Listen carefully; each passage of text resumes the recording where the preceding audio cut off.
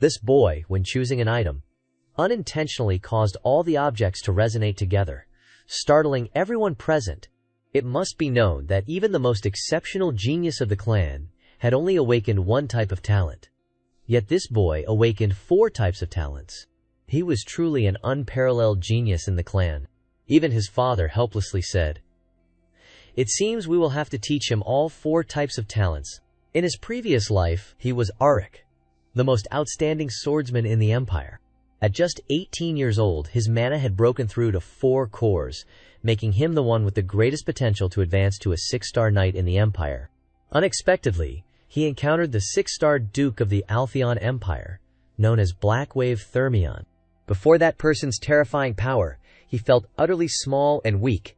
"What a pity. If you had surrendered, you might have had a chance to surpass me," the Duke said. But that was impossible. Once he began fighting, he was determined to fall in that battle. Then, the Duke suddenly launched a fierce attack, and with a single strike, a sword pierced through his chest. From that moment, the one hailed as a combat genius fell. The scene changed as Arik opened his eyes again. A woman's gentle hand grasped his. He looked around, and in front of him were his parents, joyfully talking and laughing with him. "This child is truly a gift from God," the father said with a hearty laugh. "Haha, this boy is indeed a gift from God." Hearing this, he was bewildered, flailing his arms and legs. "What? A child? What are they talking about?" Seeing his discomfort, the mother lifted him with both hands, her eyes twinkling with a teasing smile. "Dane, you must become a great spearman and follow in the footsteps of your father, Arkan Sogras." Dane's father, Arkan, looked suspiciously at those laughing eyes. Lily, standing beside him, spoke up in annoyance. "What are you talking about?" She pulled him closer, frowning. "Dane will become a great assassin," Arkan stammered. "Easy, my dear." She was Lily Sogras, his gentle mother. Arkan tried to reason. "Come on, how could you let our youngest become an assassin? That is terrifying."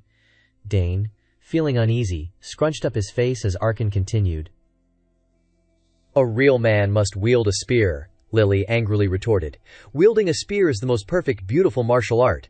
She went on. "Being an assassin is better than being a spearman. He can hide in the shadows and eliminate targets without being noticed. That is way cooler." In that magnificent, splendid carriage, it seemed like the matter was settled. Yet, I was reborn. Not only that, but reborn in the Altheon Empire, my enemy as the son of a count. Sitting in the carriage, Arkan compromised with Lily. "All right, let us do this. We will teach him both." Lily, finding it reasonable, agreed. "Absolutely, Dane will definitely be an assassin." And lately, my new parents, Arkan, kept coaxing, "Dane, become a spearman. Spearmen are the best." Holding Dane, Lily frowned. "He will become an assassin." Amid their heated debate about my future, it is probably because I was born late that they are so eager for me to follow in their footsteps. The coachman stopped the carriage. "My lord, we have arrived." Arkan was surprised. "What? Already?" He turned to remind her, "Lily, hold my hand now." Lily raised an eyebrow. "What if people in the city see us?" Stepping out of the carriage, Arkan laughed.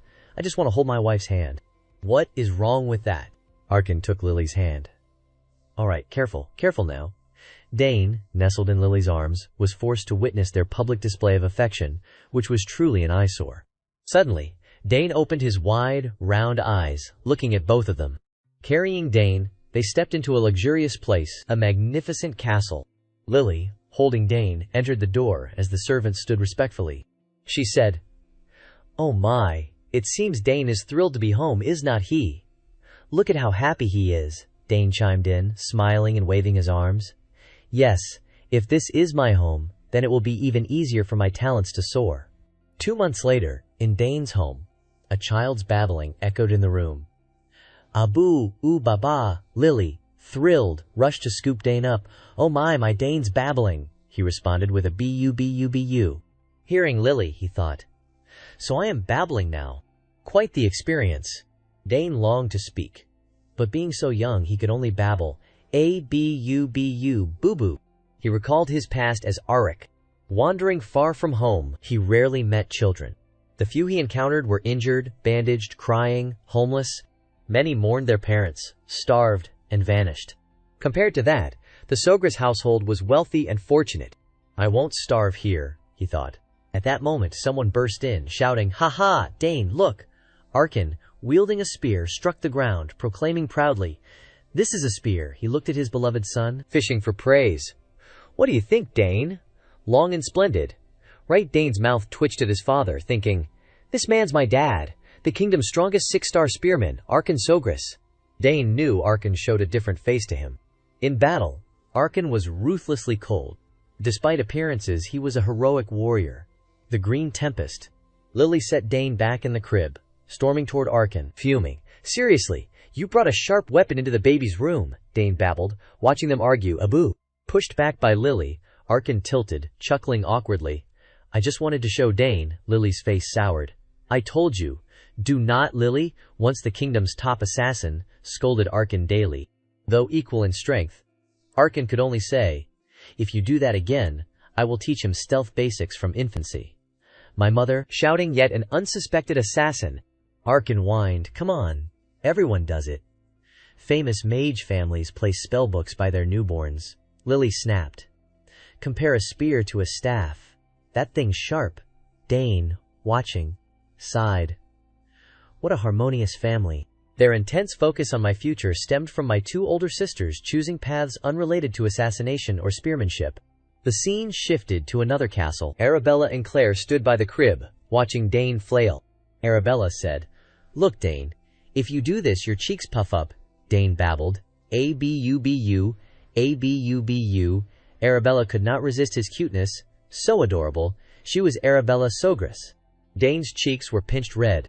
"Ow, my cheeks," he groaned inwardly. About Arabella, gifted in magic, she pursued wizardry young. At 12, a 3rd-rank mage, a genius, as the highest rank is 5. She poked Dane's cheek again. "Dane, want to learn magic with me?"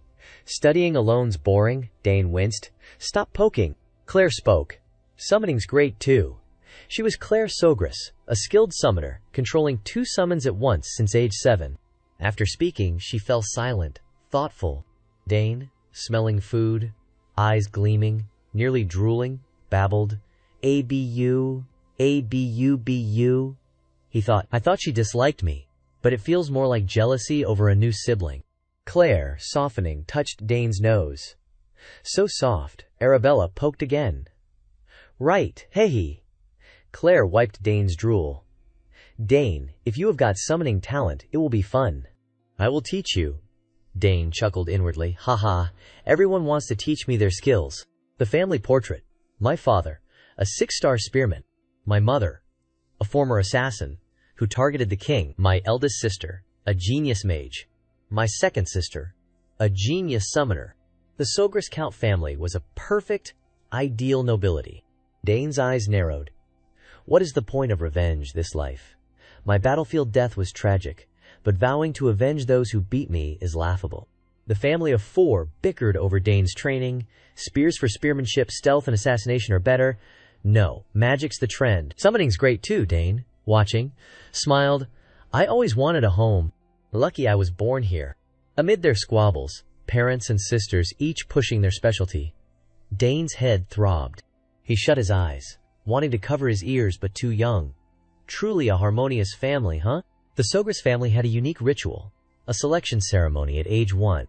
Various items were placed before the child, and their choice predicted their future. The scene shifted to Dane's first birthday, crowded with guests. It is young Master Dane's first birthday. He is 1 already. Time flies. 2 noblemen chatted. The young ladies became a summoner and mage, right? "Wonder what Dane will pick," an elder said. "We will know after the ritual. Let us go." In the banquet hall, noble women and ladies gathered. The long table held weapons. Dane sat before them. Guests watched, murmuring, "The sisters brought their items too. So cute, they have grown." Lily placed Dane on the table, his face unenthused. She said, "Dane, pick what you like." Dane glanced around, thinking, "What now? Everyone's expecting me to choose their item." Arkin, arms crossed, smirked. "Dane'll pick Dragon Tail. Made from rare Dukran ore, it grows heavy and sharp with the wielder's mana. A mystical spear." Lily eyed the spear, chuckling. "That is my lifelong weapon." "Pick Dad's spear, Dane. Too handsome for assassination, but he will choose my dagger." Nighthorn, crafted from ethrin ore, held all elements and could mix poisons. Arabella, hands on hips, beamed. Dane'll be a great mage. He will join me at the academy. Her spatial pouch, usable only by mages or those with magic talent. Claire, anxious. Hope Dane picks my pouch. If he learns summoning, I will take him dragon riding. Her summoning seal, used by summoners to call creatures based on their talent.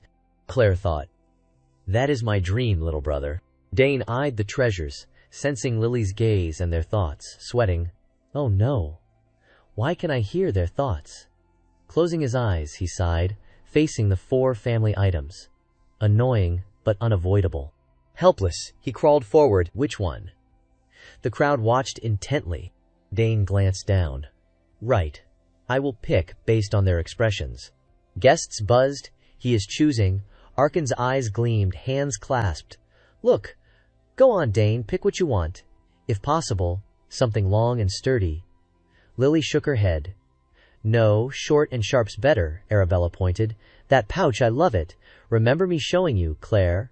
Softly, Dane. Summon with me. Speechless at his family, Dane reached out. His eyes widened. A blinding light flashed. The 4 items glowed faintly gold. Shocked, Dane thought. What is this, Lily? Worried, asked. What is happening? Arkan shook his head. No idea.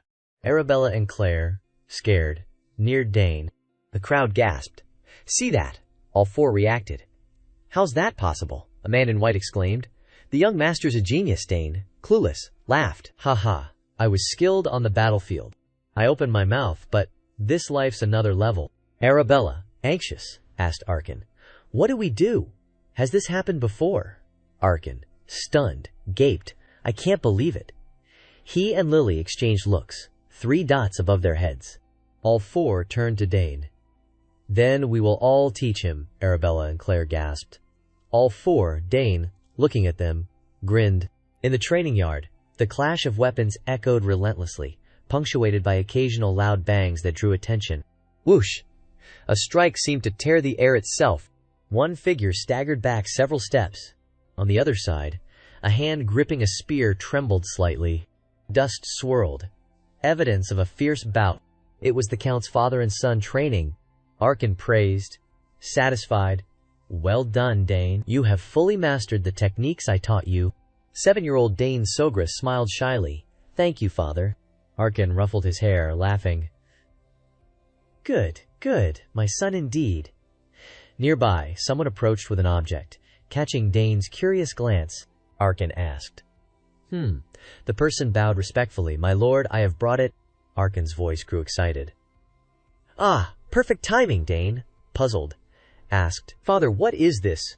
Arkan took the spear, announcing, Yes, it is your birthday gift. I planned to give it at the party, but I wanted to beat your mother to it. He grinned proudly, gesturing. Take it. I have prepared this for 2 years. Crafted by a renowned artisan in the capital. Dane stared, awestruck, at the meticulously prepared gift. Arkan smiled warmly. Happy early birthday, Dane. Dane dropped his current weapon, accepting the spear, promising, Thank you, father. I will use it well. He admired the spear's gleaming tip, thinking, Incredible. The sharp tip, black shaft, and silver head are stunning together. Lifting it effortlessly, he noted. It is light too, Arkan asked. Like it, Dane cheered. Yes, love it, Arkan nodded, pleased. Good. I had it made for your build, so get used to it. He spun his own spear, chuckling. Watching his son, his face brimmed with affection. Suddenly, Arkan asked, Dane, do you remember the difference between a spear and a sword? He grabbed a nearby weapon, Dane thought, then answered. The spear's length keeps enemies at bay, and its small contact area boosts attack efficiency. Arkan, impressed, said, Exactly. Even the servant, H, nodded with a smile. Arkan added, But at a certain level, it is harder to wield than a sword. That is a spear's core challenge. To strike, you must maintain a minimum distance. He smiled. Don't worry, every weapon has strengths and weaknesses. He gave an example. Even the Malia, perfect, sword falters in some cases. Dane grinned. Got it, father. Arkan gripped his weapon. Now, in a flash, he spun it. You have got a new spear, so let me show you something fun. Dane's eyes widened, filled with disbelief, watching his father's every move. This is a 6-star spearman's mana. His aura alone is overwhelming. Performing for his son, Arkan's eyes stayed closed. One foot shifted forward, his grip tightening. He aimed the spear, mana swirling around its tip. Dane gaped as a dazzling light flashed. A vortex formed at the spear's head. Thrusting forward, Arkan explained. The space distorts because I released bodily mana and thrust simultaneously. This technique optimizes the core, focusing mana at one point. Dane recalled. Yes, my sisters said humans can surpass physical limits. As cores increase, so do those limits. He bowed, a pang of sadness. In my past life I had 4 cores. Arkan winked proudly. Right, you learn fast. I have got 6 mana cores. Dane, shocked, echoed. 6? Regretting inwardly. If I had not died, I might have reached that. Arkan grasped Dane's shoulder. Why not try, he suggested. Use your new spear. Dane, uneasy, said, Yes, father. Seeing his son's expression, Arkan urged, Relax, clear your mind, and thrust forward. Dane's clear eyes met his father's. He nodded. Okay. Gripping the spear, he adjusted, recalling his past life. Since discovering his swordsmanship talent, Dane exhaled deeply. I am not into spears anymore, just using them as backup. Legs spread, one forward. He eyed the spear's tip. Time to go all out. Closing his eyes, he pondered something. Arkan watched every move, noting. Solid stance. He frowned. It took me 7 years to master this. With Dane's talent, I wonder... A strange sound rang out. Space shattered like glass. Arkan stared, stunned, as darkness crept in. He gaped. The spear's tip holds immense power. Unable to resist, he asked, Dane, how'd you do that? Dane retracted the spear, space normalizing. Arkan approached, laughing. Ha ha, I am amazed. Dane looked up. I focused mana at one point and channeled it into the tip. When it hit, I cut the flow. Arkan, shocked, asked, Wait, you channeled mana and cut the flow, Dane. You have formed a mana core. Dane nodded. Yes, while reading a core-forming book I practiced and succeeded. Inwardly, he thought, I actually formed it during mana breathing. Arkan's laughter echoed. Formed a core from a book. Truly, our family birthed a genius. Kneeling, he placed a hand on Dane's shoulder. I sensed it young, but now I am certain. Dane, you will be an exceptional warrior someday. Dane smiled, thinking, Father will be even more shocked later. Arkan, satisfied, wondered, Will my son be a summoner, assassin, spearman, or mage? Today was Dane's 7th birthday, youngest of the Sogris family. Guests arrived in splendid attire. Lively music fueled the festive mood. The table overflowed with delicacies. Laughter filled the air. Dukes raised glasses in toast. A man with a wineglass approached. Ha ha, Arkan. Long time, Duke Arkan smiled. Duke Bout. How've you been, Bout? Laughing. No need for formalities. Talk normally. He was Bout Thermion, head of the Altheon Empire's greatest family, Thermion Duchy. Arkan whispered. Eyes are on us. I will ease up later. Bout grinned. Ha ha, whatever you want. Then asked, Where's the kid? Arkan called. Dane, come, greet Duke Thermion. Hearing that name, Dane's memories of fighting Thermion in his past life flooded back. Didn't expect to meet here. Seeing the boy, Bout asked. This is Dane, the son you always brag about, Dane introduced. I am Dane. But inwardly, rage surged. I can't suppress my anger seeing him. Outwardly polite, honored to meet you, Duke Thermion. Bout praised generously. Your son's well-mannered. Seems he never gives you trouble. Bout asked. He is learning spearmanship like you, Arkan nodded. Yes. Dane, surprised, thought. Didn't know father praised me publicly. Arkan noticed Dane's odd expression but could not pinpoint why. Suddenly, a red-haired girl approached, saying politely, Greetings, Duke Sogris. She was Layla Thermion, Bout's youngest daughter. She introduced, I am Layla Thermion, honored to meet you. In the banquet hall, a 3-tiered cake stood as melodic tunes filled the air. Guests danced, while pianists and violinists lost themselves in their music. everyone savoring the enchanting melodies. On one side, Arkin stood with a wineglass, chatting with Bao. "How's the Duchess lately?" Arkin asked. Bao sighed helplessly. "I have tried everything, but no progress." Arkin's eyes showed empathy. "You have worked hard. She will get better, I am sure." Bao, head lowered, smiled. "If I suddenly vanish, please understand I will have teleported back to the capital." After a pause, Bao looked up, noticing Dane's absence. "Where's Dane?" Bao shared his intent. "I really like that kid. He is sharp." "I wanted to talk more." Arkin shook his head. "Not sure. I do not see Layla either." Bao glanced out the window, spotting two small figures. Smiling, he said, "Looks like both kids got bored of the party." Layla smiled. "I do not like tagging along with father everywhere, but I am glad I came." Under the moonlight, she glanced at Dane. "He looks even handsomer." Dane nodded. "Our domain's beautiful and peaceful." Layla frowned. "When people visit daily," her eyes dimmed, "seems so... Thermion's always busy. Nobles meet father constantly, sometimes even royals. Craving freedom, she said, I hate being confined by them. I have to greet them every time. I would rather wear simple clothes and sword fight." Dane, hearing her love for swordplay, thought, "Oh, she uses a sword." Noticing his silence, Layla asked, "What about you?" Dane thought, then replied, "I like both. It is quieter here than the capital." He added, "But I look forward to spear training daily." Layla's eyes widened. "Spears." Remembering, she said, "Oh, right, I forgot Count Sogris is the Green Tempest." Quote, "Father said he is incredible." "So, you are aiming for the academy?" Dane shook his head. "No, I do not train for that." Puzzled, Layla asked, "Why, isn't training for academy entry obvious? It is hard to get in." Dane, shyly scratching his head. "Well, I train to do better if I get in." Layla, stunned. "What? But what if you make it?" Dane said optimistically. "I will try again." He laughed. "If I keep failing, that path's not for me." Layla, skeptical, "I do not believe you," she asked. "Aren't you afraid of disappointing your family?" Dane shook his head. "Not really." Layla's eyes sparkled with admiration. "I am jealous. My family sees failure as shameful." "Forget I said that."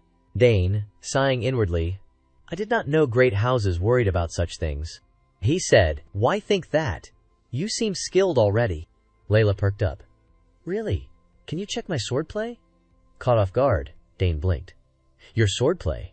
Layla nodded eagerly. "Yes," Dane agreed. "Sure, but just a bit." Her eyes gleamed. Swords thrilled her. "Great! Where's your training yard?" Dane chuckled, leading her. "Follow me. A short session's fine, right?" They headed to the yard.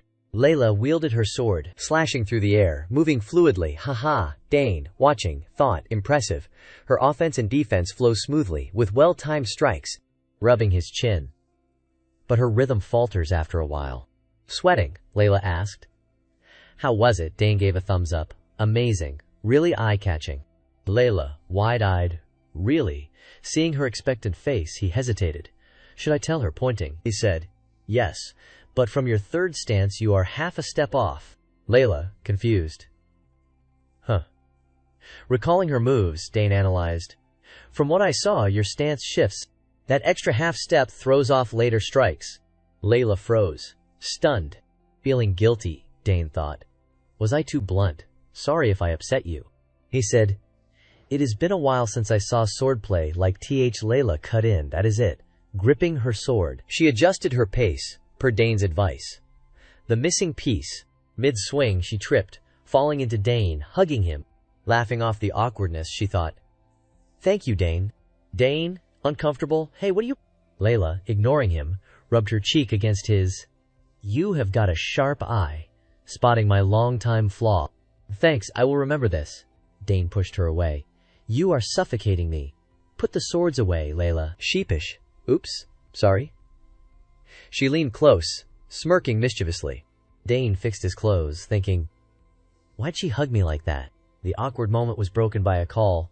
"Young Master Dane, where are you, Lady Layla?" "Both heard it," Dane said.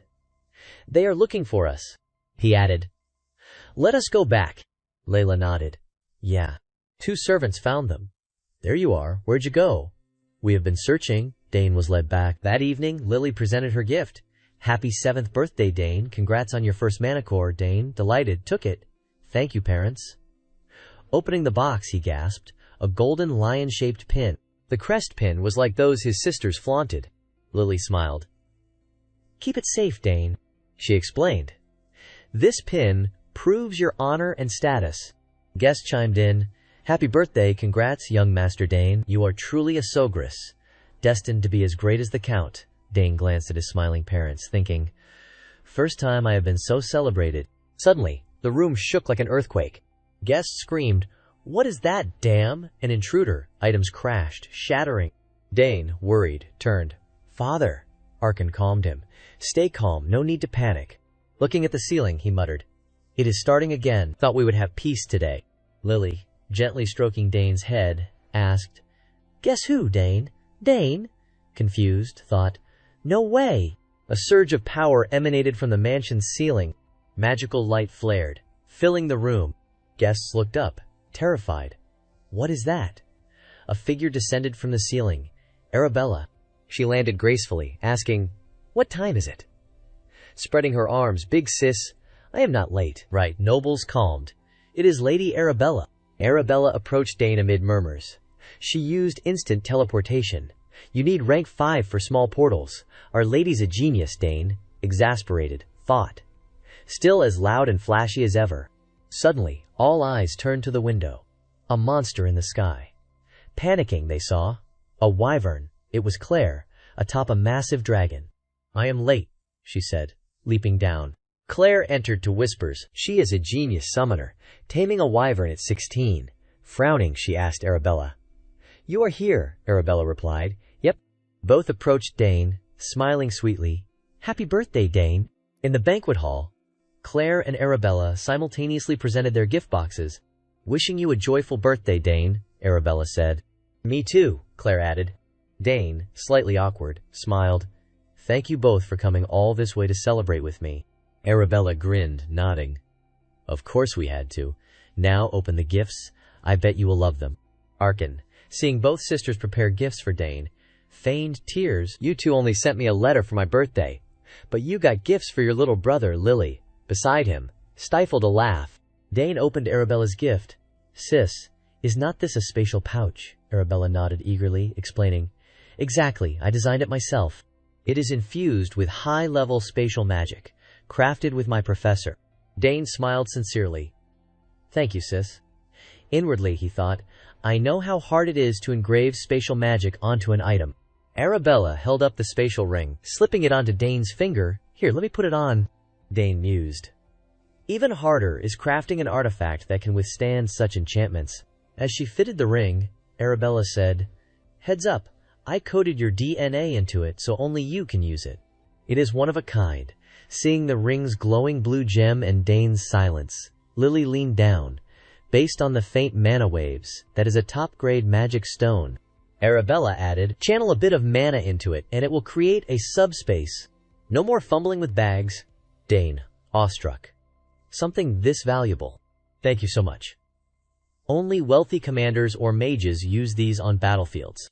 I never thought I would own one. He channeled mana into the ring, making it glow. Arabella gasped. Oh, it will adjust as you grow, so... The light persisted, startling Arkin. No way. Claire frowned, and the Bout family gaped. Arabella, stunned. You opened the subspace faster than I did. You are a true genius, Dane, she praised lavishly. You are incredible. Both of you might already have cores and mana rings. Claire handed her gift. Dane, open mine too. Dane took it. Thank you. Inside was a golden egg with red spots. Dane, skeptical, examined it. Huh. Why's this egg? Claire, seeing him handle it casually, warned. It is not just an egg, so be careful. Dane, clueless. Then what is it? The family exchanged puzzled looks. Claire whispered. It is an epic beast. I tried summoning a Dacaron, and this appeared. I do not know what'll hatch, but everyone knows its value. Dane, still doubtful, stared at the egg, thinking, Right, I have heard of epic beasts. Unlike summoned creatures, they are distinct entities. Once summoned, they can exist permanently, unlike regular summons. Claire patted his shoulder, whispering, "No one else knows, Dane. Just you, so keep it secret until it hatches." He smiled, nodding. "Got it," Arabella, annoyed at their whispering, stepped forward. "What is with all the secrets?" Claire ignored her, whispering, "I do not even know when it will hatch." She continued, "Feed it manna daily, morning and evening, so it recognizes you as its master." Dane nodded firmly. "I will." Lily leaned down, laughing. "Look at these amazing gifts. Your sisters timed their return perfectly, Dane." He replied, "Yes, mother, it is wonderful." Arkin, feeling ignored, cleared his throat. "Ahem. All right, princesses. I am thrilled you came despite saying you could not, but should not you greet your parents?" Arabella, startled, whined, "Oh, father, how have you been? I got caught up with Dane's gift." "Sorry." The three laughed. "It is fine." Arkin ruffled their hair. "You both look healthy. Traveling so far for your brother. Rest well." They chimed.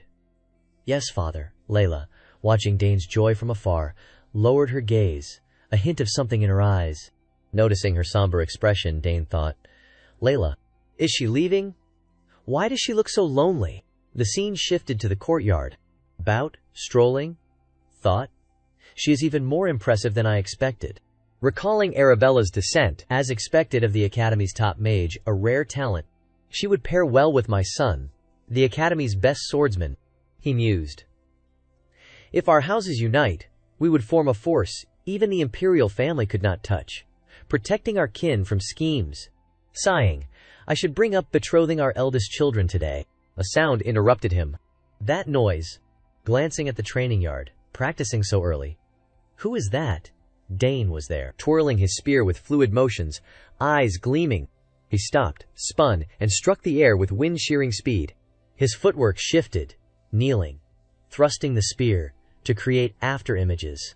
Bout, watching, was astonished. The Sogress, youngest. Dane, unaware of Bout, continued, thinking, "Remarkable. His focus and movements are not those of a 7-year-old. His strikes, even simple thrusts, are so refined that seasoned soldiers could learn from them." Dane paused, panting. Bout marveled. "Unbelievable." As Dane resumed, "I heard rumors of his prodigious talents at one. Thought they were exaggerated, but they are true." Dane's footwork flowed. "Ha," Bout noticed. "Wait, his stance and steps resemble a swordsman's. Has he learned swordplay so young?" Sensing someone, Dane stopped, shouldering his spear. "Spinning," he said. "I do not know who you are, but you would fetch a better price out here than skulking." Bout, caught? Thought? Damn, spotted. Seeing Bout emerge, Dane recognized him. Bout reflected. "More importantly, those movements are familiar. I have seen them somewhere." He spoke. "Sorry, Dane, I did not mean to spy." Dane ran over. "It is you, Duke Bout." Bout, eyeing Dane's sharp gaze, thought, "Those eyes are not ordinary." Dane greeted. "Greetings, Dane Sogress, youngest of the Sogress. To Duke Bout Thermion." Bout spoke apologetically. "I was so caught up watching the Sogress recruits, morning drills, that I forgot about you. Forgive me." Dane nodded casually. "I forgive you, sir." Expecting a different response, Bout was taken aback, thinking, "Ho ho, this kid's got guts." His gaze shifted to Dane's steady hand gripping the spear and his small, upright frame. "Now that I look, how is this kid not trembling after such long training? At his age, I did not even have a mana core." Impressed, Bout praised. "Your thrust was excellent. You have clearly inherited Arkin's talent." That spear you are holding." Knowing what was coming, Dane nodded. "Yes, someone told me my father painstakingly prepared this spear for me." He bowed slightly, smiling. "I am grateful you noticed." Seeing Dane's response, Bout smiled, saying nothing. "That is the best answer. My son was skilled and well-mannered in his lifetime, but not to this degree." Yet, his mind wandered. "Maybe I should arrange a marriage with this side." Abruptly, he switched topics. "Actually, my Layla's training with a sword." Looking at Dane, he added, "You are the same age, so you could be good friends at the academy." Dane grinned. "Yes, sir, I am sure we will get along." Bout chuckled. "Ho ho, I like your straightforwardness. Young man, I have probably disturbed your training enough. Moving to leave, he paused. "Oh, Dane, I am curious. Have you ever trained with a sword?" Dane froze, unease creeping in. "Oh no, it seems my habits slipped out unnoticed." He spotted it in one glance. Striving for calm, he replied, "No, sir. I have only read basic swordsmanship textbooks, but I have never trained." Bout nodded. I see." Closing his eyes, he mused. "Strange. I swear I sensed a pure battle spirit in him earlier." Seeing Dane's demeanor, Bout laughed at himself. "Ha! What am I thinking? No way. He is just a kid." Concluding, he said, "Goodness, I meant for a short stroll, but I have lingered too long. Time to go." "See you later." Dane bowed politely. "Yes, sir." "Safe travels." As Bout prepared to leave, he added, "If you visit the capital, come find me. I owe the hospitality I have received at this Count's castle, and I am particularly fond of you." Dane replied earnestly, "Absolutely." Watching Bout turn away, Dane smiled faintly. "Interesting. I wonder if he will remember me." Gazing at the receding, heroic figure, he thought. "Defeating someone who once defeated me, just the thought makes my blood boil. If I prepare steadily, step by step, I can do it." Determination flashed across his youthful face. "Bout Thermion, in this life I will defeat you." Dane resumed training.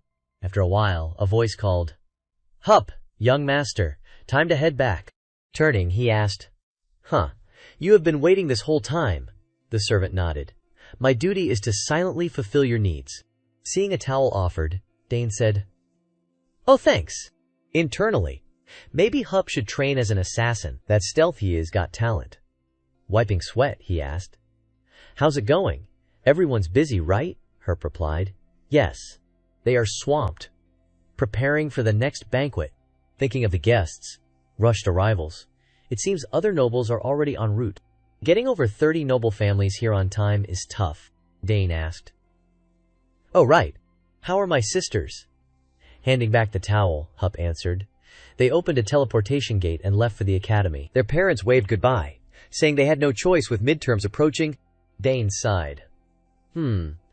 That is a shame, but oh well." Hoisting his spear, "Let us head back." Hup followed. "Yes, young master."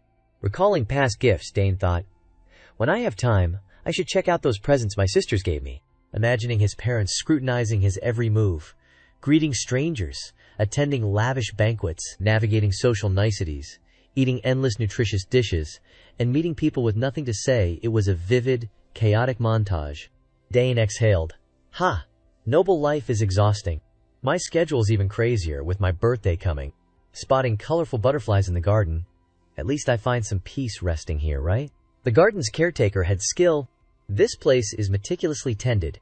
I feel oddly calm watching these flowers, pure white blooms, radiant roses basking in sunlight.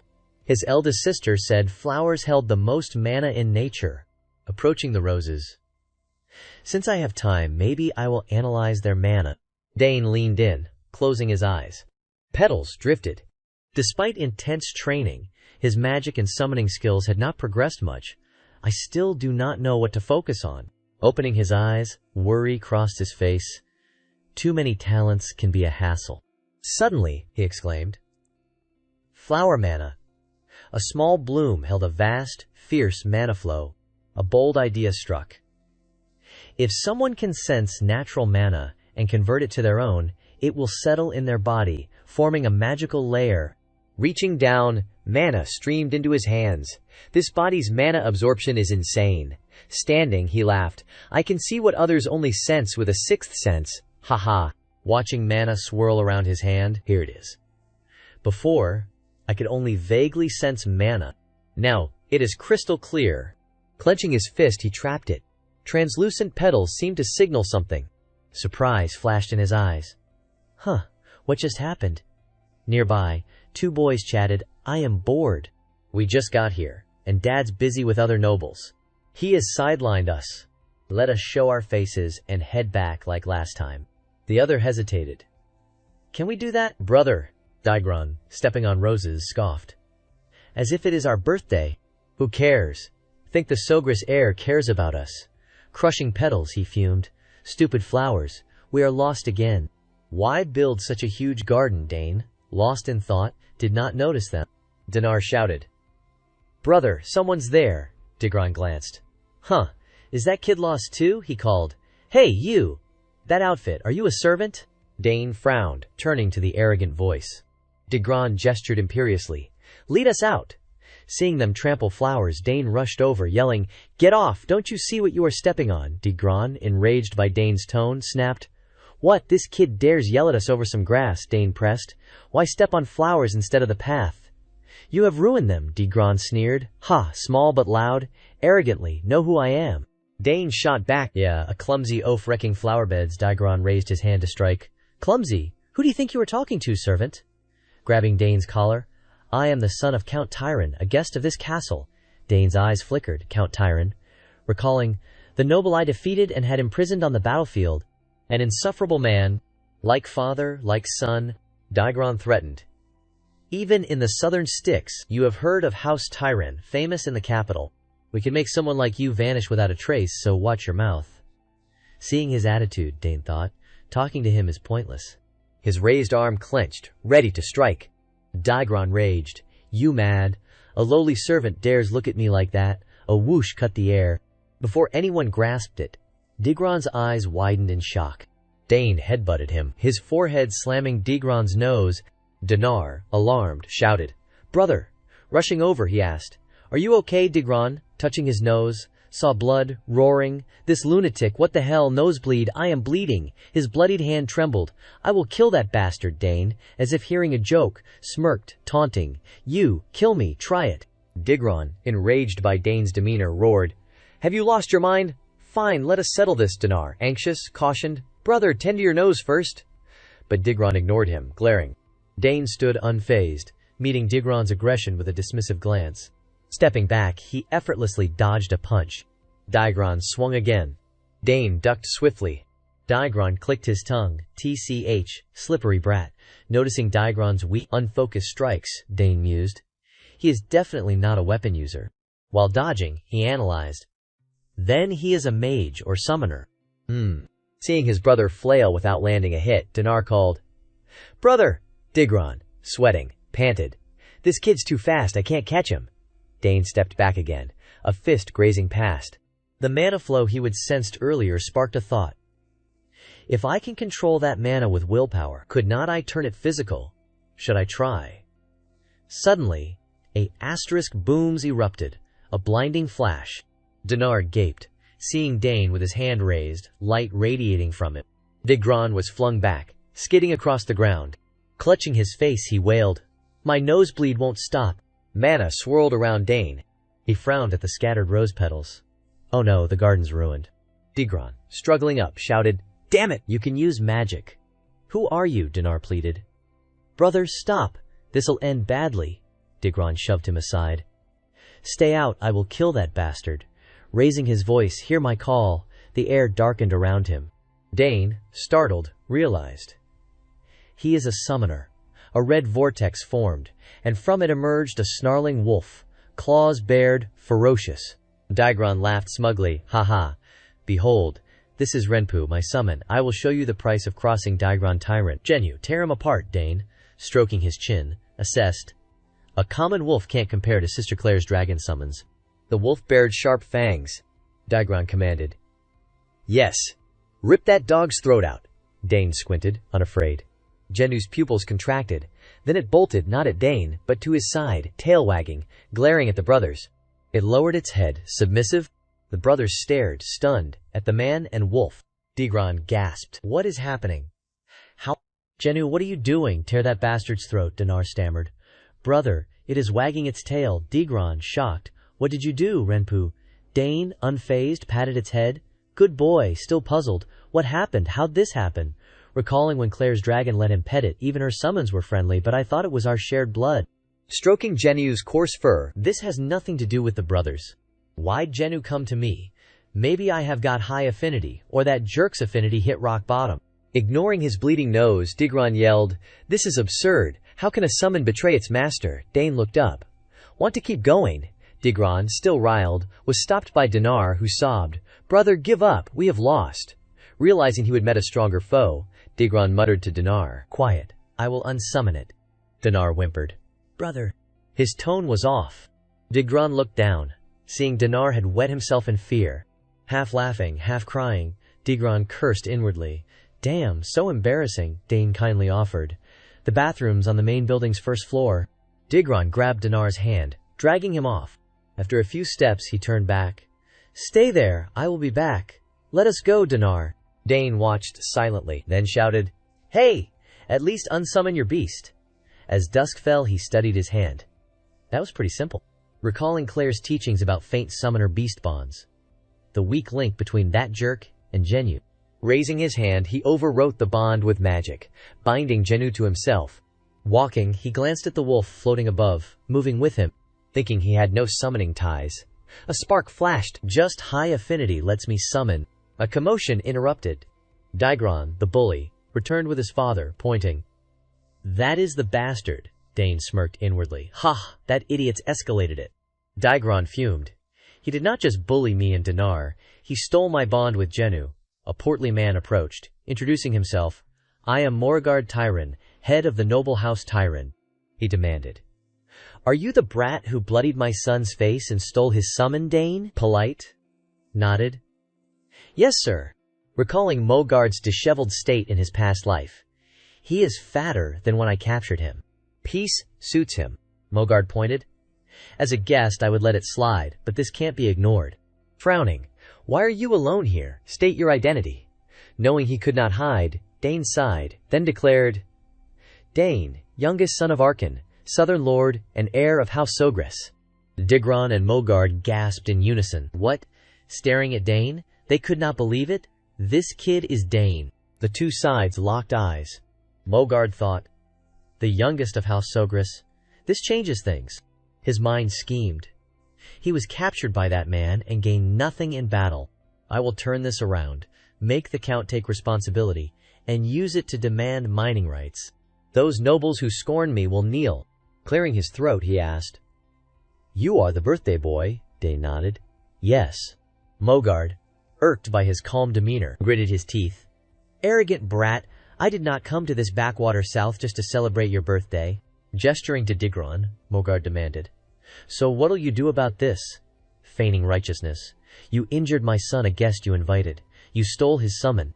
"That is a crime." Dane's face darkened, listening to Morgard's tirade. "Exactly. Today's your downfall. I will speak to Count Sogris and demand accountability. Let us go." Glancing at the falling petals and trampled roses, Dane spoke slowly. "I understand.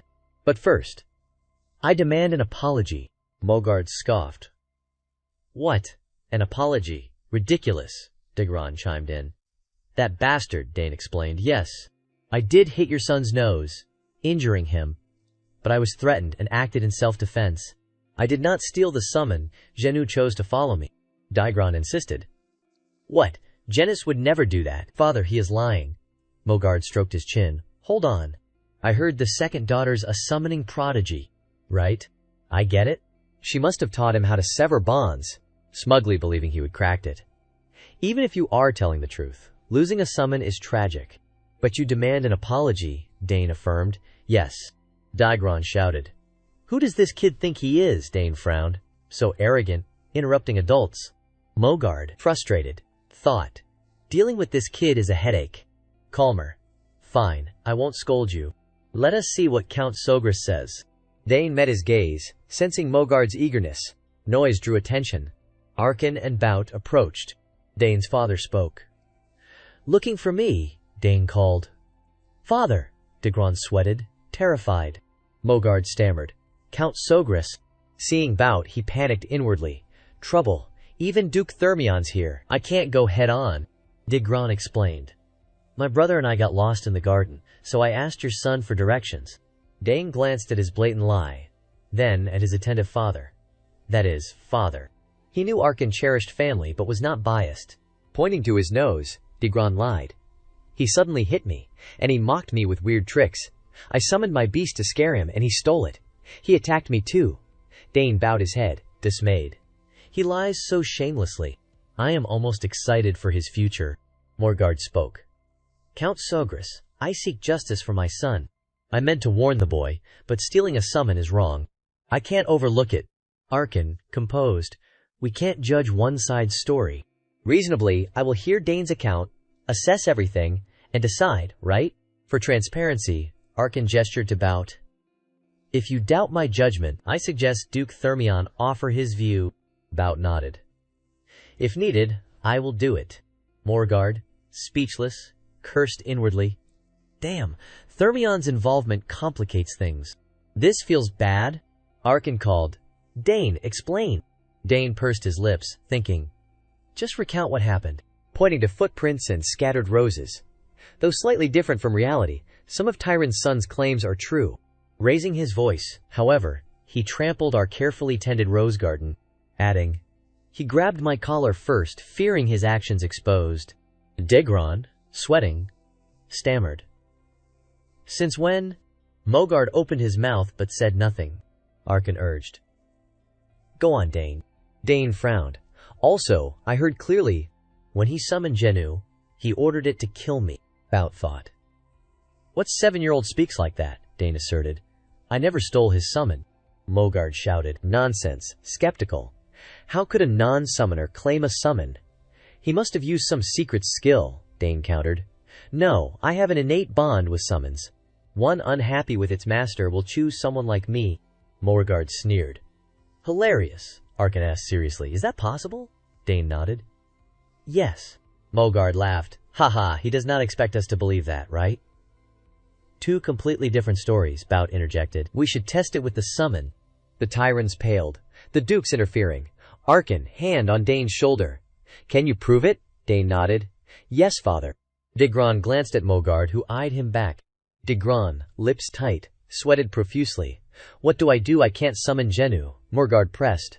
Digron, what is wrong? Summon it. Hesitant. Father, Admitting. I can't. Mogard snapped. Why can't you summon what you call daily? Dane smirked. I severed the bond. Of course he can't. He spoke. Father, I will summon it. I will need his sigil. Digron, shocked. What? My sigil. Impossible. You want my sigil. Nonsense. Another summoner's unique sigil is useless. Arkan cut in. Per your words, even with your sigil, it won't work. So what is the harm in trying? Won't it prove you right? Digron, head bowed, cursed silently. Damn, he is right, I can't argue. Mogard, nervous but hopeful. Show them your sigil, Digron. Tears welled. But father? Mogard, silent, then roared. Now, Digron's sigil was handed to Dane.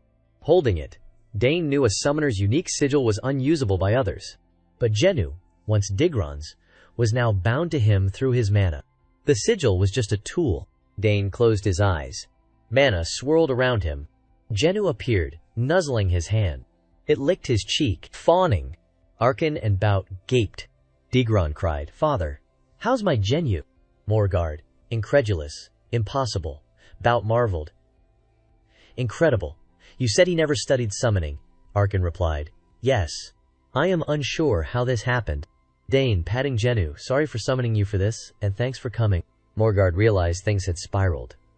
Damn, this is a disaster, Arkan asked. What now? We have confirmed the summon. To Mogard, do you concede? Seems Dane was truthful. Mogard muttered. Looks like we misunderstood the summon theft. Forcing a smile. My son did not mean to kill Dane, right, Digron? Dane's blue eyes narrowed as Digron said, Yes, I just wanted to scare him. I never meant to kill him. Mogard nudged him. See, he did not mean it. Arkan glanced, knowing they were downplaying it. Dane clenched his fists, furious. This jerk keeps lying. A voice rang out. That is not true. All eyes turned. Dane, stunned, saw a girl approaching, Layla. Seeing his daughter, Bout asked, Layla, what are you doing here? She replied politely, I heard your voice while passing by. Greetings to Count Sogras and Count Tyron. Mogard, flustered, said, Right. Internally. This kid's the Duke's daughter. Arkan got to the point. What did you mean? Is he lying? Layla explained. I overheard their conversation during an earlier walk. Digron, shocked. What? She heard everything, Arkan gently asked. Is that true, Layla? Can you share what you heard? She nodded. It happened like this. Layla recounted everything. Dane thought, I did not expect this. Thanks to her, it worked out. After hearing the full story, Mogard scolded Digron. What are you standing there for? Apologize now, hesitant, Daigron mumbled. I am sorry. I was wrong. Arkan shook his head. Save that apology for my son, not me, Mogard stammered. I understand. I was about to make him do that. He nudged Daigron. Go on. Knowing he could not escape, Daigron reluctantly approached Dane, muttering, Father.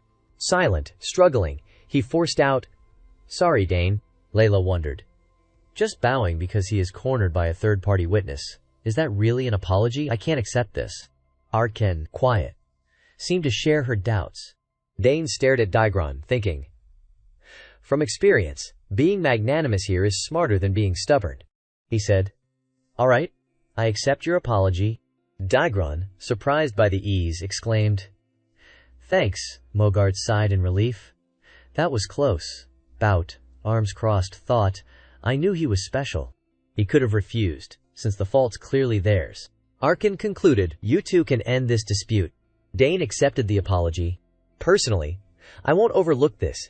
Glaring, You intended to kill my son with a summon, Morgard waved frantically. Count Sogris, that was not. Arkan cut him off. No excuses, Count Tyron. Take your family and leave this castle, Morgard. Stunned, thought. What, I came all this way without complaint. If I am expelled, it is all for nothing. I must stay. Desperate, Morgard grabbed Arkan's arm, pleading, Count, please forgive us. I will do anything you ask. Just this once. Arkan coldly shook him off. I need nothing from you. Guards will escort you out soon. Turning. Let us go, Duke. Bout nodded silently. Come, Layla. As they left, Dane glanced back, his look saying, Serves them right. Seeing Mogard berate Daigron, he thought.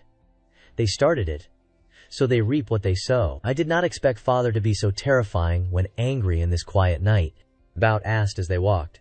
Really? You took it down with a mana bullet? Dane nodded. Yes, sir. Bout frowned.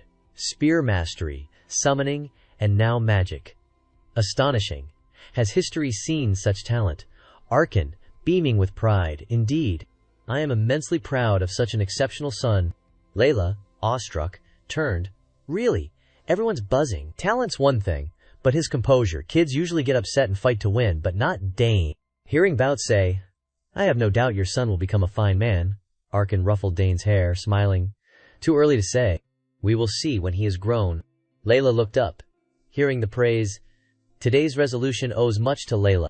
Without her witness, things could have gone differently. Bout. Slightly awkward, but he sees Layla's good side. Maybe he is pushing for a match. Layla just stated the truth. If it is no trouble, why not discuss a betrothal? Arkan thought. Don't tell me he wants Dane to marry his daughter. Looking skyward, he changed topics. Goodness, the sun set. It is almost banquet time. Rushing off, I will prepare, Bout called. Count Sogris. To Layla. Walk back slowly with Dane. Chasing Arkan. Let us talk, Arkan. Layla, blushing, watched the noisy pursuit. Sighing. Can't stop, Father. Curious. Why did the summon ignore its master and obey you? Slowly I have seen summoner duels in the capital, but never this. Dane replied. I am not sure. It just happened. Layla pouted. You are hiding something, are not you? Unfair, I helped you. He glanced, puzzled. Unfair, I helped you too, with your swordsmanship. Recalling her joyfully hugging him, Layla flushed. Fair point. Dane nodded. She did help a lot. We are even now. Let us keep helping each other. Layla seized the chance, excited. Great idea. Let us use it now, Dane thought. So impatient. What is she after? Curious. What do you want? Thinking of the glowing sparks people mentioned, she requested, Teach me mana bullets, Dane. Surprised. What? Why learn that? Layla enthused. To get better. I want at least 2 mana cores before the academy. Dane, confused. She is so young, why rush? She shared. I want to excel and make my mother happy. She loves me so much. She would be thrilled if I improve fast. Dane realized. Right. I heard the adults mention Countess Thermian's serious illness. Pursing his lips, he paused and said, All right, I can't refuse. Layla cheered. Really, truly. Let us start tomorrow. I am here till then. Or tonight. Unbothered, he replied. Fine, either way. Mana bullets are not hard once you grasp magic flow. Her eyes sparkled, voice brimming with joy. I am so excited. Your turn. What is your request? Dane frowned, thinking carefully. In the dark, his voice faded. What I want. Scene shifts to the banquet hall. Guests enjoyed the feast. Someone whispered mysteriously, I heard Count Tyron was expelled from the castle. Another, curious, what did he do? Clinking glasses. His eldest son caused trouble. The know-it-all added, yes. He provoked young Master Dane and got schooled. Trisk. Coming here and causing a scene so shameful, the voice continued. Also, heard the rumor, young Master Dane's an exceptional summoner. Gasps. Oh, will House Sagres become a famed summoner clan? Not just that, he wields magic too. Someone marveled, goodness really.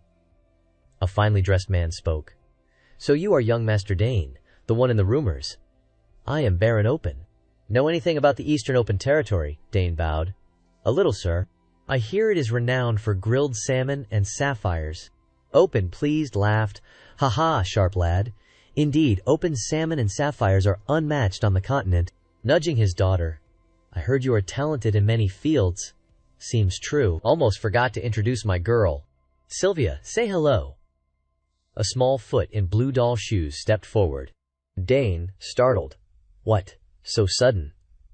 A green-haired girl in matching attire introduced herself. Hello, I am Sylvia. Nice to meet you. Dane, awkward. Hi, I am Dane. Sylvia leaned closer, whispering conspiratorially. You are the future heir of House Sagres, right?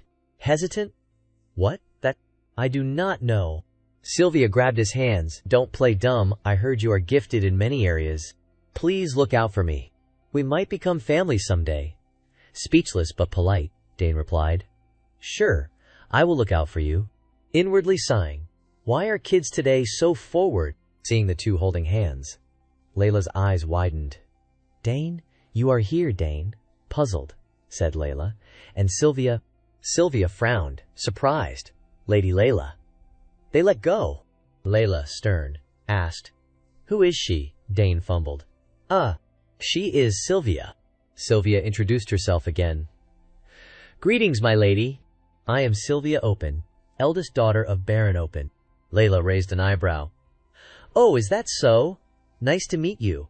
Noticing their forced smiles and tense atmosphere, Dane winced. Ugh, that familiar hostility. Reminds me of Arabella and Claire. He concluded. Girls are terrifying. Layla grabbed Dane's hand. Sorry, I need Dane for a bit. Glaring. We had plans, right, Dane? Caught off guard but catching on, he said. Oh, right? Sorry, Sylvia. Let us talk later. Sylvia forced a smile. Yeah, too bad. They hurried off. Layla fumed. HMPH. She thinks you are some villain. Her face darkened. I am the Duke's cherished daughter, second only to the Emperor. How dare she try to steal you? Glancing back at Sylvia standing alone, she thought. Compared to an Eastern Baron's daughter, they do not match. In the dark, Layla asked. How do you know her? Is she your fiancé? Dane protested. Fiancé? No way, we just met. She smirked. Really? He shot back, annoyed, of course, seeing her cheerful smile, he thought. Her mood flipped fast. Leading her to a spot, he said mysteriously, Look, we are here. My secret place, known only to me. Layla gasped. Who'd guess a place like this exists? Dane nodded proudly. Yep, no one will disturb us here. He stepped forward. Layla followed eagerly. Admiring the ancient scenery, she squealed. This is amazing! I did not know such a place existed. Looking up, she murmured. No one will know what we do here. Dane agreed. Exactly. Perfect for training. Have you ever sensed mana? Hesitant, she replied. A bit. Not enough for a core, but I have tried absorbing it by breathing. He frowned. So you have not hit the surge phase. Surprised. I self-taught on the battlefield. I thought a duke's house would have trained her. Dane took a deep breath. Let us start simple. First, feel the mana you absorb into your body. Layla echoed. Feel it inside. He nodded. Yes. To project mana, you must control it internally first. Visualization is key, she repeated. Visualization. Dane raised a finger, circling it. Close your eyes and imagine mana swirling inside you, smiling playfully. Picture it like blood flowing through veins. Layla, confused, clenched her fists. Okay, I will try, but seeing her expression, Dane thought, she is lost. He said, hold out your hand. This'll help you use mana. Spread your feet. Balance your center. It is basic. Layla relaxed. I knew you could do it. Closing her eyes, her brow furrowed, still tense. Dane watched closely. She blurted, Dane, it is not working, he reassured. It is basic, but it is your first try. Focus what is nearby. Arken, hiding behind a tree, observed the kids, chuckling softly. Oh ho, my young son's already teaching. Watching them, one teaching, one learning, he beamed. You have grown. Bout's voice startled him. What are you doing here? Arken jumped. Holy gods, Bout, scanning around, smirked. No need for that. Spying on a late-night lovers rendezvous, Arken stammered. What lovers? How'd you get here? Bout bowed. Am I intruding? You are too sneaky. Your wife's a legendary assassin. Yet you learn nothing. Arken, embarrassed. I tried my best, Bout teased.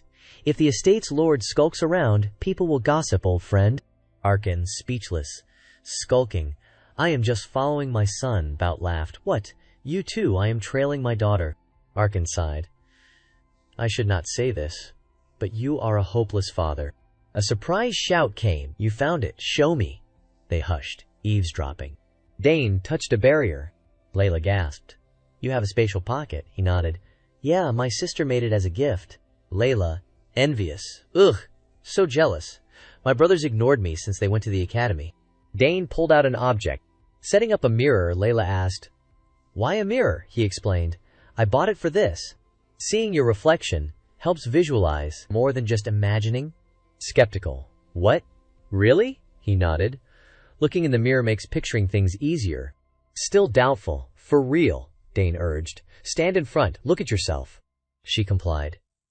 All right, I will try. Layla repeated the earlier motions. Dane observed, thinking. She is taking it seriously. She made odd noises. Bout whispered. Layla's taken a liking to your son.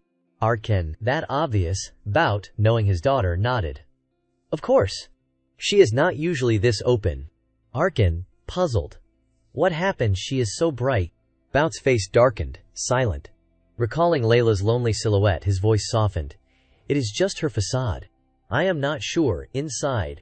After her brothers left for the academy, her mother's been bedridden, unable to be with her. Layla stays by her side, making it hard to open up. Arken, confused. You understand her so well, why act cold to your own daughter? Bout lowered his head.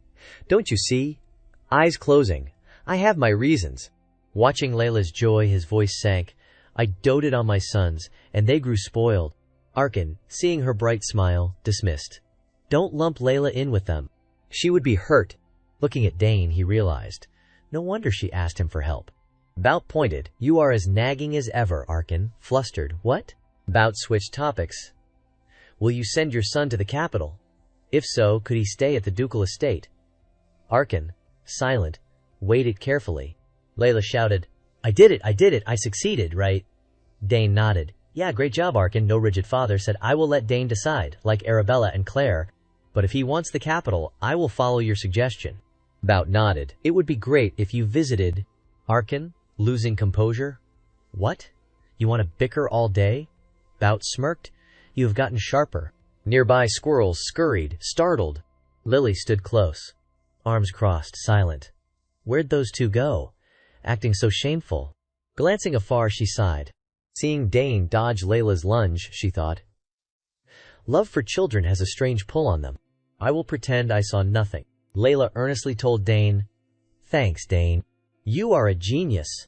People call me one, but compared to you, I am not that great. He quickly encouraged. This is just the start. You will get stronger. Glancing around, Dane noted. Those two slipped away quietly. Layla asked curiously.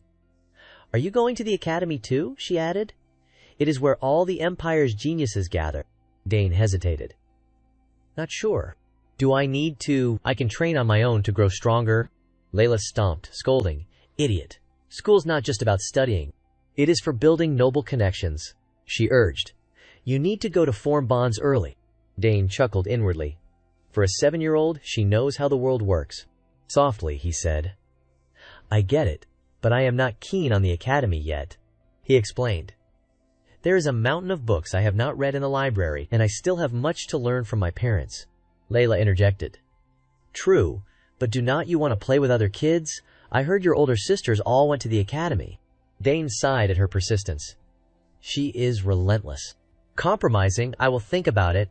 If I decide to go, she insisted. Tell me if you do. Dane nodded. All right, Layla reminded. When you visit the capital, you and Ohari must stop by my place and watch me practice. Promise, Dane replied. Definitely. I will write if I come to the capital. Suddenly, she recalled. Oh, tonight, when will you tell me your request? He smiled. When I reach the capital. Layla's face fell. The next day, Layla bid Dane farewell. We are off. He stood with his parents, waving. Clutching a stone, Dane puzzled, staring at it, then asked Bout. What is this? Bout answered. Your birthday gift. Hope you like it. Dane examined it. Looks expensive. Bout explained. The thermion symbol is vengeance, the sword, and the smith. Our history began with our ancestor, a blacksmith, he continued. Thanks to him, our family owns the the continent's finest forge. Thermion weapons have led the empire, all crafted at that forge. Dane smiled. Yeah, I know.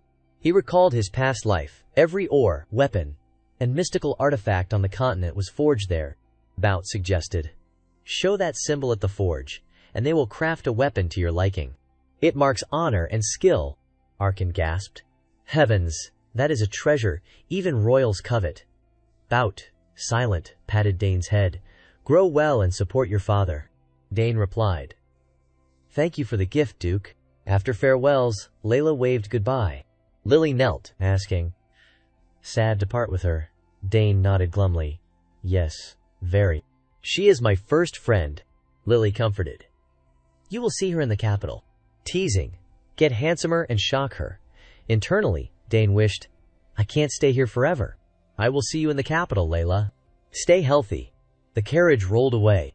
Bout, pensive, thought. Strange. Closing his eyes, he recalled.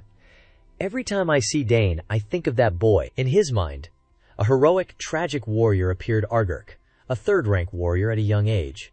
Bout mused. If he would lived, he would be a 6th-rank imperial knight. As the carriage moved, Bout gazed skyward. Dane, I want to see you grow soon. Days later, Dane studied an egg, muttering, I feed it manna morning and night. Too early to hatch. Staring, he speculated. Even without being a summoner, feeding manna to an egg, marking myself as its master before it hatches, could grant permanent control over a summon normally temporary. My mana quality must align. Other complex conditions might be unmet. He channeled mana.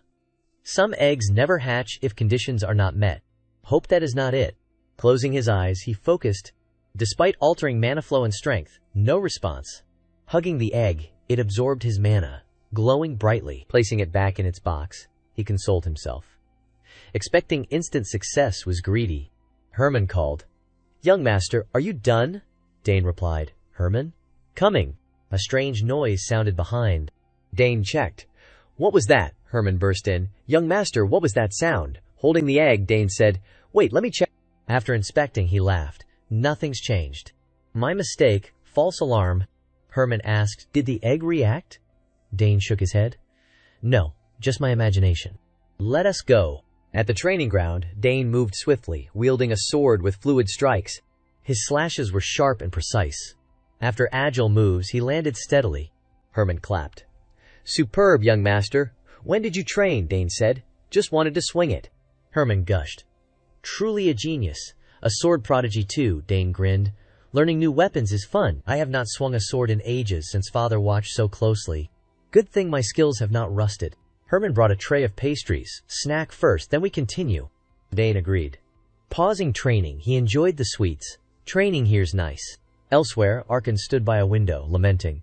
Same old exhaustion every year, but we gained much from the last banquet. Pensive. Many nobles are eyeing the south. Most want ties with us, he realized. Since the war ended, the south's favorable climate holds what nobles crave. Their interest is obvious. Sighing again. but their interest pales compared to the attention on Dane. Recalling earlier, the clash with Tyron's eldest son was unexpected, but Dane calmly explained the situation to adults. Worried by Dane's maturity, he confidently showed his talent. Too mature. Sometimes I wish he would act his age. Childish. Just my wish. Checking the time. It is almost time. Turning. Dragon's tail. Let him wield it today. Arkin, carrying Dragon's tail, stepped into the training yard. Raising his head, he was stunned, mouth agape. Dane was expertly wielding a sword with precision and agility. Such remarkable swordsmanship, Arkin could not believe it, eyeing his son. Why is Dane using a sword instead of a spear? Frowning, he recalled. Right, that old duke must have said something. Why else would he practice swordsmanship after dedicating so much time to spears? Unaware, Dane continued, slashing with sharp, fluid motions. Arkin, pleased and proud, noted, he seems quite skilled with the sword. Observing further, he judged. The strength he is showing most lifelong swordsmen could not replicate it. Dane's resolute gaze stood out. Unlike his peers, Arkin watched silently, wondering, when did he learn this? One thing was certain, he is talented in swordsmanship too. After Dane finished, Arkin approached. Dane, I have been watching. When did you learn swordsmanship? Caught off guard, Dane panicked. Busted. Better tell father the truth. Quickly, he said. I did not really learn it. Arkin paused. Is that so? Pure talent then. Skeptical, he listed. Spearmanship, magic, assassination, summoning, now swordsmanship. Frankly, if it were anyone else, I would never believe a kid could excel in all these fields. He asked, are you curious about this world, Dane? Confused? Huh, you mean... Arkin clarified. Yes, the world beyond these walls. His voice softened. This territory is too small for your talent. Staying here would hold you back. Dane, silent, lowered his head sadly, realizing he could not stay forever. But Arkin smiled warmly. We will prepare you to face the world. Shocked, Dane exclaimed. Really? Arkin nodded. Of course. Though reluctant, I must honor my son's wishes. Planting Dragon's tail in the ground. Today, I brought something special. Dane, spotting it, gasped. This is... Arkin repeated. Recognize it. The dragon's tail that reacted to you on your first birthday. Dane recalled. Right, I remember. It responded to me. Arkin offered. Here, hold it. Dane took Dragon's tail, and it reacted intensely, startling him. Marveling. Amazing. So much power. Arkin, thrilled. It is reacting even stronger than when you were a baby. Proudly watching Dane, no one can say it is because of me now. I will make his spearmanship shine brightest on this continent. Patting Dane's shoulder, I will ensure you master this spear before you go. Prepare. Dane agreed. Yes, father. Arkin added. Before that day, grow strong to wield it proudly. Dane vowed, absolutely. Instead of the dragon's tail, I will honor your teachings with pride. Arkin laughed. As expected of my son, he asked. Shall we start? Dane replied. Yes. After training, Dane collapsed on his bed, muttering, the outside world. Reflecting, I have always been curious. He recalled his past life, lost in battlefield chaos. Smoke, death he remembered vividly. In that life, war was all he knew. Cleaning camps, maintaining weapons, eating bland food, then marching to battle. The brutal past offered two escapes, war's end or death. Dane thought sadly. Those were the only ways. I could not imagine life beyond, but as Dane, things differed. He wondered, how will my talents be used? How will the world receive me? What can I do? Rallying. But I can go anywhere, do anything. He valued this peaceful life and regretted its tranquility. For a moment, he wanted to stay, basking in this warmth. His father's question shifted his perspective. Smiling faintly, resolute. All right, I will step out. A familiar voice interrupted. So, you have decided, son? Dane jolted upright. Mother, panicked. When did you come in? Lily smiled gently. Don't worry. You were so lost in thought you did not hear me knock. Dane scratched his chin, embarrassed. Oh, right. Leaning down, Lily said. Your father said you would be deep in thought. Are you curious about the world beyond our lands? Dane looked down. Yes. Father said staying here wastes my talent. After thinking, I am curious too. I am sorry, Mother. Lily's heart ached for her sensible son. Hugging him. No need to apologize, Dane. Still hesitant. But with both sisters gone, if I leave too. Stroking his face, Lily soothed. I am fine. I understand you, Dane. I know your talent. Even if you stayed, the world would call you choked up, Mother, Lily said softly. It would be wonderful if you could stay longer. Regretting lost moments, she gazed out the window. But go, do what you want, Dane. Nodding sadly. Yes, Mother. Even if I leave, I will visit often, and share what I see. Lily smiled. Thank you, son. Looks like I must prepare to send you out, like your father. Confused, Dane asked. Prepare, she revealed. I plan to teach you scouting slowly, but you will learn trap setting and evasion too. Dane wanted to flee. More special lessons from Mother, Lily listed. Oh, and body disposal. Right, human anatomy too. Terrified, Dane groaned. Gods, I will collapse before reaching the world. Undeterred, she enthused. I will teach you so much. Resigned, Dane mumbled. Yes, Mother. I will try. Lily gazed at him with pride and affection. Dane was grateful. Lessons from my parents, taught with love. Suddenly, he realized. Right, to face the world. Gazing at the radiant city, I must prepare well. In the southern region of the Altheon Empire, the Sogras Duchy thrived as a hub of development. Towering buildings lined the streets, blessed by a warm climate and abundant resources. This land had been a cornerstone for the empire, sustaining it through the war. On bustling streets, Arkan remarked to his staff, Thanks to Earl Sogras' governance, this region remains prosperous. Smiling, he nodded at them. With the war over and rebel remnants captured, people of all ages filled the streets, vibrant and lively. A lasting era of peace seemed to have returned. From above, the citizens below appeared small. Whispers rippled through the crowd. Heard the rumor, young Master Dane visited some shops, one said. Another gasped. Really? The first confirmed, yes, he bought something. The shopkeeper's daughter fainted. A brown-haired girl buzzed. Wow, the rumor's true. Her orange-haired friend giggled. They say he is getting handsomer. I would love to see him once. He is still single, should I try? The brown-haired girl jolted. What? You are crazy. Noticing her friend's flushed, drooling expression, she warned. Snap out of it, he is only 14. The orange-haired girl countered. From what I have heard, he does not seem 14 at all. The brown-haired girl blinked. Oh. Her friend nodded. Yeah, they say he is as tall as the Earl. The brown-haired girl marveled. Whoa, is it because the Countess is tall too? Superior genes? The orange-haired girl pictured Dane's sturdy frame, eyes sparkling. He probably looks 20, she gushed. Platinum hair, blue eyes, my heart would stop. The brown-haired girl laughed. Next time he is here, I am definitely watching.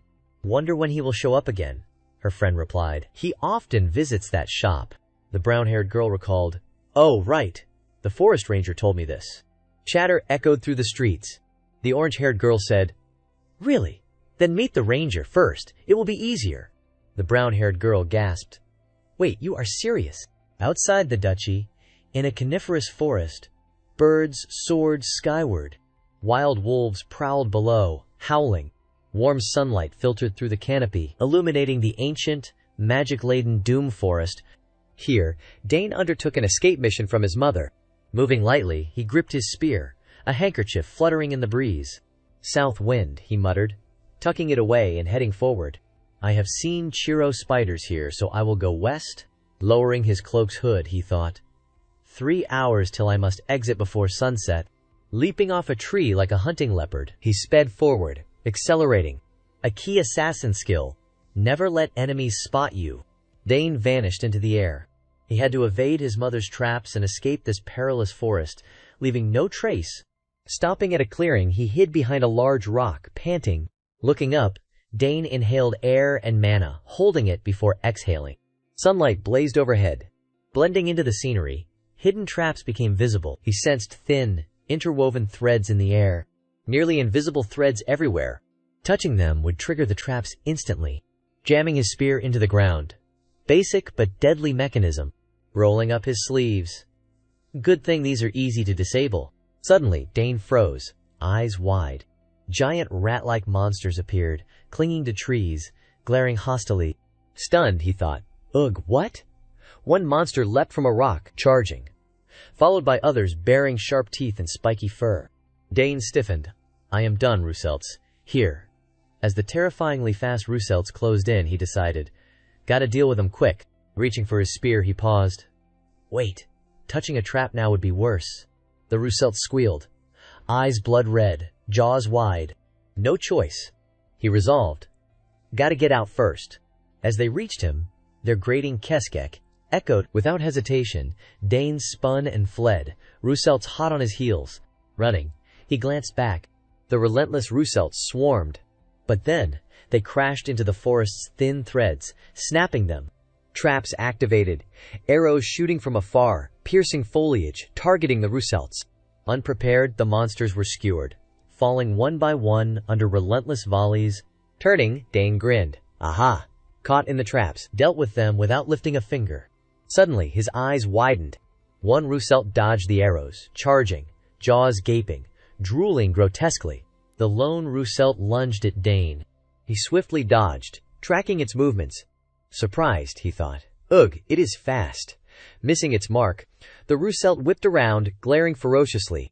It opened its jaws, spewing red liquid toward Dane. Alarmed, warning bells rang in his mind. That stuff's definitely dangerous. Spinning his spear, Dane created a shield-like barrier, deflecting the red liquid. He exhaled. Phew. Gritting his teeth. Can't waste time here. With that, Dane charged, vanishing instantly. The blood-eyed Rousselt rushed him. Dane's gaze sharpened. The beast bared its fangs, attacking. Elegant spear thrusts flashed in the air. Dane aimed the spearhead at the Rousselt, wielding it confidently. The charging Rousselt's head split in two, its eyes wide in disbelief. After felling it, Dane fled without hesitation, darting through the forest. The sun dipped, casting a red glow on the horizon, the sky painted with dusk. Panting heavily, collapsing. Ugh, I am dead tired. Drenched in sweat, Dane gasped, muttering, "At least I escaped the forest safely." Rustling sounds echoed. Irritated, he growled, "What now?" Grabbing his spear, he sprang up, thinking, "Damn it, when did I let my guard down?" Seeing the newcomer, he froze, shouting, "Mother!" Lily nodded, praising. "Well done, Dane." Facing him, she said, 3 minutes, 30 seconds. You are faster than me. Dane blinked. "You were watching the whole time," Lily approached. "Of course, I could not leave you alone." Smiling, "I know your talent better than anyone, but as a mother, it is different." Dane replied, "Yes, Lily ruffled his hair. "You did great. I found no flaws." Concerned, "Are you hurt?" Dane assured, "I am fine." Lily pinched his cheek. "Really? At this rate, you will be recruited as an assassin." From her sleeve, a dagger flew out. Holding it with both hands, she offered, "Take it. It suits you better now." Staring at the dagger, Dane gasped, "Your dagger!" "I can really have it," Lily nodded, smiling. "Of course. I do not use it anymore." Dane examined it closely. Lily explained, "It is forged from mystic ore, absorbing elemental essences." His reflection gleamed on the blade. She added, "It can hold any poison you want." Dane mused, "I know it absorbs and uses toxins." Sheathing it, "Thank you, Mother. I will treasure it." Lily beamed. "Thank you. Shall we head back?" Dane pocketed the dagger, thinking, "Whew. Guess that is all Mother's training for now." Nearby, a scream pierced the forest. Kia. Startled birds soared. Dane and Lily scanned warily. Dane asked, "Mother, did you hear that?" The forest fell silent.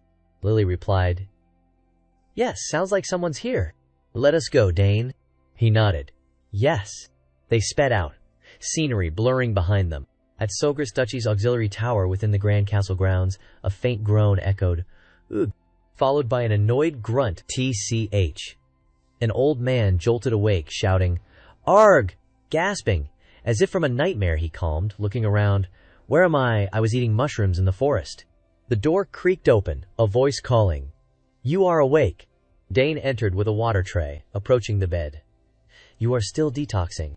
Don't move yet." The old man studied Dane, wondering, "Why does this boy—" He asked, "Detoxing. You saved me," Dane replied casually. "Yes." You ate red cap mushrooms. Lucky we found you in time. Recalling the oddly shaped red mushrooms, the man paled. Those were red caps. Dane offered a glass, poisonous ones. A bit later, and you would be a corpse. Drink this. The man took it. Ah, thank you. He gulped it down. Dane thought. His belt has the Nixon Magic Tower emblem. He is no ordinary man. Recalling the rescue. Without the dagger, I could not have saved him. After drinking, the man asked. Thank you. Where am I? Dane answered. Sogras Duchy's auxiliary tower. Surprised, Sogras Duchy, rubbing his forehead. So I wandered south, got poisoned, and ended up here. He set the glass down. Dane said. Rest. I have informed father. He will meet you soon. The man froze. Your father, then? You are... Dane replied. Yes. I am Dane Sogras, youngest son of Earl Sogras. The man gaped. Really? You are Arabella's brother, the genius all magic towers covet. Shifting topics. How'd you find me? Dane said. I was training with mother in the forest. The man, recalling his Rousselt encounter, exclaimed. What? In that insane forest? He thought. Even an 8th rank mage like me got lost. My mana flow reversed mid-spell, and I collapsed. In disbelief, really. That forest with ancient mana and traps everywhere. Dane smiled. Yes. It is our family's property. Dangerous for outsiders, especially since its mana differs from modern mages. Mages should not come here. You were also poisoned. The man's face fell. So I nearly died there. Suddenly, realizing something, he stared. Wait, this boy's strong enough to train there. Hesitant, he asked. You made the antidote too. Dane nodded. Yes. Seeing Dane's confident smile, the man thought. He is barely a teen, yet crafted an antidote requiring vast knowledge and precision. Incredulous. How does such a family exist? Thinking of Dane's sisters and him. Beyond 2 genius daughters. The youngest son, too. He mused. In wartime, Sogras Duchy would have been the Empire's most powerful house. Laughter echoed in the room. Ha ha! I owe you big time, Dane replied casually. Indeed you do. The old man, rescued by Dane from the forest, stared at him. He thought. Look at this kid, quite bold. He spoke. Ahem. I should repay my debts. Stroking his beard proudly. First, allow me to introduce myself. I am Sidrain Gallius, former master of the Nixon Magic Tower. Name anything you want. I have everything, except what I do not. He was Sidrain Gallius, ex-master of the Nixon Magic Tower. Dane thought. He is probably talking about subspace. Smiling. Polite talk. Really? His mind wandered. Many mages live without homes, storing everything in subspace. Sidrain Gauss froze, staring in disbelief. What is this? I said. I am a magic tower master. Normal people would be shocked or show respect, but this kid's unfazed. Flustered, he waved. You won't get another chance like this. No need to be modest. Just tell me what you want. Dane lowered his eyes, seemingly deep in thought. Sidrain Gauss beamed, pleased. Dane said, I will take time to think about what I want, then let you know. This response made Sidrain Gauss grind his teeth, fuming. Ignoring me completely. What kind of kid is this? Dane steadied the tray, turning. Rest well. Then, he headed for the door. The door slammed shut behind him. Sidrain Gauss sat on the bed, groaning. Ugh! He felt like crows were circling his head. Rubbing his head, he chuckled. He is the first to treat me like this. Looking out the window, I planned to stay a day or two and leave. But not anymore. Dane exited with the tray. Alone, Sidrain Gauss muttered. I will stick around to investigate this intriguing fellow. In the Sogras mansion, Herman exclaimed. Master of a magic tower. He must be a magical genius, Dane replied. Definitely. From what I have heard, he is an 8th rank mage. Herman marveled. Whoa, 8th rank, higher than Lady Arabella. Wiping sweat, Dane said. Well, yeah, that is true. Herman, thinking of Sidrain Gauss, said, You mean a powerful figure owes you, young master. Magic towers function like independent nations on this continent. Glancing at his sword, Dane replied. Who'd imagine he is such a big shot, Herman wondered. But why was a magic tower master wandering in the forest? Practicing sword swings, Dane answered. It is no ordinary forest. Mages see it as a forbidden zone.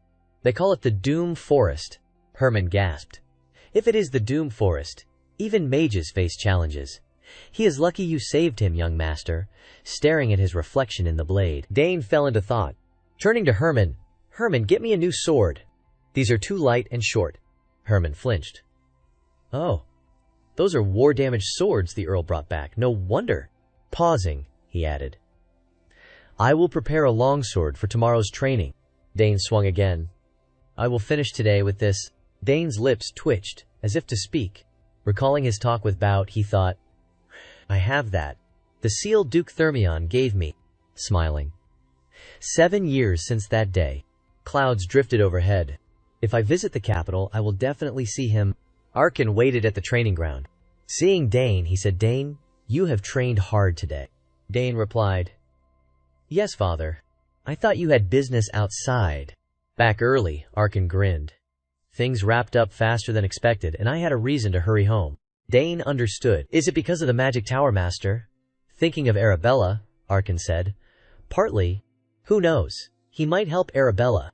Maybe a good mentor for her. Dane worried. I am not sure he can handle her temper.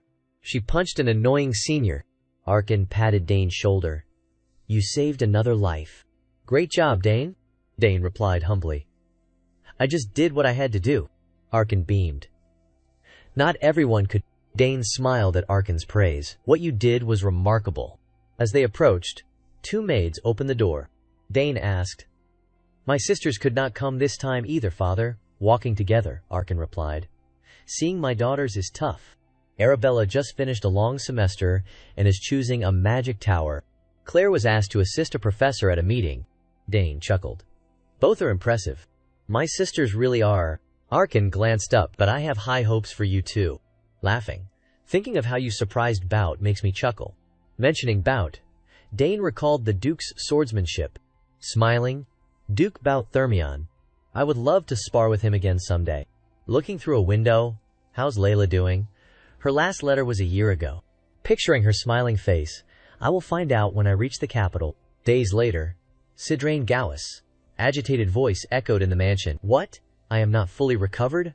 I am going crazy stuck in this room.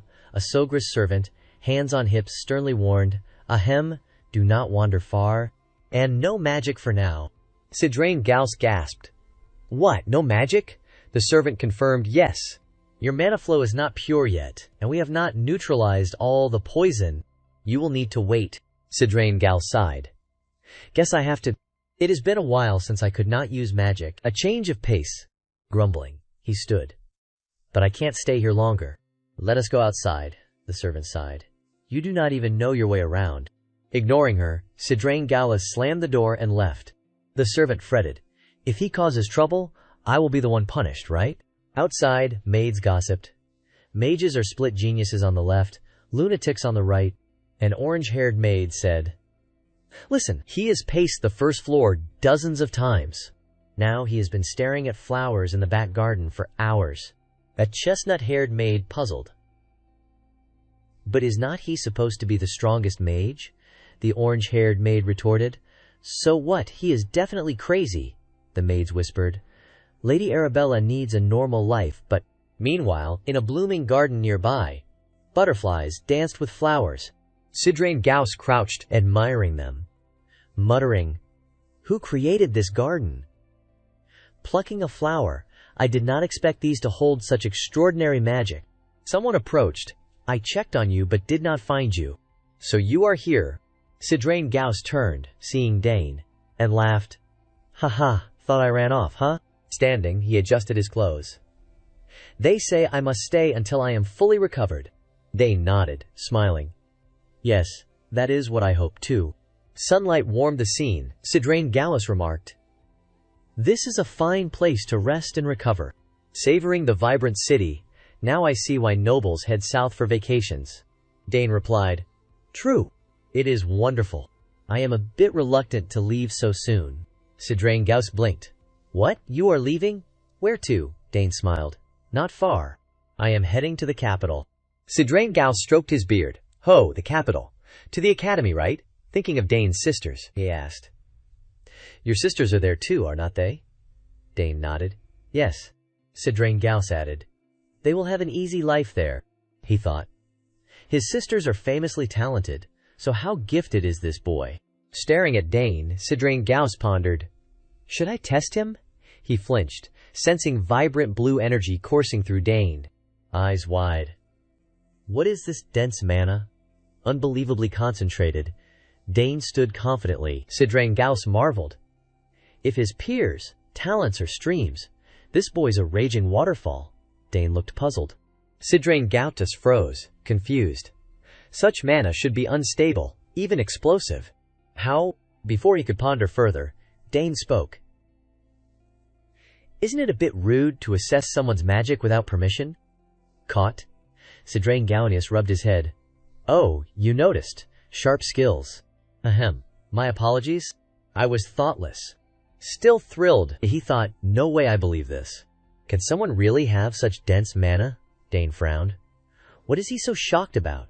Sidrain Gauss stared at Dane, thinking, wait, why can't I see any magic tears? With that density I should see them. Suddenly realizing something, Sidrain Gauss paled in shock. He sensed two powerful energy sources at Dane's heart. Could this kid have two mana cores? Overwhelmed, he blurted. How did you form your mana core, Dane? Puzzled. Is something wrong? Sweating, Sidrain Gauss shouted. Of course! You have insane mana. And you are still wielding a spear, urgently. And you use magic that only needs a core, no tears. Are you abandoning the greatest talent ever? Dane, confused, asked. Can't I use both? Sidrain Gauss, furious, clenched his jaw. Clutching his head, he yelled, Arg! So frustrating, where do I start? Thinking of magic swordsmen, he asked, know why magic swordsmen have short lives. Without waiting, they are strong with both a mana core and tears, but they clash. When they collide, problems arise. It is natural law. Mana compressed in the core flows to the tears, which can't handle the impact and explode. Dane paused. I have researched a lot. But is this really impossible? Sidrain Gauss, exasperated, crossed his arms, eyes shut. TCH. Such wasted talent. In the garden, butterflies fluttered. Dane pondered, then asked. Can't magic be used without tears? Sidrain Gauss replied. Not impossible, but without tears, refinement. How do you cast spells needing pure magic? He added. Others have thought like you, but most I know failed. Dane pursed his lips, patted his chest, and said seriously. Then I will try. Sidrain Gauss stammered. What? Dane spread his hands. I have not tried, but it seems doable. Sidrain Gauss, enraged, thought. This crazy kid saying what? Dane continued. If I rearrange the magic code. As he spoke, he tested it. Energy surged from his body. Clenching his fist, energy rippled. A blazing red flame ignited in his palm, crackling with magic. Through the flame, Sidrain Gauss saw Dane's smirk. Dane said, Oh, it worked. Just a basic first-tier spell, though. Sidrain Gauss paled, shouting, What? How? Thinking. No tears, yet he used magic. Seeing Dane's confidence, he stuttered. Unbelievable. You should only cast raw magic through tier refinement, yet... Dane waved, forming a magical cage with hollow pentagons, seeing his mansion through it. He said, My sister Arabella says I have a high magic affinity. Maybe that is why... Sidrain Gauss, eyeing the cage, exclaimed, Ha ha, even so. He froze, paling, thinking. Is this what people mean by inimitable talent? Innate genius. Dane adjusted the cage with mana, surprised. It really works. I can use magic without tears. Now I get it. Sidrain Gauss trembled, leaning on his knees. Innate mana affinity, stunned, and purer, denser than anyone alive. Looking at Dane, he doubted. Does this person really exist? Sidrain Gauss staggered toward Dane. Want to be my disciple? His excited voice echoed. Hold on, chasing Dane, let us talk. Ignoring talent like yours is a waste. Seeing Dane's disinterest, Sidrain Gauss sped up, blocking him. No second-tier magic. Annoyed, Dane replied. I do not know the code, so I can't. Sidrain Gauss laughed. Oh, perfect. Be my disciple, and I will cast 8th-tier magic. Dane, uninterested, turned away. Thanks. I will pass. Sidrain Gauss, veins bulging, roared, Grr! Amid the tension, footsteps approached. Arkan, hands behind back, arrived. Ha ha! Did not expect you to bond with my son. Dane. Surprised, father. Arkin smiled. What were you discussing? Dane said. He keeps asking me to be his disciple. I declined. Arkin mused. Disciple. Overhearing, Sidrain Gauss rushed to Arkin, grinning. Earl Sogras, your son has the talent of a great mage. Arkin chuckled. Really? Sidrain Gauss patted Dane's shoulder. Greater than you can imagine. He used chain tear magic without tears. Arkin, shocked. No tears. True, Dane. Caught off guard. Dane nodded. Yes, father. Arkin laughed. Ha ha, impressive. You probably lack basic magic knowledge. Sidrain Gauss praised. That makes his talent more remarkable. Arkin grinned, as expected of a former magic tower master, spotting my son's talent instantly. Sidrain Gauss replied. Not just talent, a genius. He could be a rare magic swordsman. Picturing Dane in knight armor, sword raised, Dane shouted, Good sword! Better than a spear! Arkin's face darkened, frowning. Magic swordsman. Dane sweated, thinking, Ugh, he should not have said that in front of father. Oblivious. Sidrain Galtius laughed. Exactly. A magic swordsman. Finally interested, right? Be my disciple. And I will take full responsibility. I will make him the Empire's strongest magic swordsman. Noticing Arkin's expression, Sidrain Galtius sweated. What is wrong? Why do I feel uneasy? Before he could think, Arkin roared. He won't be a magic swordsman. Sidrain Galtius, defensive, argued. Why not? A sword-wielding mage. Isn't he perfect? Arkin glared. My son Dane will be a magic spearman, not a swordsman. Sidrain Gallus froze, thinking, What? That is the issue, Dane. Sweating, played dead. Arkin, veins bulging, glared darkly at Sidrain Gallus. Sidrain Gausius thought, Haha, why is everyone in this family like this? Sunlight warmed the auxiliary tower. For a mage, being a disciple was significant. Reading, Dane thought, staring at a book. Mages nurture successors through inheritance, a tradition from ancient times, even now with modern magic education. Closing it. Right, a tower master seeks not just a disciple but a successor, recalling Sidrain Gauss as pestering him. An 8th rank archmage buzzing around me means my talent is incredible. Adjusting his clothes.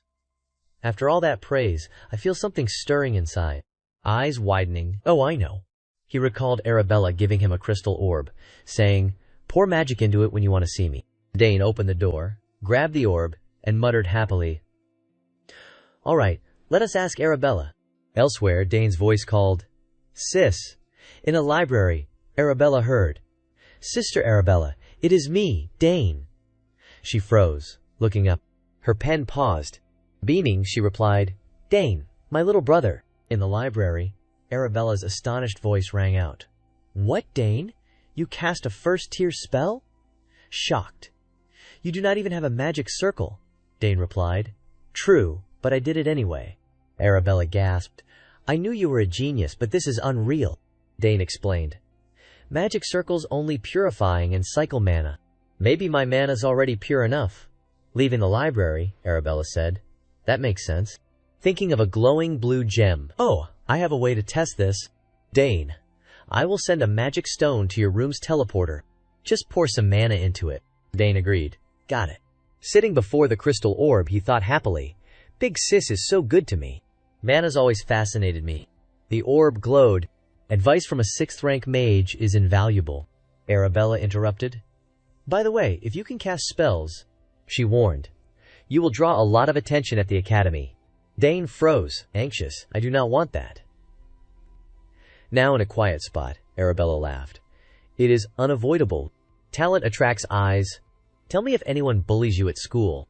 I will deal with anyone who messes with my little brother, Dane recalled. Oh, I almost forgot. I heard you broke the nose of that guy hitting on you, Duke Dell's second son, right? Thinking of that jerk, Arabella gritted her teeth. Don't mention that creep. Passersby glanced at her outburst. Embarrassed, she fell silent until they left. Then, by the way, even without a magic circle, could your mana get purer over time? Dane replied honestly. I do not know. Arabella said, I will look into it later. A female student rushed up, shouting, Senior Arabella, the professor's looking for you. Reluctantly, Arabella bid farewell. Ugh, Dane, I gotta go. I will call you back. Dane replied, See you later, sis. Arabella promised, I will send the magic stone soon. The orb returned to its soft cushion. Dane thought, I am stepping into a new world. Grinning, I never expected my mana to be this pure. Muttering, do I have a dragon's heart or something? At the auxiliary tower, Sidrain Gallus groaned. Ugh, I am done for. Cross-legged, hand on the chair, he thought. I probed him with mana, making things worse. I plan to leave early, but I can't. Gritting his teeth. Until he accepts my offer. Recalling his enthusiastic pitch. Oh, perfect. Be my disciple, and I will teach you 8th tier magic. Yet Dane refused. No, I do not need it. Sidrain Gallus fretted. How do I convince him? Considering his assets, should I offer magic artifacts? Or my lifetime's knowledge? He sighed.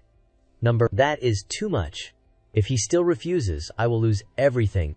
A knock came, with Dane's voice. You in there, it is Dane Sogris. Sidrain Gallus perked up. Is he accepting my offer? He called. Come in, the door opened. Dane approached. Good, you are here. I need to talk. Curious. Sidrain Gallus asked. What is up? Seeing Dane smile, he thought, wait, is he? Standing, rubbing his head, haha, I knew it. You want to be the disciple of an 8th rank genius mage like me? Dane denied. Nope. 2 teacups were poured. Disappointed, Sidrain Gallus asked. Then why are you here? Didn't you say you were not into magic? Sitting across, Dane smiled. I never said I was not into magic. Sidrain Gallus puzzled. Then why not be my disciple? Got a master already, Dane replied. No, I do not. Sidrain Gallus fumed. Is this kid toying with me? Grinding his teeth? So why are you here, Dane? Serious. Thought. I do not know how to progress to 2nd tier. Learning from Big Sis is tough, since she is far. Recalling saving Sidrain Gallus. He owes me his life. Learning from him is best, Dane declared. I do not want to be just a regular mage. Sidrain Gallus, confused. What? A spear mage then? Dane shook his head. No, I will be a mage, spearman, assassin, summoner. Sidrain Gallus, exasperated, smacked his head. What? That is a real class. Dane sipped tea, smiling. Oh, and swordsman too. Sidrain Gallus scoffed. Ridiculous. Dane drank calmly. Frustrated, Sidrain Gallus asked. You are still refusing me, knowing this is your only shot. Dane nodded. Yup. Sidrain Gallus pondered. Damn, he is stubborn. Eyes widening. Oh, this might work. Slamming the table, he stood. Want a recommendation letter, Dane? Mid-sip paused. Recommendation letter. Sidrain Gallus grinned.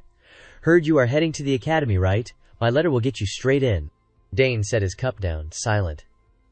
That is tempting. He agreed. All right. Sidrain Gallus thrilled. Great! Let us discuss details. Dane countered. Can I set conditions? Sidrain Gallus, gleeful. Thought. He is hooked. I will seize this and trap him. Laughing. Of course, name them, Dane asked. Can you teach me how 2nd tier magic works? Sidrain Gallus agreed instantly. Absolutely. I know every spell in the world. Dane pressed. Really, I am counting on you. Sidrain Gallus, surprised by the ease, haha, no problem. Looking at Dane, he thought. He is young. A letter or 2nd tier magic is nothing to me. Eagerly, shall we start? My condition's not great, but it is fine. Dane nodded. Let us do it. Standing, Sidrain Gallus gloated. He is in my net. Dane added casually. Oh, I will consider this repayment for saving you in the forest. Sidrain Gallus froze. What? Dane smiled. You said it yourself. You owe me your life, so I can ask for anything. I have stated my request. Sidrain Gallus, furious, clenched his fists. What about being my disciple? Dane shook his head. No way. Sidrain Gallus, crestfallen. I got played. Stunned. Tricked by a 14-year-old. Pointing, he shouted. Hold on. You asked for 2 things. I only owe you 1 favor. Dane remained calm. I do not think so. Sidrain Gallus, confused. What? Dane explained. First, I saved you from the forest and used Lily's dagger to detox you. Second, I purged the poison from your body. Casually, I also carried you back. But I won't count that. Sidrain Gallus, teary, wailed. Why is this kid so cunning? Ugh, my back aches. At the training ground, they faced each other. Sidrain Gallus, arms crossed, looked up, thinking, no big deal. Smiling, he schemed. If I keep persuading him, he might change his mind. It would be a waste to let a born genius slip. Resolved, he turned away. Condensing a mana core before a magic circle is trivial. What matters is you cast spells without one. The second-tier magic methods I will explain are complex. Turning, he glanced at Dane. Many give up here. Warning. Listen closely.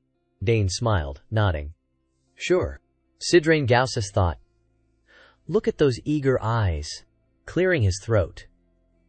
But I won't let you succeed easily. I will teach you manners. Dane, puzzled, watched, unaware of Sidrain Gallius. Thoughts.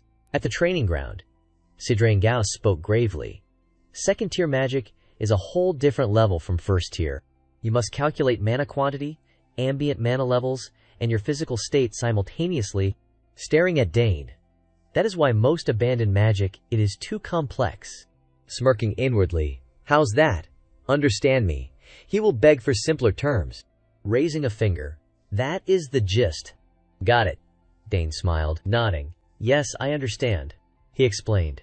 From my perspective, magic requires learning a lot. Not just its mechanics, but things I do not yet know. Sidrain Gallus, shocked. What?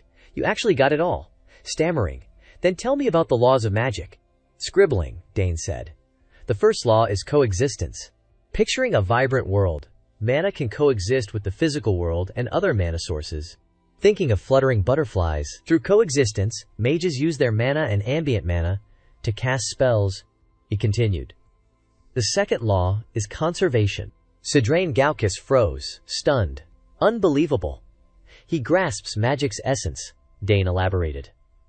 If mana gathers enough material elements, conservation allows casting spells with various elemental attributes. Sidrain Gallus, sweating, thought. He is adding his own insights. Reassessing Dane. Most find this dull, but not him. How does such a person exist? Brushing it off. Each tier exponentially increases complexity. Instead of explaining, I will demonstrate. Spreading his arms, mana swirled around Sidrain Gaussus. A magic spear shield formed before him, he explained. This is a first-tier spell, cast using simple laws. Dane, observing and noting, memorized his words. But from second tier up, it is different. First tier can't compare. As he spoke, the spear shield tightened, mana shifting. Sidrain Gallus introduced, this is how second tier magic works. Dane mused. They interweave complexly. It feels tougher than theory. Sidrain Gallius, smug, see? This is the fire arrow spell second tier. To do more, you must cast it repeatedly. Thinking. He is shocked, right? Never seen second tier mechanics. Dane touched the spell. Looks intricate. Sidrain Gauss, voice echoed. Most take a year after mastering first tier to start second tier. Smirking. No matter how smart, you will only grasp part of it. The laws are key. If you do not get them, nothing else matters. Planning. I will watch him for a week, then teach techniques slowly. Dane pocketed his notes. Should I try? Sidrain Gauss glanced up. Huh. You, chuckling. It is tough, but go ahead. Dane readied. All right. Sidrain Gallus, eyes widened. Dane closed his eyes, sensing mana and magic. Then opened them. Mana surged, wrapping his outstretched arms. A spear shield, identical to Sidrain Gauss, formed. Dane asked. This is first tier, right? Sidrain Gallius, stunned, yes. Examining it, he made precise lines and dimensions. Impressive. First tier's easy for him. Dane's spell shifted, growing complex. And this is what you showed me. Sidrain Gauss jolted, thinking. Seriously, he perfectly copied second-tier mechanics after one look. Blurting. How'd you do that? Dane replied. I memorized the laws and patterns while watching. Smiling. Visualizing it was not too hard. Sidrain Gaussus stared, thinking. Beyond imagination. Even a genius like me. Took time for second tier. He does it without tears. Dane bowed. I will try the fire arrow too. Sidrain Gallus. What? Dane. Silent, manipulated mana flow. Pure mana intertwined. With a serious expression, fire arrows emerged from the woven mana. Dane said. Oh, it worked. Sidrain Gauss gaped. Huh, he cast it so easily. Watching Dane toy with the arrows. Absurd. With this talent, I would have reached 9th tier. Dane maneuvered the arrows. Am I doing it right, Sidrain Gauss? Dazed. Yeah, very impressive. You learned fast. Dane beamed. I am surprised I got it first try. Sidrain Gauss thought. A mage without tears. The world will go wild. Deciding, I must hide this talent. All sorts will harass him, at least until he is my disciple. He said, Let us move to another spell. Dane replied, Yes. Sidrain Gauss mused, I need to plan that academy recommendation letter. At night, through the window, the starry sky shone. Dane exhaled. Phew, magic lessons were more fun than I thought. On his bed, I need to master theory and practice. Since I can use magic. Recalling his past life, sword bloodied on a mountain, I had to abandon magic, never knowing when I would die. I fought everyone. Studying magic was a luxury. To survive, I swung my sword. Unread tomes haunted him. As magic required theory over practice at times, it makes me excited for this life. He recalled Arabella's tutoring and past theories, plus my pure mana and innate talent. Thrilled about casting 2nd tier that afternoon, I can excel with simple guidance. His first magic attempts. Thinking of Sidrain Gauss. Taught by a former magic tower master. Excited. What magic tomorrow? 2 weeks later, at the auxiliary tower, Arkan exclaimed, You want to make a magic potion? Facing Arkan? Sidrain Gauss replied, Yes. Lacking materials, I will need to leave the domain. Arkan pondered. A potion already, Sidrain Gauss said. Don't worry about the boy. He has learned 4th tier mechanics. Arkan, shocked. Doesn't each tier take a month? Potion info is not easy to get. Suspicious. Where'd you learn that? Besides Sidrain Galcakis. Dane grinned. From magic books in the library. They fascinated me. Sidrain Galtius patted Dane, laughing. Truly a genius. I never thought you would be curious about potions. Most find them dull. Rubbing his head. Even picking materials excites you. Guaranteed, Arkan mused. Finally, he nodded. Fine. It will be valuable experience. Since you are going out, check the domain too. Dane beamed. Yes, father. In the bustling Sogras Duchy, where towering buildings stood close together, the streets hummed with activity. Citizens spotting Dane on horseback turned to look. It is young Master Dane. Take some new snacks with you. His silver hair fluttered beautifully today. Dane smiled, greeting them. Everyone doing well. I will grab snacks later. Sidrain Gauss glanced at him, thinking, Earl Sogras does not seem bad. Well, given how he has treated me, that tracks. A fruit stall lined the roadside.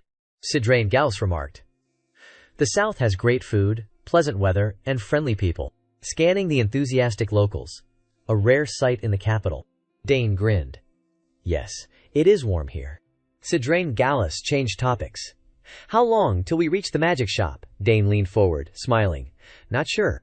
Never been there. Sidrain Gauss blinked. Huh. Dane turned to Herman riding behind. Herman, guide us from here. Herman smiled. Yes, young master. The trio galloped swiftly. Herman led, calling. This way.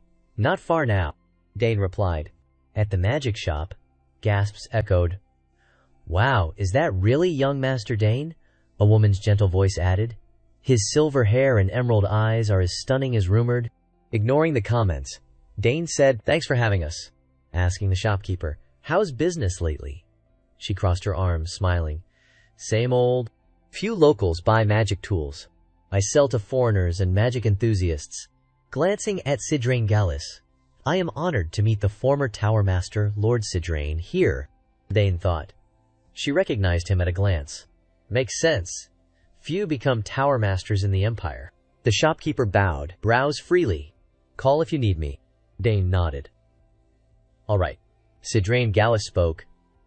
Since it is your first time here, explore. I will chat with the owner. Dane replied simply.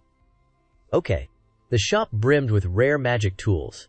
Dane thought, whoa, so many cool things, chin in hand, and something odd, almost eerie. Excited, he examined further, touching displayed items. Touching magic tools lets me sense their magical reactions. Closing his eyes, must be my high magic sensitivity. Opening them, he turned. What is that sound? A strong reaction from over there. Looking up, what is it the shopkeeper called? Young master? Those are just decorations. Dane, Disappointed? Oh really? Sidrain Gallius suggested. Why not check some potion ingredients? Moonroot's great. The shopkeeper eagerly showed moonroot. Perfect choice. Used in at least 50 potions. I grew these myself. Top quality. Dane mused. Strange. Despite turning away, he still sensed magic from the so-called decoration. Turning back, he pinpointed a stone. It is this. It is humming. Drawn to it, he rushed over. Herman paused, worried. Young master, what is wrong? Dane replied. Herman, I feel something from this stone. Herman, puzzled. It is just decor. Staring, Dane said. I am not sure. But it is odd. Picking it up, got it. The more magic I pour in, the stronger the reaction. Thinking, does it only react to my magic? Nearby, the shopkeeper held moonroot, praising. Great eye. Ideal for samples. Sidrain Galzus pondered. I will take this moonroot pile and some crowberries. Dane interrupted. What is this? The shopkeeper turned, seeing the stone, surprised. Where'd you get that, Sidrain Galzus? Curious? What is that stone? She replied. Oh, just decorative stuff. Dane, shocked. Decoration. Thinking. No way. What decoration reacts to magic? The shopkeeper sighed. That stone makes me mad just thinking about it. Sidrain Galzus asked. What is wrong? Got scammed, she explained. Years ago, some peddlers paid me with a big package. Recalling, I opened it. And there was that stone. The guy was gone. Panicked, I had it appraised. It is just a stone, nothing more. Had nowhere to put it, so I left it there. Dane? Puzzled. Weird. It is clearly not ordinary. The shopkeeper gestured. Young master, for something better, check here. I have special magic artifacts.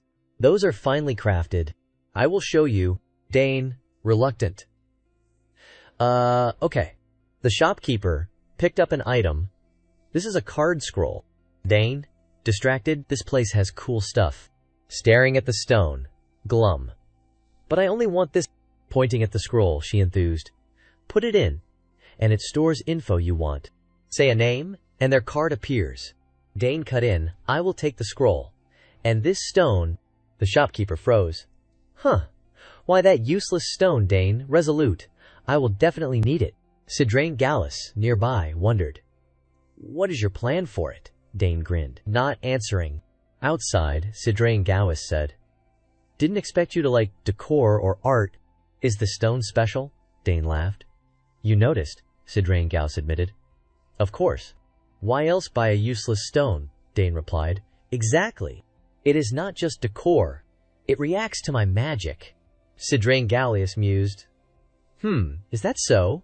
Looking at Dane, I do not know what it is, but now I am curious. Too crowded here. Let us head back to examine it closely. Dane spurred his horse. All right. Evening fell.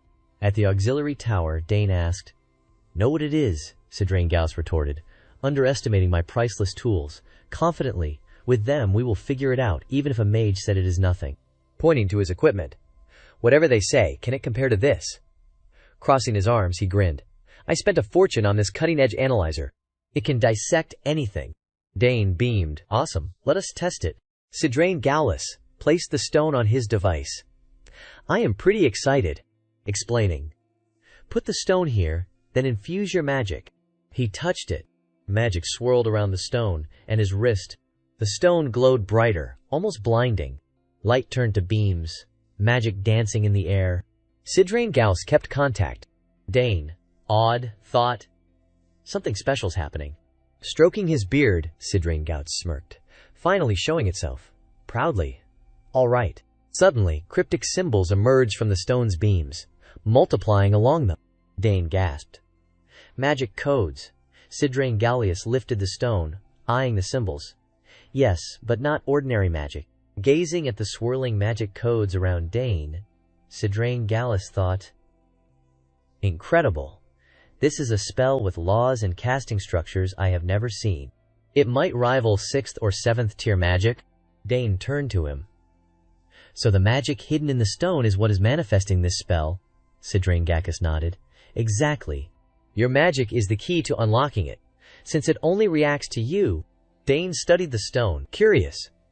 What is it? What is the magic inside? Why only my magic? Sidrain Gallus said. The sealed magic feels unfamiliar. But as a former tower master, I will try to figure it out. Dane smiled. If we succeed, I might learn why my magic is different. Sidrain Gallus agreed. Likely so. Outside the auxiliary tower, sunlight streamed.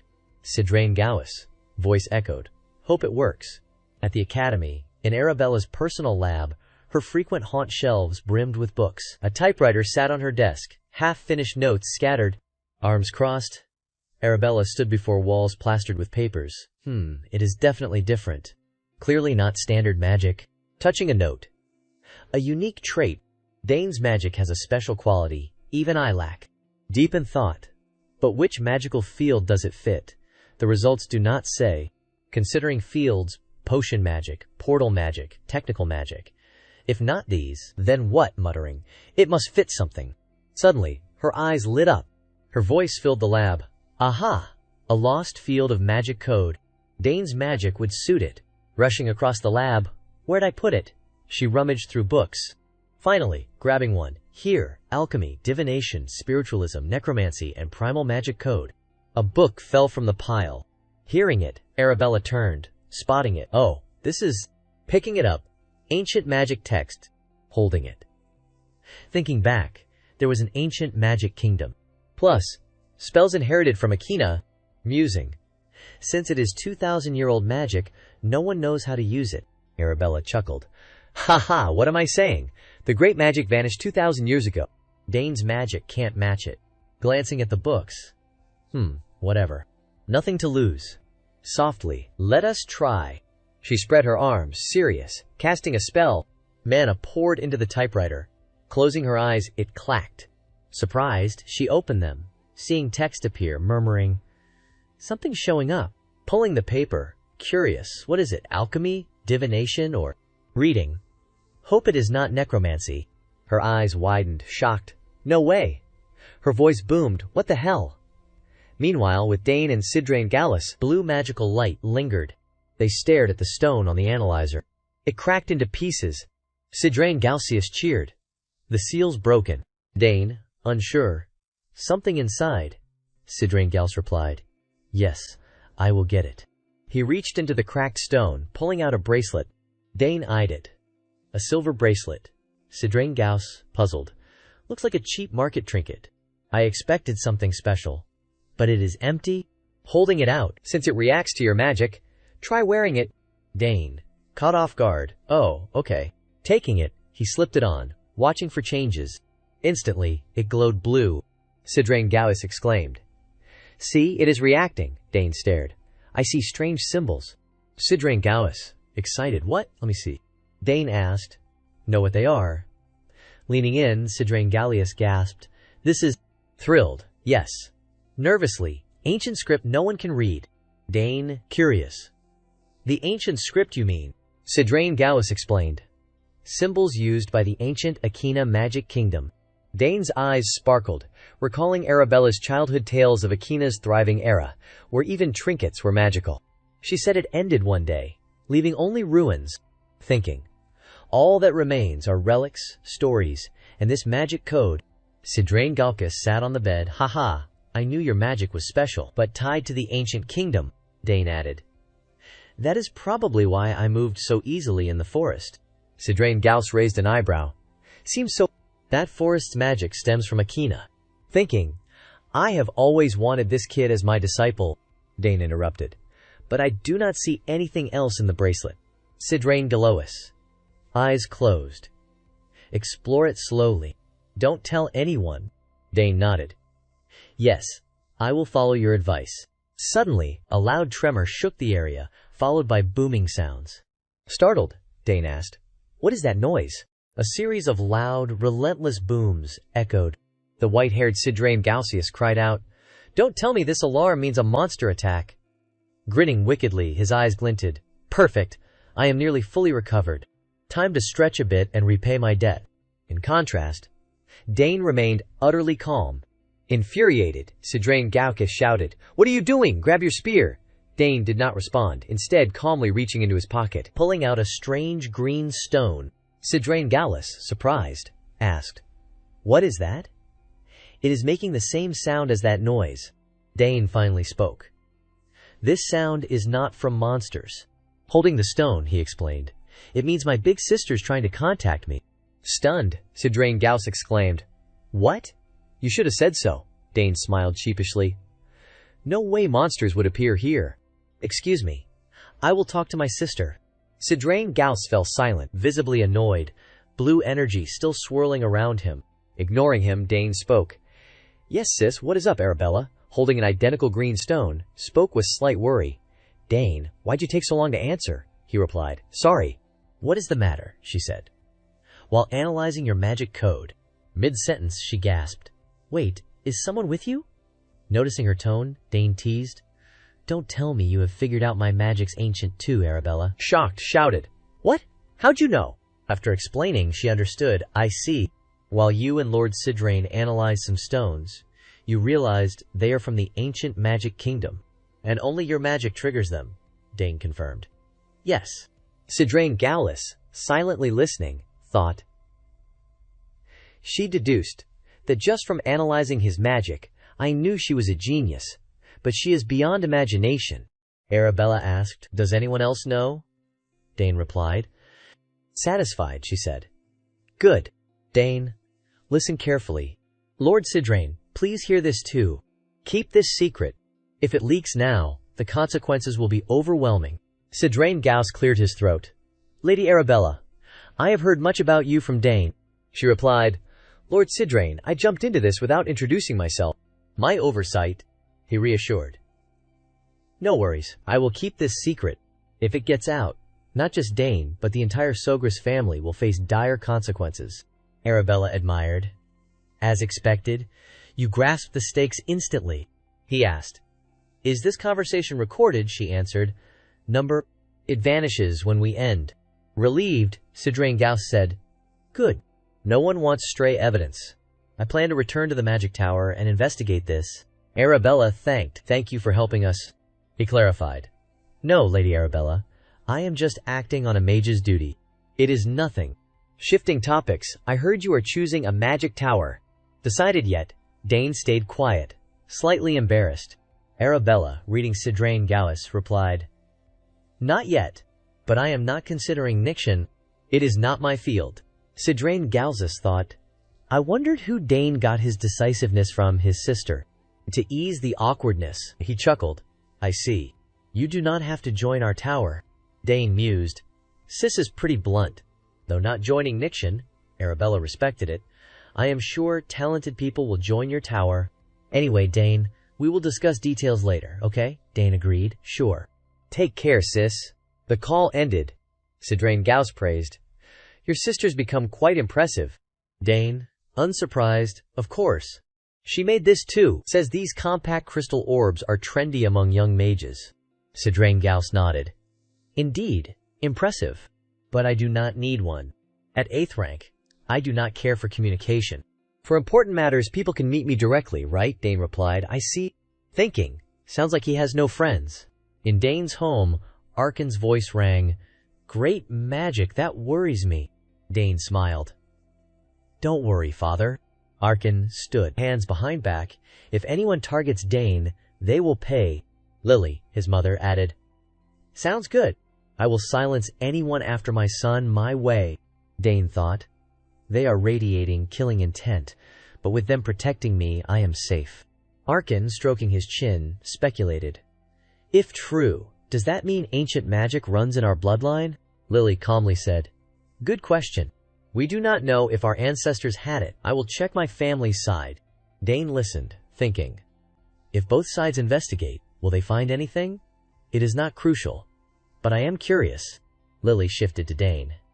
You have already surpassed many limits. Sitting beside him. Staying here will hinder your growth. Consider moving to the capital now, Dane exclaimed. The capital? Arkan added. Yes. You know, the academy requires you to be 14. You are old enough now. I wanted to keep you a couple more years. But there is nothing left here for you to learn. Lily touched his hand. Dane, if you choose this, you can leave whenever you are ready. Dane thought, I did not expect them to think like that. Arkan, hands on hips, beamed. Dane, you will do great. Go unleash your talent, Dane replied calmly. I understand, father, mother. I have decided. I will prepare for the academy. Arkin, pleased. Good choice. Dane, equally thrilled. Great. Time to level up. With Sidrain Gallus, the mage remarked. Bit sudden, huh? Your choice, Dane nodded. Yes. Sooner than expected. Like Arkin, Sidrain Gallus approved. Good call. Staying here would limit your talent, such a waste. After pondering, Sidrain Gallus crossed his arms. One piece of advice, do not reveal your talent too quickly. He continued, the academy welcomes talent, but not everyone does. Dane recalled. Right? Arabella told me she faced insults for hers. Sidrain Gausius warned. Ordinary kids won't keep up. The Thormeyer family's another story. Dane remembered. Oh yeah, I told her I would visit if I went to the capital. She would be upset if I did not. I should think about what weapon to make with Duke Thormeyer's seal. Sidrain Gauss planned to accelerate Dane's learning. Let us see. If you join the academy in 3 months, leave in 2. Dane agreed. Sounds reasonable. What about you? He replied. I will return to the magic tower. I have work. Thanks to you, I am out of tea. If I find clues about great magic or related matters, I will tell you. Dane, delighted. Really, I would appreciate that. Sidrain Gallus returned to studies. Now your lessons. With little time, we must speed up to reach 3rd tier. It is tough. 2nd tier's nothing compared.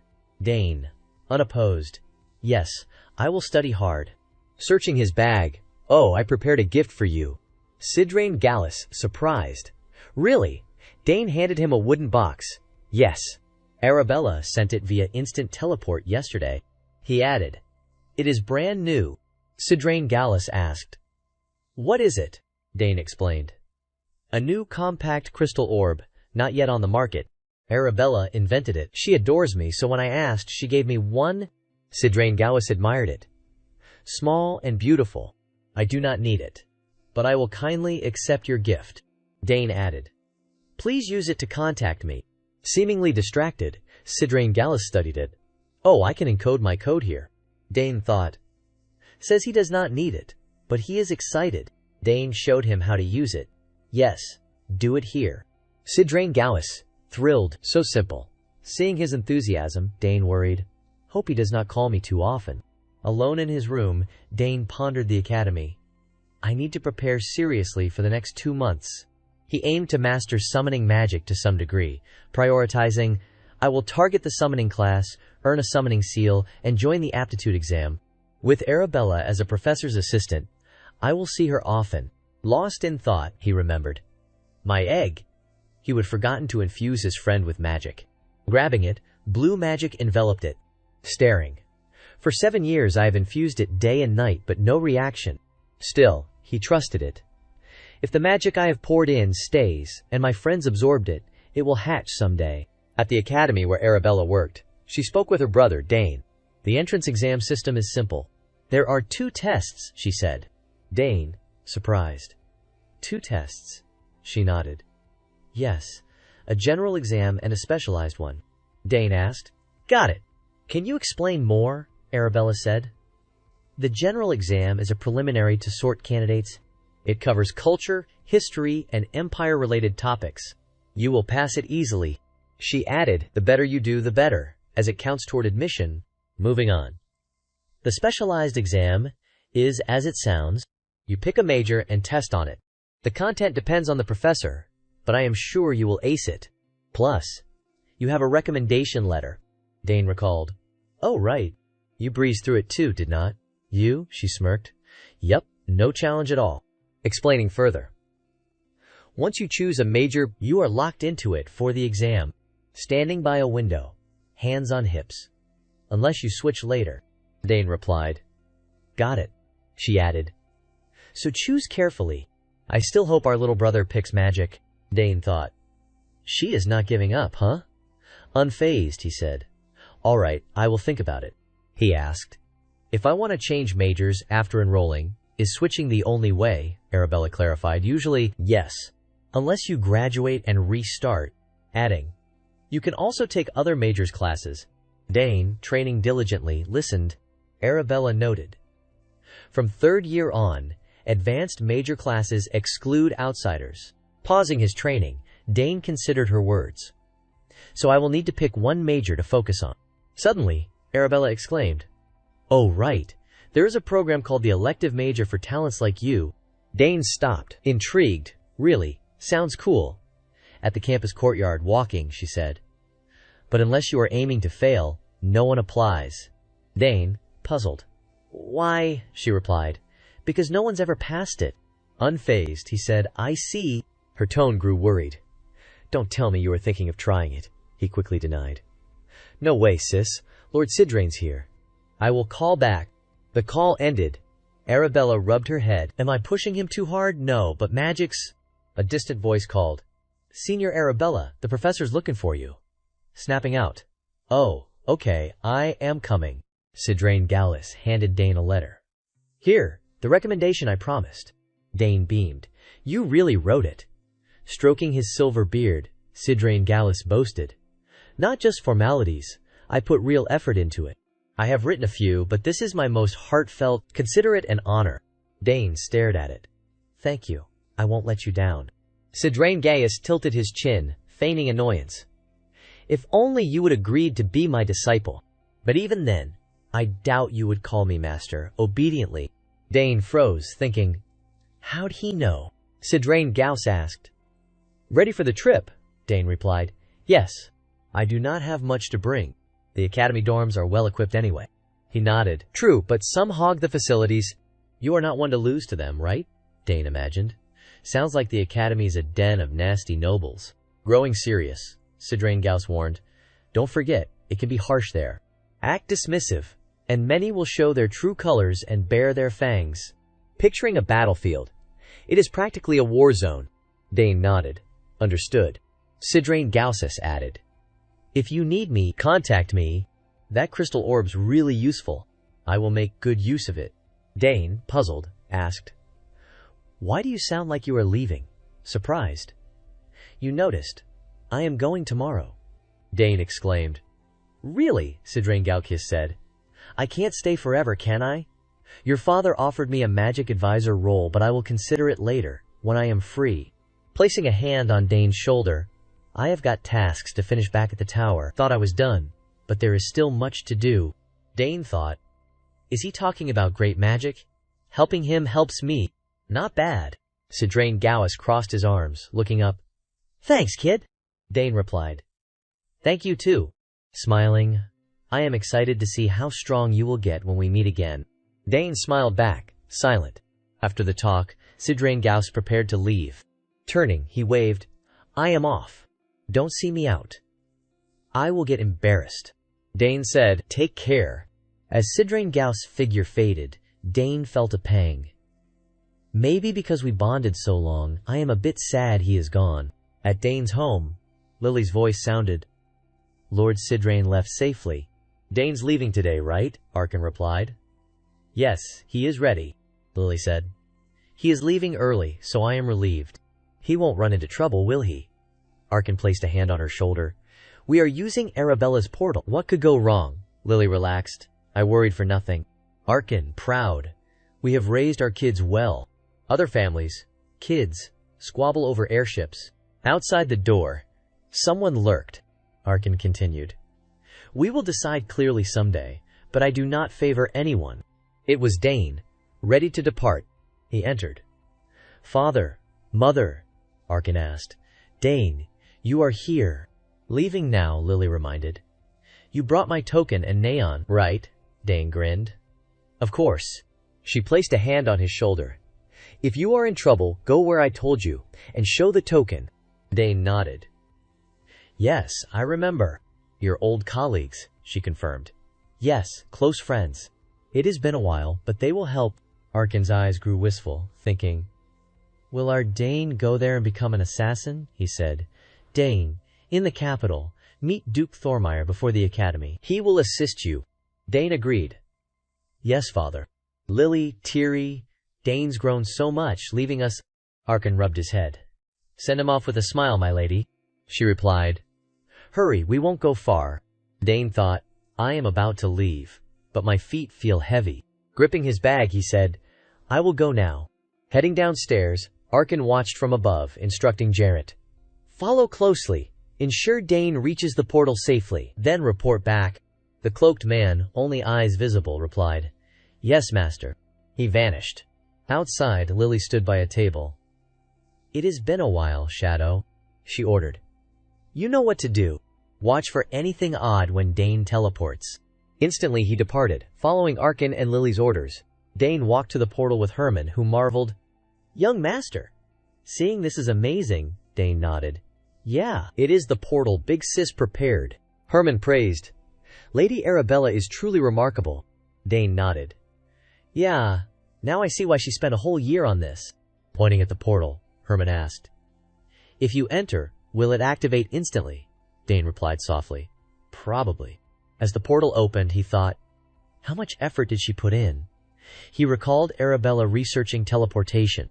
Instant teleportation was not just about rearranging codes like other spells. It required combining that with continuous magical energy. Yet her portal was a perfect device, meeting all conditions for instant teleportation. Herman interrupted Dane's thoughts. Take care, young master. Dane patted his shoulder. You too. Herman's eyes seemed teary. Dane approached the portal, steps nearing. Standing at its center, he awaited its activation. Thinking, Sis said, infusing magic into it will trigger it instantly. He cast a spell. The power surged, dazzlingly bright, forcing Dane to shield his eyes. His magic spread outward. Eyes shut tight, he peeked moments later, astonished. Lush green trees appeared. He would teleport it successfully, arriving in the bustling capital. Crowds thronged the streets.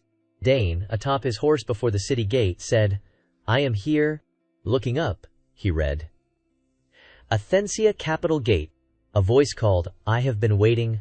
A sword-wielding man in a green cloak bowed. Young Master Dane. A large scar marked his face. He introduced, I am Elwi Asma, captain of the Thormier family's first night squad. Recognizing him, Dane exclaimed, It is you, thinking, the captain himself greeting me, that is awkward, Elwi declared. We will escort you. Turning sternly, he ordered, Secure the route. 2 soldiers replied. Yes, captain, he shouted. Let us move. Dane, still on horseback, said, I appreciate the help. Suddenly, he thought, stepping here feels surreal. I never imagined I would enter the heart of the Athensia Empire I once despised, as a promising figure no less. Grand houses lined up, imposing. A voice called, Come see magic, not an everyday chance. The crowd grew denser. The same voice. Hurry, it is cheap. Magic frozen PHET, just 1 silver coin. Observing from horseback, Dane mused. Strange. I did not expect the capital to be this lively. Louis pointed. That is the Thormier estate. Dane looked, awed. What a grand mansion. He followed Louis's group. Suddenly, an odd unease hit him. As if someone watched, lips pursed. Am I imagining it? Entering the Thormier estate, Dane walked on carpeted paths, not dirt, with servants lining both sides, bowing in unison. Welcome, young Master Dane, he replied. Thanks for the welcome, noting their precision. Such discipline. Their etiquette and strength feel natural, unlike the south. At the estate's gate, Duke Thormier awaited. Seeing Dane, he knelt. Greetings, Duke, rising, hands behind back. It has been a while. Warmly, he asked. Dane? You doing well? The trip must have been tough. Come rest. Praising. You have changed so much since 7 years ago. Among your peers. Hand on Dane's shoulder. Even compared to those a year or 2 older, no one matches you. Arkin must be proud, Dane replied. You flatter me, Duke, the Duke said. It is no Beck River, but while preparing for the academy exam, rest here. I will assign a personal servant. Ask for anything. Dane nodded. Yes, definitely. By the way, how's Lila? The Duke replied. She is fine. But are you two fighting, Dane? Surprised. Huh, what do you mean? The Duke continued. Lately, mentioning you makes her upset. Dane puzzled. Really, I do not get it. Stroking his chin, the Duke mused. Maybe exam pressure. But Lila should pass easily. Dane said, I will talk to her. Thinking, what is up, puberty? The Duke advised. We will discuss later. Don't be too harsh with her. Dane, shocked again. Huh! The Duke did not clarify. You will understand soon. Dane wondered. What does that mean? Pointing to Dane's room, the Duke said. Rest now. A servant will guide you. The servant, at the room, said. Please rest well. Dane replied. All right, thanks. The door shut. Alone, I will stay a week and prep for the exam. Scanning the room. This guest room's a bit lavish, huh? Setting his bag down. First, unpack, then find the training area. A girl entered from outside. Standing behind, she said, I will take you to the training area. Recognizing her voice, Dane exclaimed, Lila. Hands on hips, she snapped. Dane, why are you so late? I waited forever. Turning, Dane grinned. Lila. Excited. Long time no see. How have you been? Lila replied. Fine. Really fine. Stepping closer. But do not you have something to say? Confused, Dane asked. Huh. What? Fuming? Lila shouted. Why did not you write me, clueless? Dane blinked. Letters, Dane stammered. I meant to reply, but forgot. Sorry, Lila shouted. Sorry's enough, he explained. I came here in person, did not I? Preparing to leave for the capital left me drained. Forgive me this once. Lila tilted her chin. Unconvinced, Dane thought. She is really mad. Trying to appease her. Name anything to make up for it, and I will do it. Lila perked up. Really? Pondering, she took her time. Worried, Dane thought. Gotta get out of this. What is she planning? Impatient, he asked. So what should I do? She replied. All right, how about a friendly duel? Surprised, Dane echoed. A duel. Excited, she said. Yeah, fight me. Growing nervous, he asked. Lila, sure about this? Let us try it. Smirking confidently, she teased. You sure you won't regret it? I am way stronger than before. I am not the girl learning mana release from you anymore. Dane thought. That confidence shows how much she has grown in 7 years. He added, Speaking of, you mentioned winning a tournament in your letter. Lila, surprised. You remembered. I won the Sparrow Crest, hosted by the Royals. Dane exclaimed. Right, that is it. The tournament for teens under 15 across the Empire, right? Lila confirmed. Yep. A high-standard competition. If you would come, we would have faced off in the finals. Such a shame. Dane grinned. That regret can be settled now. Lila, who'd proposed the duel, now worried. You sure you have got the entrance exam? What if you get hurt? Dane thought. Who should be worried? Not wanting to upset her, he said, I will be fine. Lila, reassured, did not object. Good. It is late today. Tomorrow, first thing, we duel. The next morning, Dane's voice rang. Training weapons. They stood in the training yard, Lila asked. Still using blunted weapons? He replied, no, but it is a friendly match. Training weapons are fine. Adding, even the best warriors can't handle every situation. What if we get injured? Lila quickly said. Don't worry, Hela. The Empire's best healer works for my family. Dane pressed. What if Hela can't fix it, Lila? Stumped, faltered. Seeing this, Dane said. To wield edged weapons, you need that mindset. Annoyed, Lila snapped. It is just a duel. Why so serious? Sighing at his insistence, she relented. Fine, training weapons it is. Ordering a servant. Bring me training weapons. The servant obeyed. Yes, milady. Watching her, Dane thought. She is become the proud girl rumors spoke of. Recalling gossip. They say she will soon match her brothers, active knights. Maybe Duke Thormeyer's raised the first female heir. Musing. Back then, teaching her mana release was a big motivator. Childhood memories with Lila surfaced her adorable younger self. Lila, too, recalled Dane's words. Thanks to you, I learned mana control faster than my peers. Now, I have 2 mana cores. Staring at him. I have waited for this day. If I win, will you be upset? A servant brought weapons, handing them to Lila. Milady, your weapons.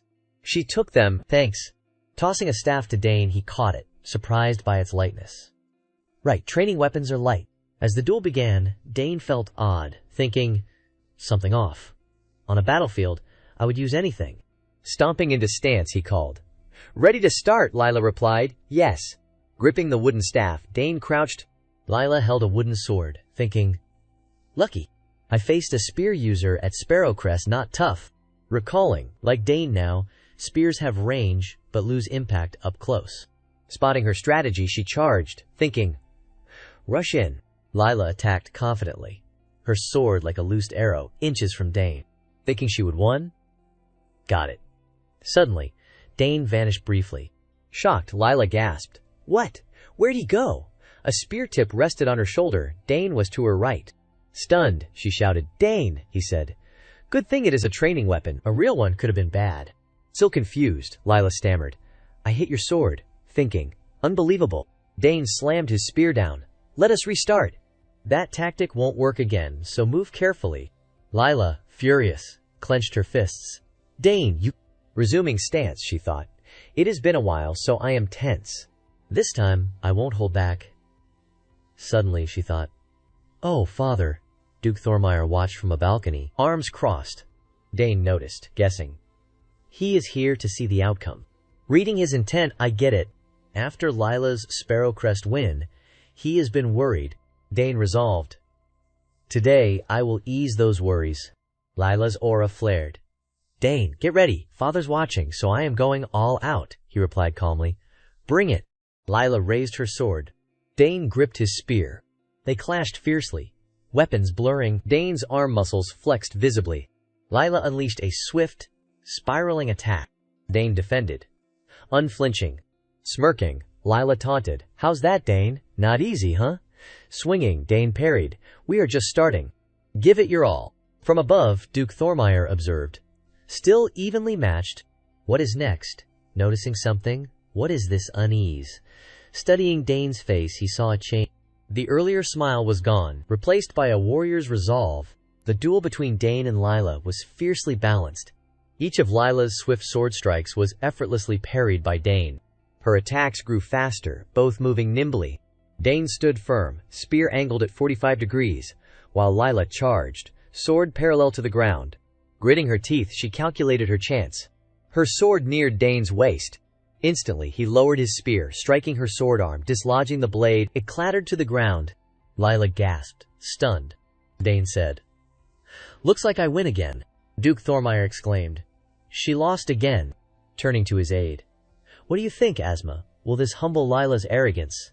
Elwie replied, "So you knew?" The Duke nodded. "Of course. It showed before the Sparrowcrest. After winning, it fully surfaced." Below, Lila fought Dane intensely, visibly rattled. The Duke watched closely. "I planned to talk to her, but self-realization is better." Elwie agreed. "A wise choice." The Duke asked Lowy, "How many manicores do you think the boy has?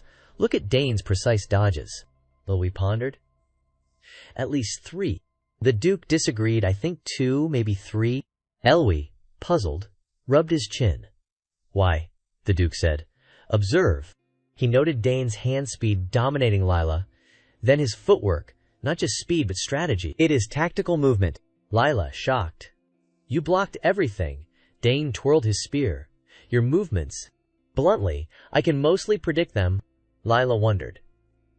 "Is he a diligent swordsman?" the Duke mused. "Maybe. Likely no real combat experience." Hands behind back. To Elwie, "I can't believe my eyes." His gaze grew stern, recalling 7 years ago when Lila matured most. She would greeted, "Hello, Earl Sogris," before Arkin and Dane, the Duke thought. After the southern inspection, meeting Dane changed her. Maybe now too, Elwie nodded. "It is fascinating. Milady won Sparrowcrest but can't use her full strength. Earl Sogris trained him differently." The Duke countered. "You misunderstand Arkin." Explaining, "He is strict, but not harsh like me." Dane did not need harsh training. Elwie, confused. "What do you mean?" the Duke replied. "Overwhelming talent." Pausing. "Ordinary people dare not surpass." Watching Dane, the Duke marveled. "Dane's a genius." He speculated. He likely skipped Sparrowcrest out of disinterest. Elwie listened, understanding. Is that so? But he thought, no way he was not interested in Sparrowcrest, the dream of every imperial youth. The Duke added, "No one his age can rival him." The duel dragged on. Lila collapsed, exhausted, hands on the ground, dazed. The Duke hoped, "Lila, realize your flaws here. Drop that arrogance, focus on swordsmanship, and you will surpass your brothers. His high expectations for her were clear. Sweating profusely, Lila thought, as expected of Dane. I can't beat him. He is a talent, but the gap is huge. Dane shouldered his spear. You are tired. Let us stop. Silent briefly, Lila laid down her sword. Fine, you win, Dane thought. The Duke's wish is fulfilled. She has realized she is not the best. Lila, frustrated, demanded. How do you train? Dane replied simply, diligently. Infuriated, she shouted. Who does not train hard? Turning to leave, he said, Train harder. Stunned, she grasped something from his words. Dane waved. I am off. Lila yelled. Next time, you won't win, calmly, he replied. I will wait. Walking away without looking back, Lila thought, Dane's the only kid I admire. Recalling childhood, Dane had said. From the third round, your foot steps forward half a pace. She grew hopeful, wanting to surpass him. Back then, Dane taught her, her excitement clear. All right. That is right, is not it? Dane gently praised. Yes, perfectly done. Lila yearned to prove to her father and Dane that she was not a little girl anymore. She stood long, watching Dane's fading figure, motionless, perhaps reflecting on her losses. Yet, unbowed, she questioned, why is he pulling further ahead? More determined, just wait, I will win next time. As the dawn's red glow intensified, it bathed the two in a fiery hue, mirroring their passionate spirits. Night fell, the sunset tinting the scenery red, the sun dipping behind the mountains.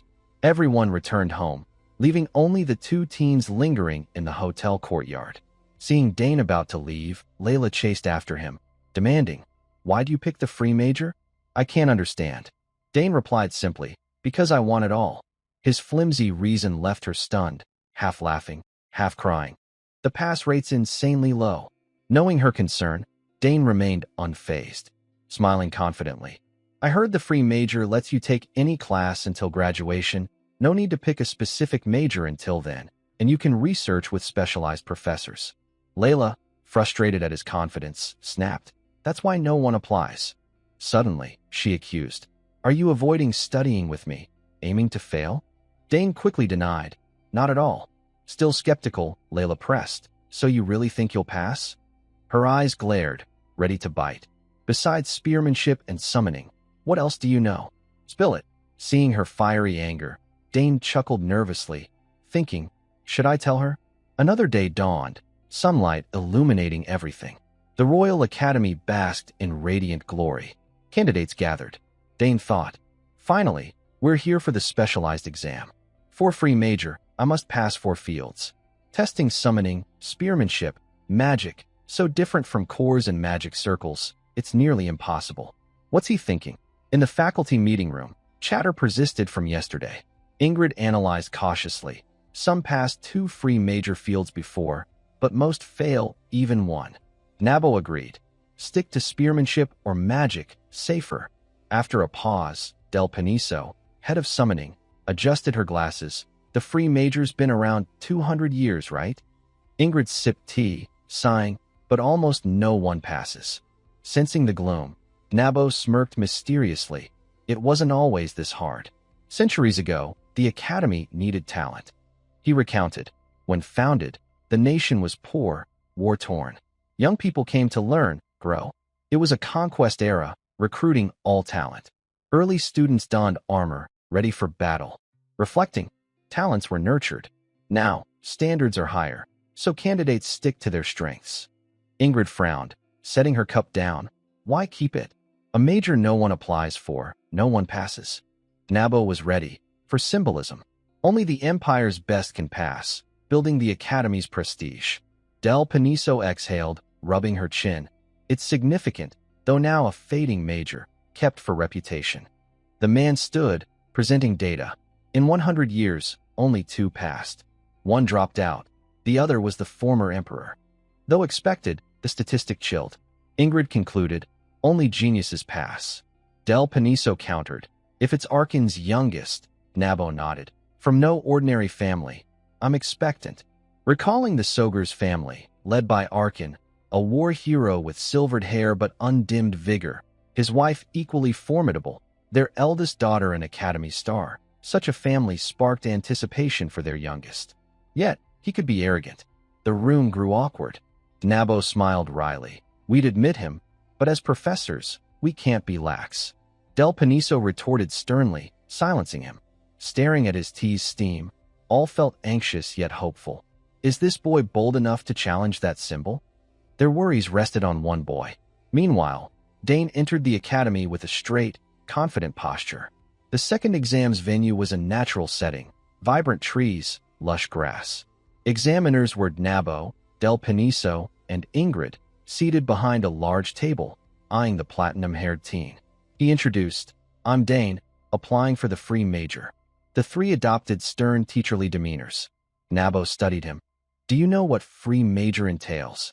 Dane bowed, hair veiling his face, eyes lowered thoughtfully. Yes. All three fields must pass. Mistaking his look for fear, they softened slightly, not wanting to scare him off.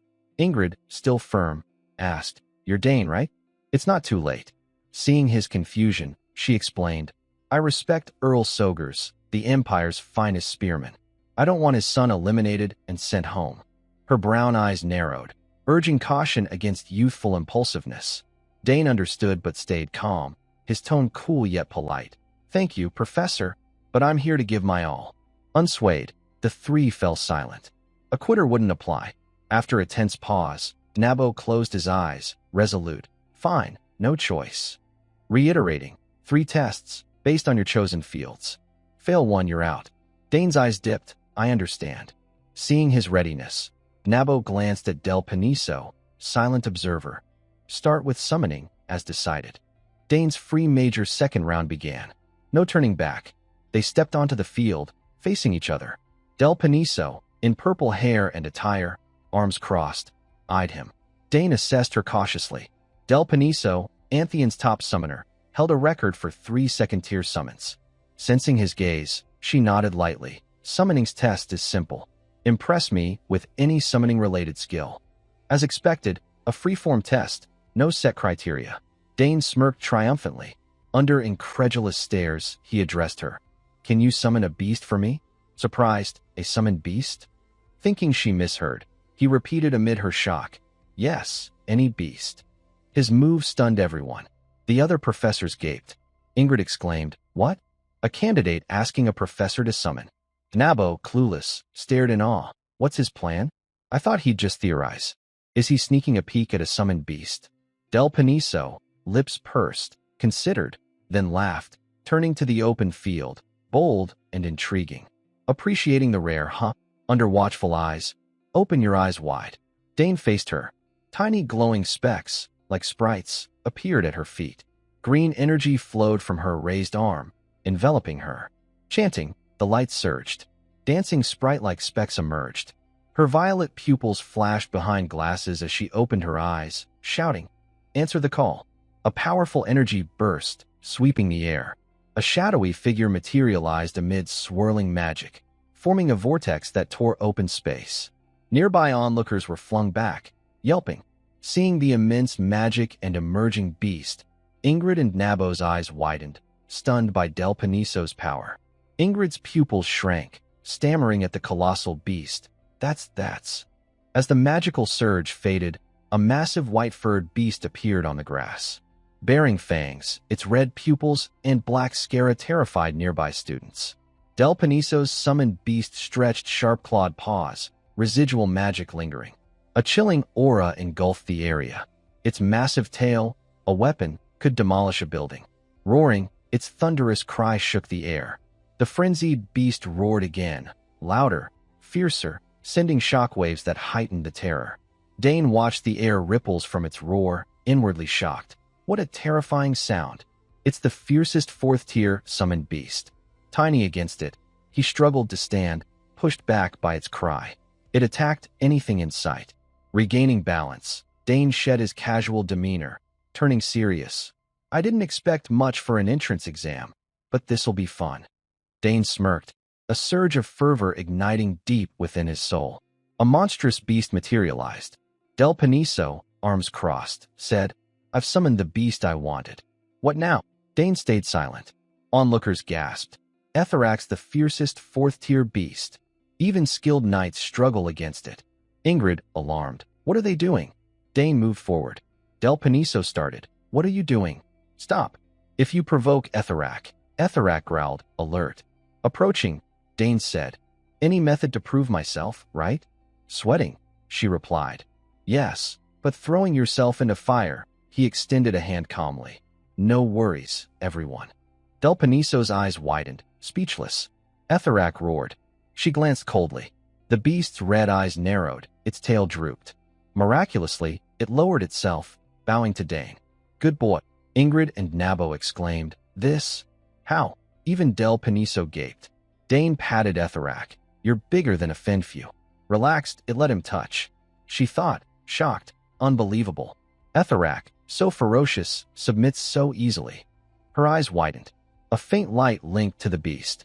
That's the mana thread to Etherak. Thin, pale, not submission, but it nullifies hostility. Dane closed his eyes, smiling. Nabo thought, a dream. Seeing it, I still can't believe. Ingrid shouted, innate hyperempathy? Incredible. Onlookers gaped. Del Paniso mused. Did he approach Etherak, analyze the mana thread, and mimic it to connect? Lowering her gaze. No method exists, so this must be the best way to tame. Recalling her childhood, her talent surpassed even hers, once praised by her master. Her eyes brimmed with emotion. Such talent promises a bright future. Stepping forward, she told Dane, your abilities confirmed. Smiling, bold courage, calm judgment, solid fundamentals. Dane listened eagerly. No doubt, you've passed. Ingrid and Nabo chimed, agreed. His lips curved, sunlight glowing. Thank you. Night fell. A voice rang. Done in 30 minutes? Layla, glum, your top scorer. Dane replied, what? You topped swordsmanship. No, you're the top.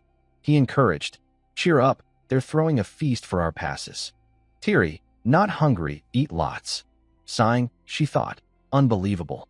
Such a gap, like an unstoppable force, a natural disaster. As Layla left, Dane called, Layla. Duke Thermion appeared.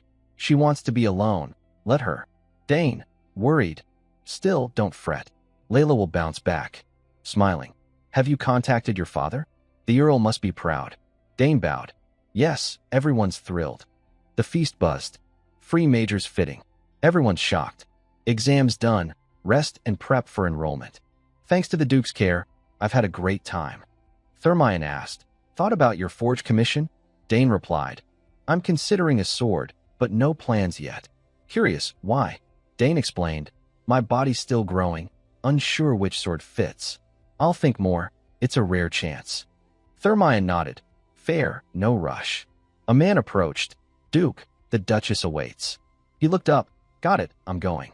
Dane watched them leave, lips pursed, thinking, the Duchess's illness persists. Recalling Layla's words, symptoms haven't worsened, but haven't improved, years like this. Dane's face showed empathy, such a pity. Lips tight. Never having seen family ill, I can't grasp that feeling. Muttering, should I comfort Layla? 2 days later, morning sunlight bathed the Academy's castle. People bustled in elegant formal wear, gathering in the courtyard for a speech. Delighted to meet our new Royal Academy students. I'm Homit, headmaster. Seeing you, who've overcome fierce competition, I believe the Empire's future is bright. All listened silently, elite talents smiling at the encouragement. He continued, this year, we have exceptional talents, including a free major passer. Only 2 in 100 years, approved by the heads of spearmanship, magic, and summoning. Murmurs erupted. Free major? Unbelievable. Who's that talented? Homit lowered his eyes, announcing. Representing the freshman, top scorer Dane, stepped forward. Dane's expression showed no surprise. The voice boomed. Dane, step forward. The crowd buzzed, surprised. That kid passed free major. What blessings does the Sogur's family have? Dane kept a cool, silent demeanor. Up high, whispers spread. See Dane there? So majestic. I see him clearly. Top scorer. Bout Thermion praised Arkan Sogurs. You've raised him well, Arkan. Arkan scratched his head humbly. Nothing compared to you. Bout Thermion sighed, eyes closed. Raising 2 sons brought no joy. I envy your daughter's easy enrollment, but my boys? The eldest is on assignment. The youngest ran off, patting Arkin's shoulder. You have 2 daughters, lucky. I'm jealous. Arkin, flustered, don't you have Layla? Bout fell silent, gazing at Layla below. If only my wife knew. Faculty before the headmaster asked Dane. Close to summoned beasts since childhood? Dane replied, yes, Professor. Del Paniso noted, indeed, innate harmony. Sweating, she thought, a monster. This unassuming boy outdoes most summoners. Nabo mused. Professor, with Dane's harmony, could he summon beasts from beyond the horizon? A realm of unique creatures, disconnected for over a century. She replied, let's see. Those beasts choose their summoners. The crowd dispersed. Homewood approached. You're the rumored Dane? Handing him a certificate. May your talent shine here. Dane smiled. I'll remember, headmaster. Still gathered, the courtyard hushed. Holding the certificate, Dane thought, finally at the academy. It took time, but I won't waste this new life. His eyes sparkled with joy. Sunlight blazed. This is just the start. In the academy's opulent main hall, a man announced, that concludes the introduction. Take a break until the next part. Eat, rest well. Murmurs arose. A familiar voice warned. Listen, Dane, many will target you now. It was Layla. Good or bad intentions, be cautious. Think hard before agreeing to anything. Dane nodded. Got it. Chatter grew louder. Don't refuse, join us. Club activities are the academy's pride. Dane declined. Sorry, I'm not interested. Club recruiters swarmed. Haha, nabbed a newbie. Grab that redhead. Our talent. Layla groaned. Ugh, seniors recruiting during break. Dane mused. My eldest sister mentioned fun clubs. They're crazy for me. Find the Soger's top scorer. We must recruit him. Layla panicked, seeing eyes on Dane. They're targeting you. What now? Before Dane could reply, Layla grabbed his hand, dragging him away. Where to? Just get out of here. Muscular men shouted. Dane, join Body Beauty Club. Forge a perfect physique. A blonde guy rushed up. Hey, rookie. How's our map exploration research club? Join now for new maps. A girl chimed. Our astrology research club gathers top talent. They fled the mob. That's about Thermion's daughter beside him. Don't let her slip. Layla yelled. I'm not joining. No way. Like prey, they ran. Dane thought. I'm used to enemy pursuits, but this is new. Top scorer life's exhausting. A tall figure with long hair passed. Quintus Redfield. Students whispered. Right. They say after retiring as a royal knight, he became a professor. Amazing. Quintus overheard, but stayed silent. A headache loomed. He walked amid gossip, a free major student enrolled after decades. His role was cushy, occasional papers, modest results. That easy life's over. Students chattered. He's prepping lessons.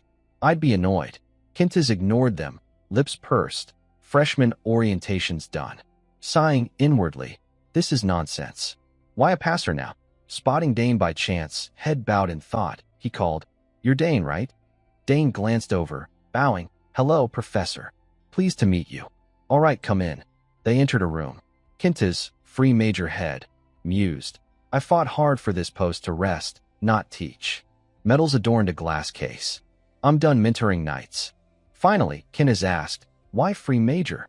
Dane replied, To do everything. I want to. No plans to switch to a specialized major? Dane was honest. No, I don't want to miss this chance. Quintus pursed his lips. Then I must guide him. No other way. Spotting a sword. Wait, he didn't test swordsmanship. Lacks confidence, huh? Seizing the chance. Hey, know anything about swordsmanship? Dane, puzzled. Swordsmanship? No offense, but, as your free major professor, I should know your level. Dane sensed the intent, thinking, why suddenly swordsmanship? Feels unwelcoming. He clarified, it's not that I'm uninterested. Quintus pounced, great. Shall I test you? Dane nodded, sure. Quintus gloated inwardly. Perfect, he's trapped. Aloud, to my training ground. His plan clear, I can fail students. Claim poor swordsmanship, and he's gone.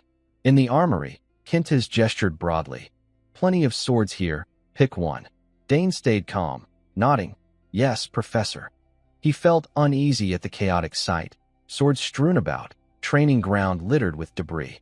Why is it like this? The neglect, despite no free major students, seemed excessive.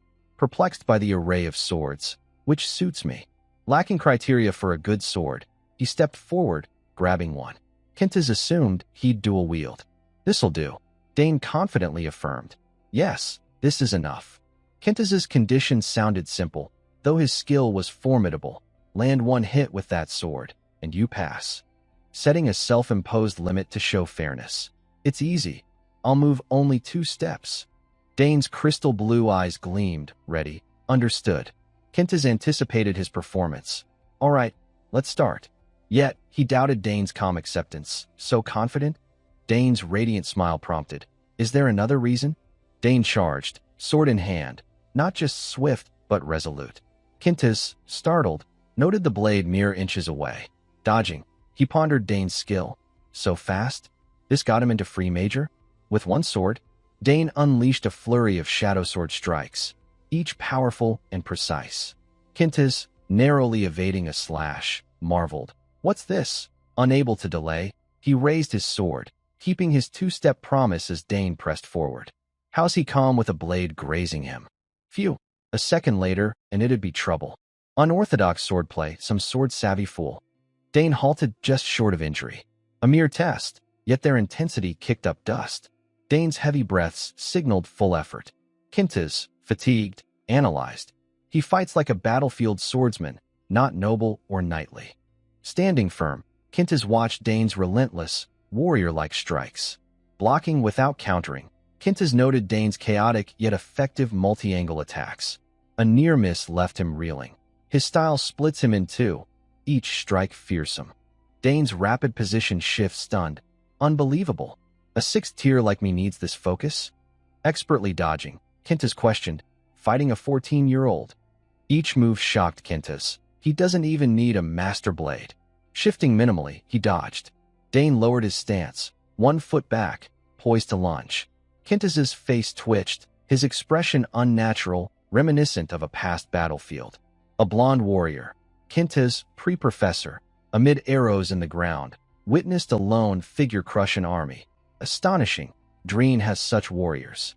Using experience, Kentiz suspected Dane hid his identity, lacking knightly insignia.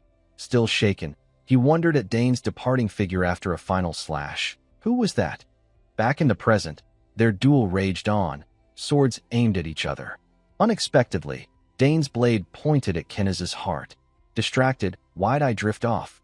A victor's smile bloomed on Dane. Already skilled, he relished competition. Sheathing his sword, he asked softly, Professor Kentiz, have I met the requirement? Silence fell. Kentiz gritted his teeth, eyes closed, speechless at losing to a child. Lowering his sword, he gripped the hilt to stifle anger, admitting, you've passed. Dane panted, while Kentiz, unruffled, thought, without my handicap, it'd be tough. Royal Knight prowess isn't enough. Dane's free major choice had revealed his ability. Kentiz reflected, this kid's a genius, uniquely so.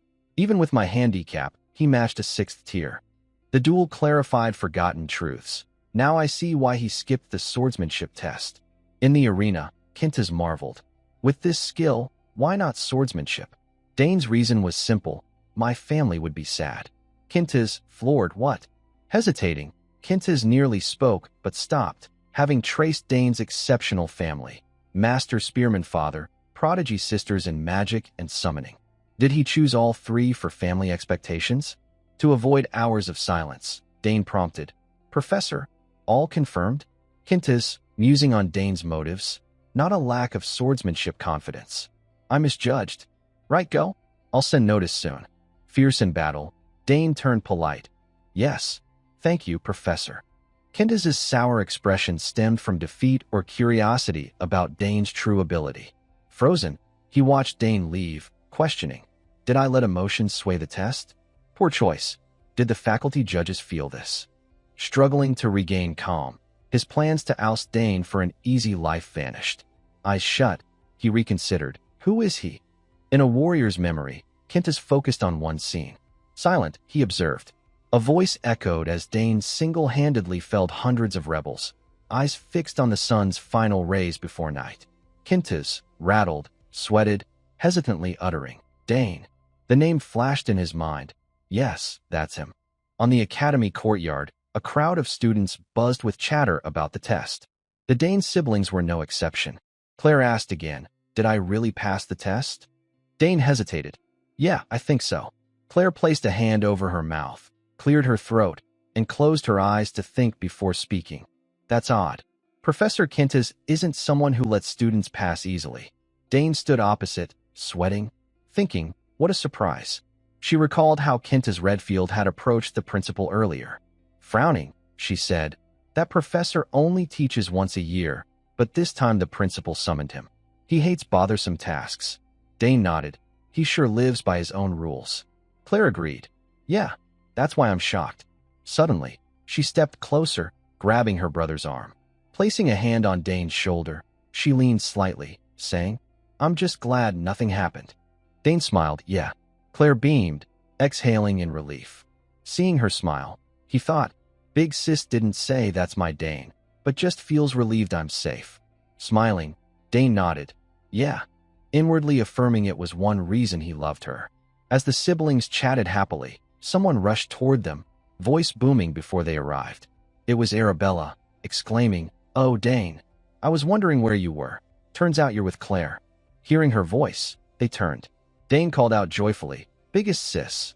Arabella flashed a smile at the siblings, asking, "Our youngest passed the test, right?" The trio standing together sparked a commotion. Nearby students pointed, gossiping about the Sogers family. "Look, the Sogers siblings are gathered. I thought just Arabella and Claire were amazing, but now the youngest outshines his sisters. What kind of family are they?" The scene shifts to another part of the city. Max Howe's voice droned on. "I'm Max Howe, in charge of all dormitory operations. The dorms are divided into 3 areas based on entrance scores. The highest tier is called Danteer Guan, named after the first emperor." The two walked slowly down the path. Dane listened attentively, responding softly, "Yes, sir." Seeing Dane nod, Max continued, "Student Dane, as the top scorer in the free specialization, you'll stay here. The cafeteria, training grounds, and library are top-notch. Plus, there's a lounge and a magic projection room." He paused, then added mysteriously, "And there's secret equipment, too." The odd phrase startled Dane, his eyes flicking over. What's he thinking? Secret equipment? Max, holding a key, turned back, instructing, "It might not happen, but depending on your grades, you could be moved out." Arabella and Claire stayed here too, but only until graduation. Dane wasn't too surprised, thinking, "Of course, my sisters." Max held up a key marked 705. "Here's your access key." Dane accepted it with both hands. Max said, "We'll give you 2 for backup, so report if you lose one." Dane looked at the key, nodding. "Yes, I understand." Max warned, "Be careful. There are lots of quirky students here. They're not bad, but unexpected things can happen." He added, "Check your room. If you need anything, contact logistics." Hearing Max, Dane pondered silently, sighing inwardly, "Should I check the room?" Entering his new place, Dane looked around, impressed. Wow, really high-end. He wondered, glancing about, but why is it so quiet? Suddenly, he stopped, body tensing. Something felt off. A huge academy like this, but no servants or guards. Dane walked further, seeing no one, not even a servant. Something's wrong. I can't sense any human presence, like they've vanished. His eyes fixed on the door ahead, voice low. "What's going on?" Using his magic, Dane scanned the area. Green light rays appeared, twinkling like stars. "Let's try spreading my aura." The green glow enveloped him. Closing his eyes, he probed. The light seeped into every corner of the castle. Passing a spot with a brown aura and a faint oil scent, he heard engine noises and gears clicking. Dane opened his eyes, realizing, it's a trap. After scanning, he understood, a smirk forming. Standing alone, he looked ahead, muttering, "So that's it. An initiation." He was right. The other students were in another room, watching the new student on a screen. Seeing him pause, one questioned, "Why is he not moving? Does he really have a good sense?" Dran spread his arms, asking, "Hey, Arnold, could he know about the trap?" Arnold adjusted his glasses, voice firm, "Absolutely not." His full name was Arnold Jullard, eldest son of the Baron Jullard family, a third-year marksmanship student. Pointing at the screen, Arnold boasted, "My Jullard family is the greatest hunting clan. thriving for centuries. I'm confident in my trap. Another student, skeptical, asked, "Is it dangerous?" Arnold nodded. "Of course. I removed anything that could harm him. It's just to make him a laughingstock." He grinned triumphantly. "Wait and see. He'll probably faint from fear. This first initiation will be epic." Looking at the screen, he added, "When that kid gets here, he'll be a mess." Another hesitated. "Is it really okay?" "That's the Sogur's family." Arnold raised an eyebrow. "So what?" "We all went through memorable initiations." Just then, a blonde girl's voice chimed behind Arnold. "But he's the top scorer in free specialization. This time might be different." This was Priscilla Nealiel, from the Nealiel family, a fourth-year neuroscience student. She said, "His eldest and second sisters are geniuses. If he passed free specialization, he's an even greater genius." Hearing her, Arnold's eyes widened, mouth agape, turning. "What? You mean he won't fall for my trap?" A brown-haired student interjected. "Not that, but you don't seem confident." Arnold insisted, "My trap's perfect." "Stop laughing, it won't happen." He adjusted his glasses, thinking darkly, no way he'd spot my trap. I used stealth magic and oil to mask the engine noise. Suddenly, Dane moved, shocking the room. Everyone watched, shouting, "He's moving again? Look, move aside." Dane walked, looking up, smiling. Starting with a rope trap? One light touch, and it springs. He reached forward, opening the door, muttering. "So, magic bullets on the ceiling, rigged with something." Opening the door triggers it. Sure enough, as he opened it, the device fell, shattering. It spilled water, icy, clear blue water splashing the floor. Dane stood still, unmoving. One step forward, and he'd be drenched. But such tricks couldn't fool him. He glanced at the pooling water, clicking his tongue inwardly. Less water than I expected. Then, a hidden mechanism activated, releasing brown smoke. The hallway filled with a thick brown haze. Dane covered his nose.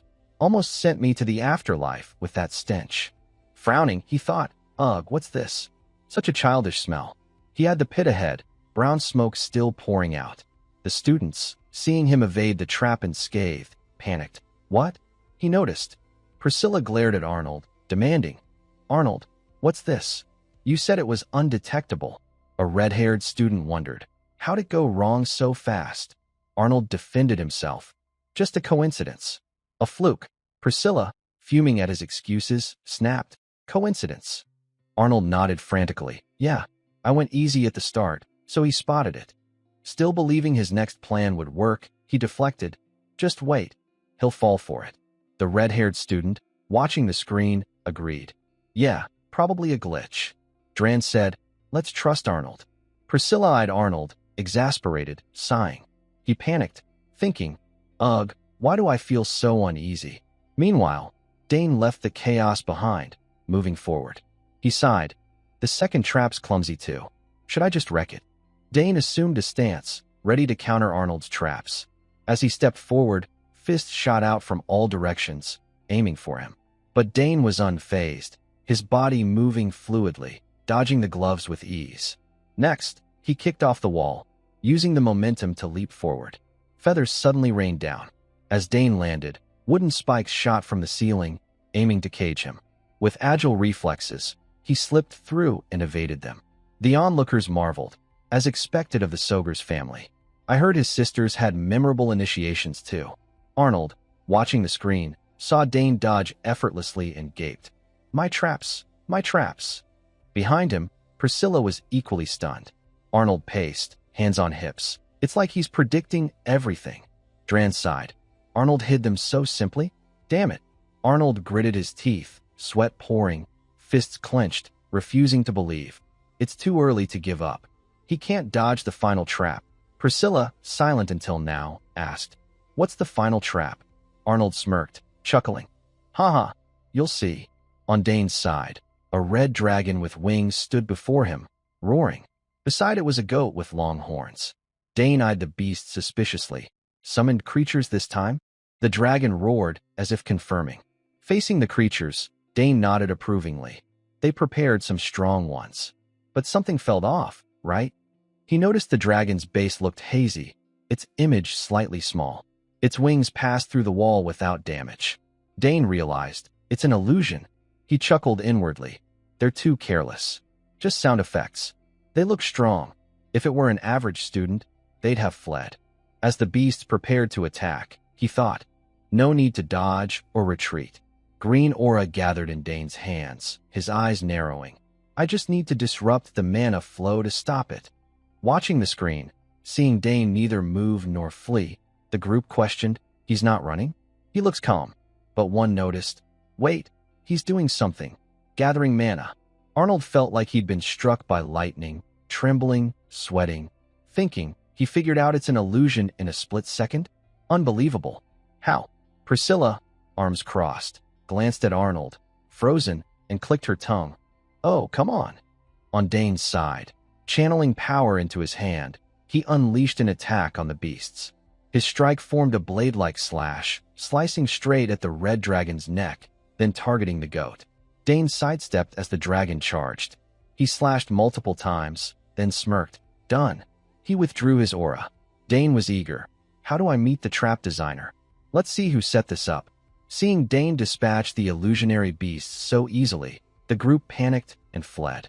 Priscilla, running out the door, shouted, It's an Etherak. Get out. Why's it here? Royan, sprinting fastest, turned back to curse Arnold. Damn it. Do something. Halfway, another beast, a wolf, blocked their path. Arnold, fleeing, stammered. I don't know what that is. It's not mine. The beast advanced, roaring. Arnold collapsed, screaming along. Aya. Dane arrived, seeing the group cowering before the threatening beast. So this is where you're hiding? Arnold, hearing him, looked up, stammering. New student, he pleaded. If it's yours, do something. We're sorry. Please recall it. Dane said nothing, raising a hand to cast green light, muttering a chant. A portal appeared behind the beast, green light enveloping it. The light pulled the beast into the portal, vanishing with a flash.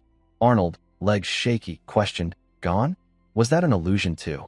Droyan, regaining composure, approached Dane, scoffing. The initiation's ruined. He extended a hand. Hey, new student. I'm Droyan Ballantyne, third-year alchemy student, sole direct heir of Marquis Ballantyne. Thumbs up, he grinned. Nice build, pretty handsome. Your sisters are gorgeous, so it makes sense, right? Dane, after a pause, shook his hand. Hi. Inwardly, he thought, what's this guy on about? Seeing the chaos ahead, Droyan praised. You're great at dodging traps. Heard you passed free specialization. Arnold's traps didn't work on you, huh? He's bummed. Arnold, behind, turned away, scratching his head, shot while lying down. Damn, why's this about me? Droyan continued. He's the heir of the famous Jullard hunting clan. Probably designed all these traps. Dane smiled lightly, thinking, so that kid planned it. Droyan turned back. Hey, you guys say hi. The three behind stepped forward. Yeah. Droyan pointed to Priscilla. This is Priscilla, fourth-year neuroscience. Whispering, best not to mess with her. She's a wannabe cleric, kinda. Before he finished, she cut in. Kind and beautiful. Then coldly. Hi. I'm Priscilla Neliel, the abandoned child of the Neliel family. In neuroscience, don't dream of marriage. Dane flashed a charming smile, nodding. Please guide me. Shaking his hand, Priscilla's face lit up, shocked. What? Why's your mana so strong? Still in disbelief, Dane looks so young. This isn't mana we can have at our age. Royan nearby gasped, what? Priscilla ignored Droyan's comment. Unbelievable level. Arnold, silent till now, asked, that amazing? Priscilla, staring at her hand, didn't answer. Unbelievable. Yeah. Arnold glanced, annoyed, showing off with stronger mana. A red-haired student stepped between Dane and Priscilla. Yo, Dane. Priscilla, irritated, frowned. Don't cut in. Ignoring her, he said, I'm Scal Hasbro, second-year martial arts. Unlike those gross gym rats, so don't get the wrong idea. Hearing muscles, Dane thought of two hulking guys. Oh, those types. Scal explained, muscles matter, but martial arts isn't about flexing. If you're curious, talk to me. I'll show you real martial arts. Dane nodded. Scal glanced at Arnold. One left, huh? Arnold, arms crossed, turned away haughtily. Priscilla, seeing him face away, said, Arnold, introduce yourself. Your turn. Droyan added, what, sulking? Over the traps. Arnold, eyes closed, ignored them, just for that. So petty. Changing his mind, he turned, shook Dane's hand. I'm Arnold. Smiling, greetings. Let's help each other. Dane, reading his expression, wondered. He's upset I broke all his traps. Should I compliment him? He praised, pointing out flaws, solid traps. You clearly know mechanisms and triggers, but the main issue is... Arnold, shocked, shouted, what? Ignoring his disbelief, Dane suggested, next time, instead of F6 break, mix F3 silver with D6 black at a 4:6 ratio. It'll work better. That brightness is less noticeable. Arnold, listening, found it reasonable. Dane continued, other than that, anyone could fall for your traps. Priscilla gaped, lecturing Arnold? Who are you to teach him trap making? Outrageous. Someone interrupted. That's enough intros, Dane. I'll show you your room. With that, the group headed down the hall. Walking, Dane thought, interesting people. Not a bad mood. I've made good friends. Watching them laugh and bicker ahead, one jab after another, Arnold yelled. You all heard him. He said my traps were well made. Priscilla teased. Ah, so cute. Arnold snapped. I'm not a kid, stop it. Dane smiled, amused. Things will get even more interesting. In front of the academy, Layla shouted, what? 6 specialized classes this semester. Dane, standing opposite, nodded, just 3 specializations. Each requires 2 lectures. Plus, there are general education courses. Layla groaned. What now? No time to sleep. One hand on her hip, the other pointing at Dane, she said, you're adding general courses too? Can you handle it? You won't even have time to sleep. With a serious tone, she added, normally, first years only have 4 classes. Think about it. Can you skip the first one? Dane glanced at her, a slight smirk forming, and gave a reason. You think that's okay? That's why military studies got 2 extra general classes. Layla recalled a moment in the classroom, staring at her transcript in shock. Ugh, you're brutal. I'm terrified of military studies. In the first exam, my score tanked because of it. It's a tough subject. Back to the present. She stood with legs crossed, eyeing Dane. You sure look like a top student. See you later in the swordsmanship specialization class. I've got a general lecture now. Curious, Dane asked. What's the general lecture about? Seeing his interest, Layla winked, pulling out a thick book, Understanding Cosmetics and Skincare. Dane thought, typical girl stuff. He chuckled, haha, such a girl thing. Bidding her farewell, he left. Got it. See you later. In the classroom, everyone buzzed about Dane. His reputation preceded him. Why's he here? To attend a lecture? Students in the back whispered, really? Being the Earl's son, he seems kinda cold, huh? Oh, I get what you mean. Dane, sitting up front, frowned, annoyed, thinking, gossiping about someone loud enough for them to hear. I heard everything. He sat at his desk, picking up a book, placing it down, and flipping it open. Introduction to Military Studies. He'd read this section before and roughly understood it. From what I read yesterday, some content aligns, but some is completely opposite to reality. Fair enough. If theory and practice always matched, no nation would lose a war. His gaze darkened, but military studies are taught because basic theory is crucial. His thoughts were interrupted by the noisy students, snapping him back. The professor arrived. Francisco Gabus entered, stern-faced, his shout echoing through the hall. What's this class doing? Sit down. He slammed his hand on the desk for order. Hello, everyone. Introducing himself, he said, I'm Francisco Gabus, teaching military studies theory. Call me Professor Gabus. Next, roll call. Like other classes, we'll start right after. Dane, below, looked pensive, hand on chin, thinking. From his demeanor, he seems battle-hardened. Smiling inwardly, this'll be interesting. Francisco paused, then shared, deep understanding of military theory is key to battlefield success. Soldiers act recklessly, so commanders must balance victory and lives. Theory is critical. It helps you grasp the field. Recognizing real-world inconsistencies reveals the true value of military theory. He posed a question. I'm curious, how many talented students here will become elites? What's the most important thing in war? A hand shot up. Francisco glanced at it. Dane. He said, let's hear from the student with the raised hand. Dane answered confidently, logistics. The students gasped, amazed Dane got it right. Francisco nodded, pleased, exactly. He continued, victory, triumph, innovation, all rely on secure logistics. Looking at Dane, he praised. The room went silent. Impressive, answering correctly right away. Arms crossed, he asked Dane, "Do you know the 3 most important aspects of logistics?"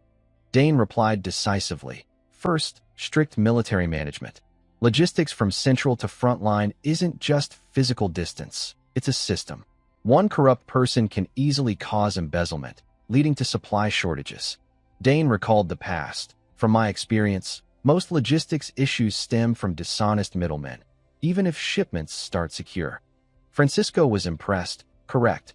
Dane, calm, continued. Standardized logistics.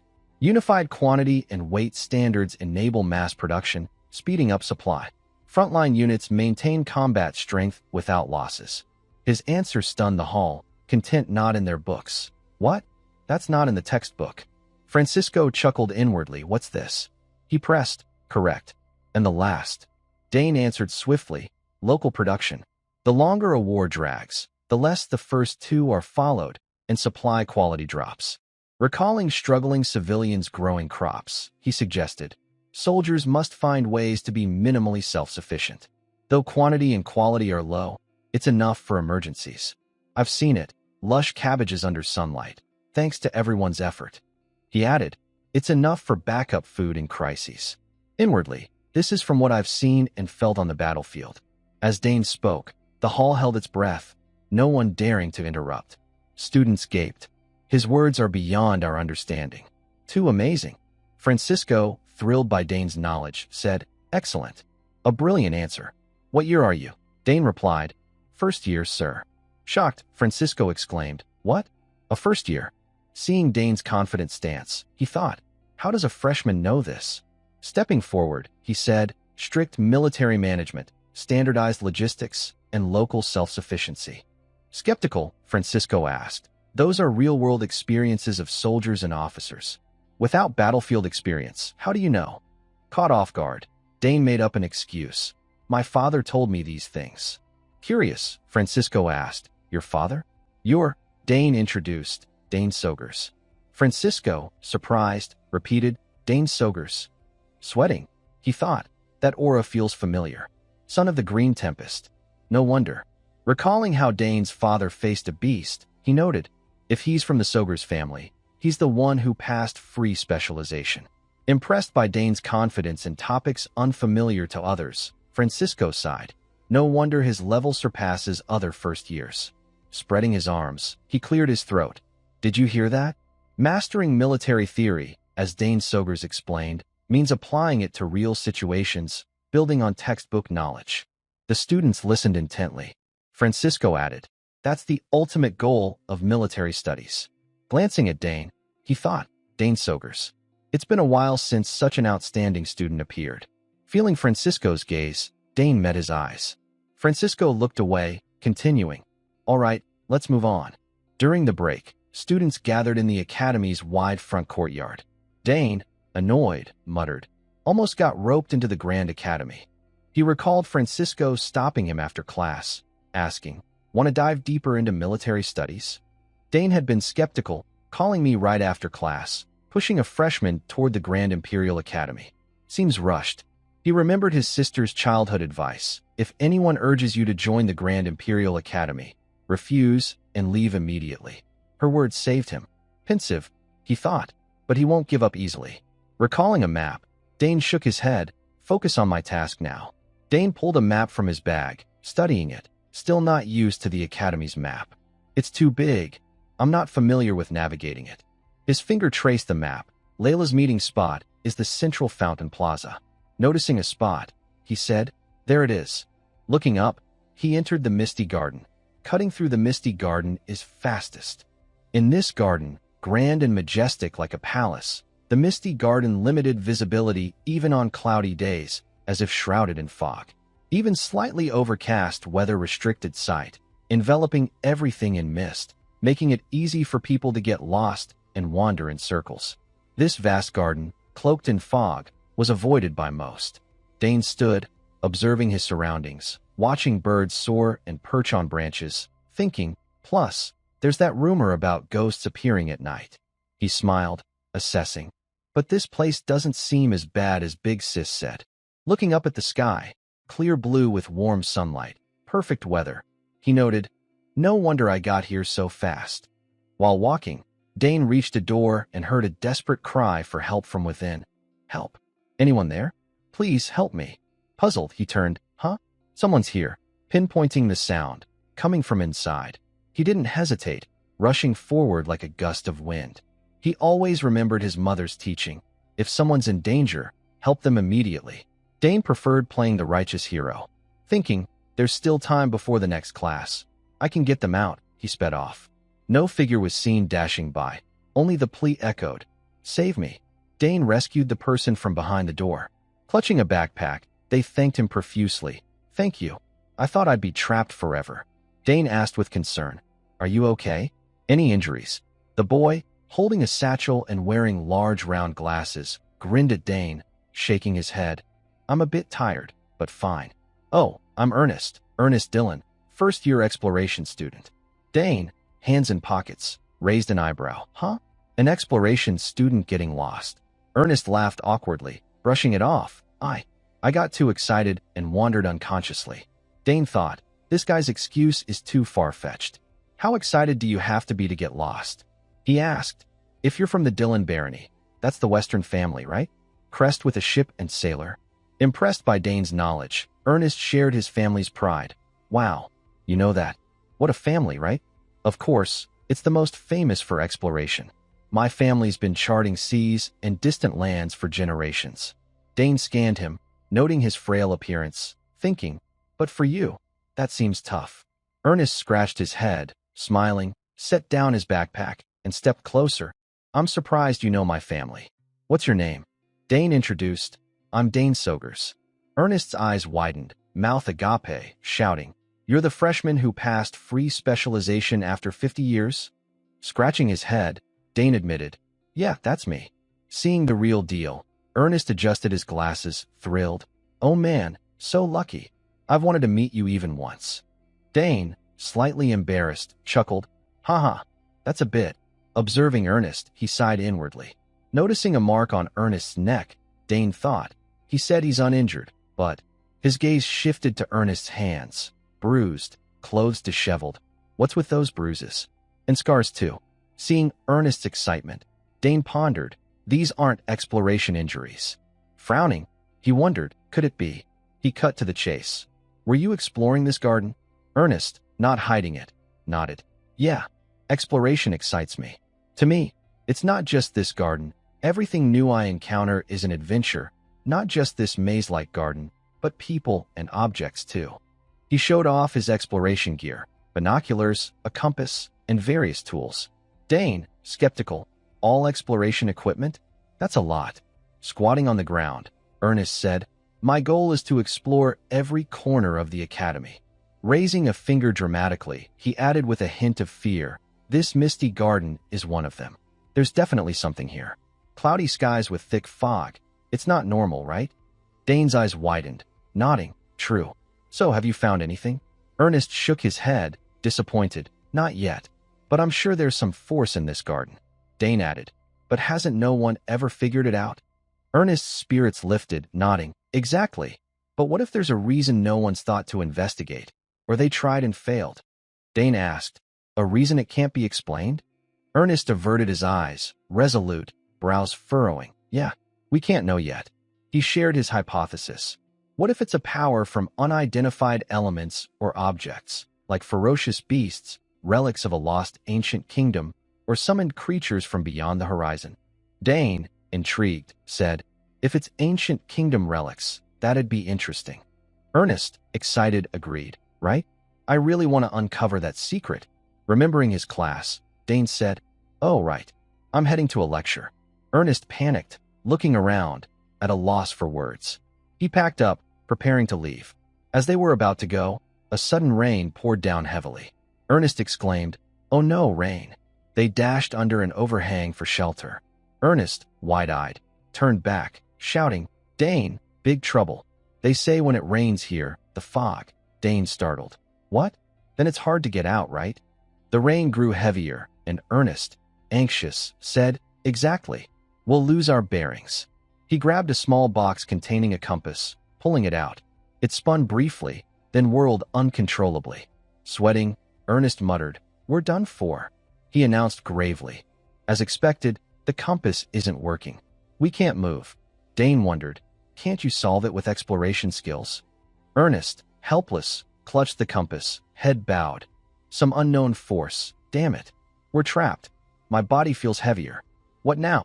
Seeing Dane's shocked expression, eyes wide, mouth open, Ernest repeated nervously, "My body feels heavier. What do we do?" "Sorry, Dane. Because of me," Dane reassured. "It's fine. Let's wait and see." After observing, a thick fog suddenly enveloped them. Dane felt something odd. This fog, it feels familiar somehow. Or is it my imagination? It's like this fog is empowering me. Raising his hand, he marveled. Instead, I feel strangely stronger. Could it be? Ernest, sitting below, hair wet, sobbed, wiping tears, blaming himself. Big trouble. If this continues, Dane's in danger. Suddenly, a green light flashed, stopping his tears. Glancing up, Ernest gaped in awe. Dane's power surged around him, orderly and vibrant. The force hit Ernest like a strong gust, making him shout, "Dane!" Raising his hands to brace, he gasped, "Ugh! Such terrifying mana." After a while, the power subsided. Ernest thought, is the fog dissipating from Dane? Seeing the lingering energy around him, he asked, "Dane, what's happening?" Dane didn't answer directly, calmly saying, "Let's go." Looking at Ernest confidently, he added, "I think I know the way out." Ernest, dazed, snapped back, incredulous. "Really? How do you know?" Seeing Ernest's shocked expression, Dane smiled inwardly. "Maybe I can unravel the mystery of these persistent rains." The rain grew heavier, showing no signs of stopping. Dane thought, I might uncover the secret of this place. Leading the way, Dane cleared a path for Ernest, green light still enveloping him. Ernest, skeptical, wondered what's going on. Seeing the power around Dane, he thought, this is the mysterious fog many mages haven't deciphered.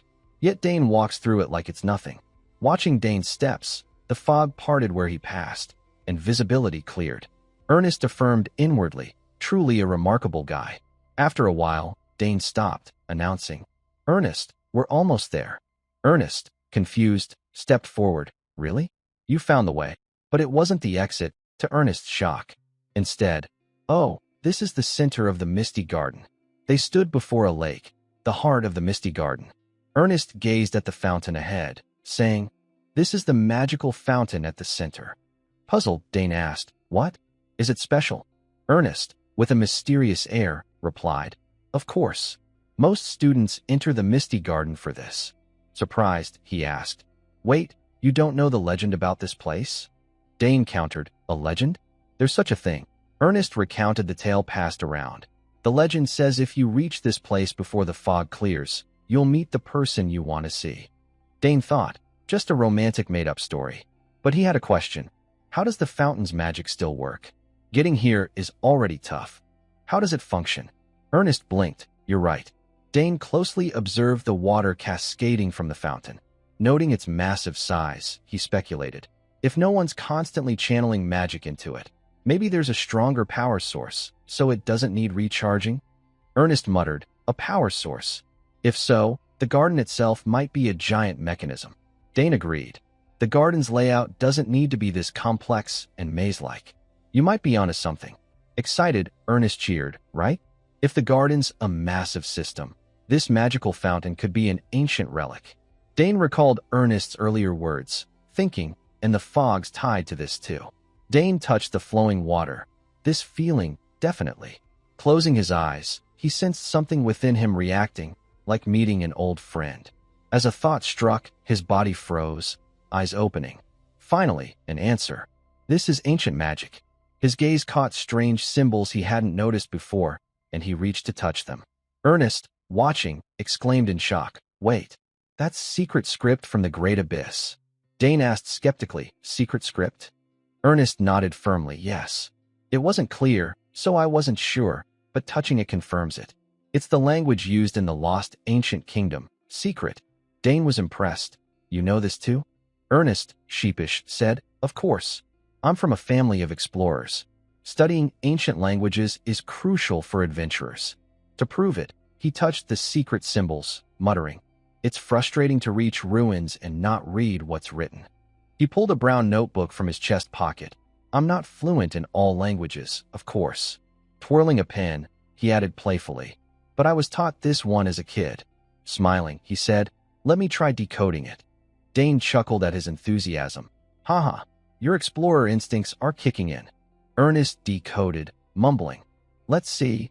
This word means worthy, and the next is this world." His pen scratched across the page. "Yeah, that's it."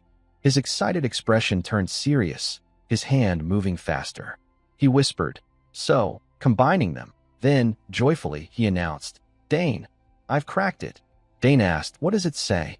Ernest held up the notebook, crammed with notes, and read, "Those who are worthy will prove their strength." Dane, stunned, repeated, "Worthy prove." He thought, worthy means ancient magic? Somehow, the closer I get to the center, the more familiar it feels. Ernest grinned. "Pretty cool, huh? Worthy refers to ancient magic. No way such a person exists." Dane smiled. "Thanks, Ernest." Ernest's eyes widened in shock, seeing green light ribbons swirling around Dane. Unable to contain his curiosity, he asked, "Dane, what are you doing?" Dane, focused on the lights, squinted. "They say ancient scripts hold power through their forms." Recalling a bracelet, he mused, "If I use this bracelet," raising his hand, the light ribbons surged into the bracelet. As expected, strange symbols appeared on it. He smiled, pleased with his hunch. Dane raised his hand again, and the light ribbons streamed outward. The secret symbols seemed alive, gently shifting. They morphed into different shapes, then transformed again.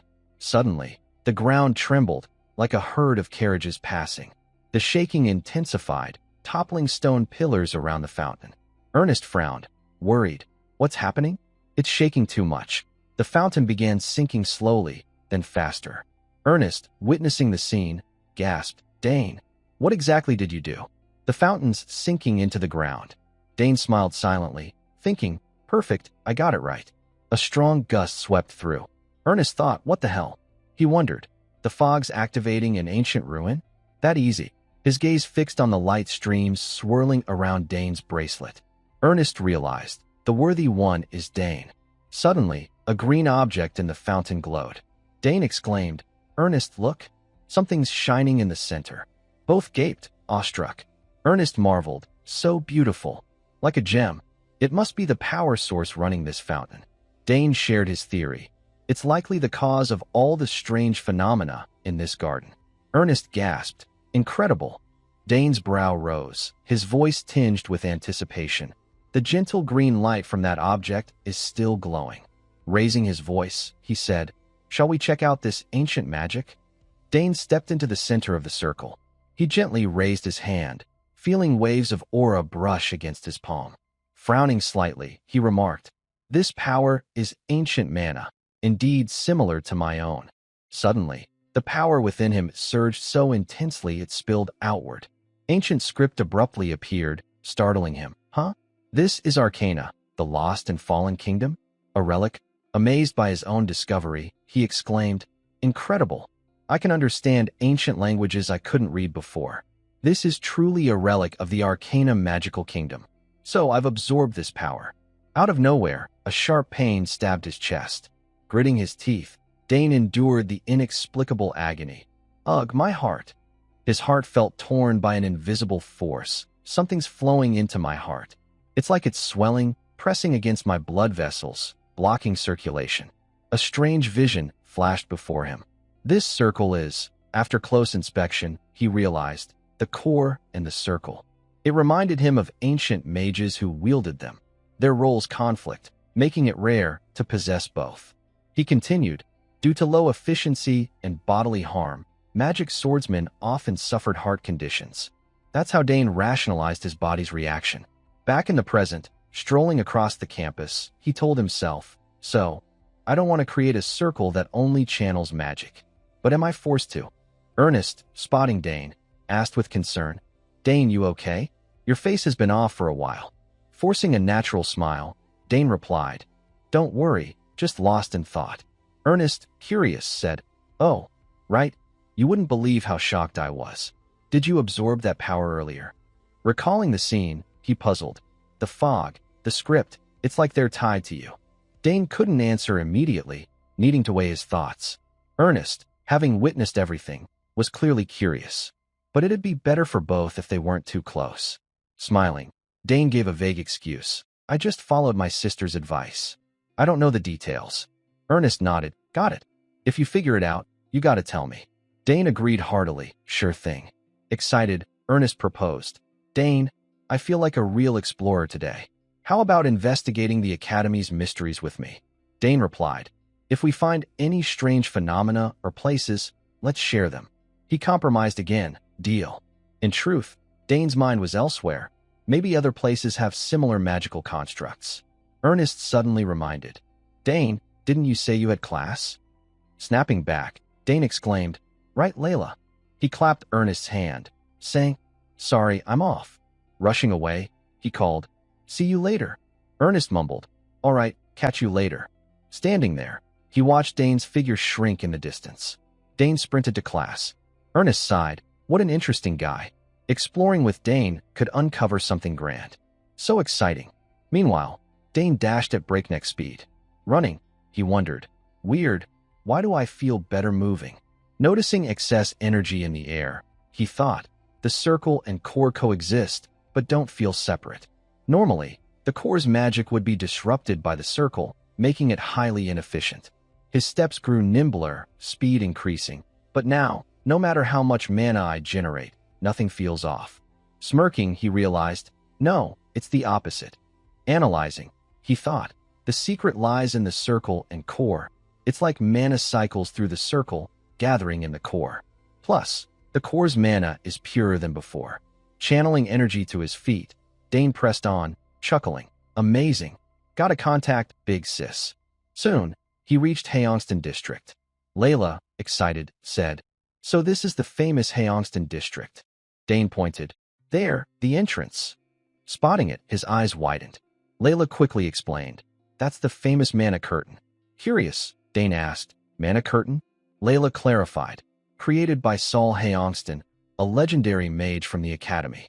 It opens once a year for talented new magic students. She added, passing through shows different colors based on mana quality and level. Dane nodded. I see. Layla continued. Originally, it detected dark mages infiltrating the Academy. She noted, after dark mages vanished, it was repurposed for this. Dane, still curious, asked, What colors for each level? Layla answered, If you lack talent, no color. Decent is yellow, fairly talented is green, overwhelming is red. Dane remarked, You've researched a lot, huh? Layla explained, I want to know everything about the Academy. She revealed, Your sisters both got red. Layla stepped forward. Dane, I'll go first. Confidently, she entered the curtain. The space turned red. Thrilled, she cheered. Red. Dane praised. Awesome. She boasted. I'm at this level, obviously. Curious, Dane suggested. Let me try. Stepping into the curtain, he mused. Mine's probably red, right? Tensing, he clenched his fists. With the ancient mana absorbed, it should be stronger. Yet, the color was green. Both froze, stunned. Huh? Green? What's going on? There's no green level. Layla gasped. Why are you always so different? Dane laughed it off. Haha, true. Inwardly, he questioned. Why's that? In the classroom, a group of students huddled, gossiping. Did you see his badge? He's from the finance department? A money nerd in this class. The whispers persisted. How would I know? Magic department courses are super popular. He's probably just here for the first session and then gone. The subject of their chatter slowly entered the room. A boy hurried over, asking, What's up? Titan asked Arthur. Why are you here? Arthur replied, Oh, I dropped by because I have something to do after class. Arthur Diamet, a fifth-year magic department representative, eagerly asked, But he's not here yet? The interdisciplinary student, Dane Sogers. The other boy stammered. He said he'd take this class, but I haven't seen him. Arthur, slightly disappointed, said, Is that so? He's probably on his way. He instructed, When he arrives, bring him to me. He's Senior Arabella's brother, so I need to pay special attention. The boy quickly agreed. Yes, sir. Just then, a commotion erupted outside. Everyone turned toward the door, marveling. So handsome. Look at his eyes, like emeralds. Isn't that Layla they'll meet next to him? Hearing them, Layla nudged Dane playfully. Having fun, star student? You're the talk of the town wherever you go, huh? Spotting Dane, Arthur smirked. Well, finally here. Beaming, he greeted. Dane, great to meet you. Dane Sogers. I saw you at the opening ceremony. Very striking. Dane sized up the stranger, wondering, who's this? He seems like an upperclassman, but why so chummy? He asked bluntly. But who are you? Doesn't the magic department teach basic introductions? Arthur's face darkened. What? Ignoring his sour expression, Dane pressed. If you've got business with me, at least say who you are. Arthur, fuming, cursed inwardly. This arrogant brat. The surrounding students gasped. He's talking to Senior Arthur like that. This is trouble. Insulting a senior means your academy life is over. Arthur's tone sharpened, scolding Dane. I came here personally because you're the brother of a senior I deeply respect. Yet you act so arrogant, oblivious to your place? Ever thought your attitude could tarnish your family's reputation? Dane casually replied. Never crossed my mind. From where I stand, aren't you the rude one? Arthur ground his teeth, snapping. You don't know who you're dealing with. Outwardly tense, he justified internally. Letting this slide would hurt my reputation. Senior Arabella will understand. He raised a hand, ready to cast magic. Looks like you need a lesson. The two faced off, tension crackling. Just then, a stern male voice interrupted. What's going on? Any issues? Arthur quickly fabricated. Professor, I was just greeting the first-year juniors. Magic Department Head Dranevo, impatient, said, Is that so? Save socializing for after class. Arthur complied, turning away. I'll let you off this time. Layla whispered to Dane. Careful, Dane. That guy seems bad news. Unfazed, Arthur murmured to an underling. Take him to that place. The underling hesitated, but he's Senior Arabella's brother. Is that okay? Arthur reassured. I'll explain to her. Just bring him. During class, Professor Dranevo presented a device topped with a gem, saying, Since today's just an introduction, I'll keep it brief, and we'll end early. As this is a practical course, we'll also measure mana. The students cheered. It's the mana measuring device. I've seen it before. Dranevo explained. Place your hand on it and channel mana. Instantly, energy streams will appear around the device. He added, You'll see how many magic circles you have. The students gaped at the circles behind him. 18 circles, as expected of a professor. Pointing to them, Dranevo said, Of course, same circle count, but higher mastery darkens the color. He reassured, Sometimes, no circles appear. That doesn't mean you lack talent, so don't worry. The students nodded. True, some haven't formed circles yet. Dranevo continued. Thus, we can't rely solely on circle checks. Turning to the board, he said, Since you chose this course, you need to know basic magic. From a spatial pocket, he produced a box of small orbs. We'll use these to accurately assess your mana. Seeing them, Dane frowned, muttering, Orbs? Dranevo raised a hand, controlling the orbs with his magic, and gave the task. Use the basic spell psychokinesis. Show your ability to control these orbs. Demonstrating, he flicked his hand, like so. Mana swirled, guiding the orbs in his chosen direction. The class, awestruck, cheered, so cool. His spell is flawless. The movements so precise. Layla, unimpressed, said, No big deal. She pointed out, even basic magic's strength and accuracy depend on the caster. You channel mana into each orb to move them. With our current skills, 3's the limit. Turning to Dane, Layla said, Maybe you can control more. Dranevo suddenly called. Arthur, you're auditing, but can you demonstrate for the juniors? Arthur replied, Of course I'd be glad. Yes, sir. Inwardly, he gloated. I'll show that arrogant Dane what's what. Dane gave him a sidelong glance. Let's see where this confidence comes from. Arthur stepped up, activating the mana-measuring device. Multiple magic circles appeared behind him. The students below gasped. As expected of Senior Arthur, he's reached level 4. The circle color's amazing. Dranevo patted his shoulder, praising, You've improved again. Arthur bowed humbly. All thanks to your guidance, sir. Turning to the class, Dranevo announced, Normally, graduates reach 4 circles. Your senior's already there. He continued praising, "This is true talent. Learn from him. His advice could help you." The class buzzed. Arthur, smug, stared at Dane, thinking, too early to be impressed, Dane Sogers. "I'll show you the gap between us."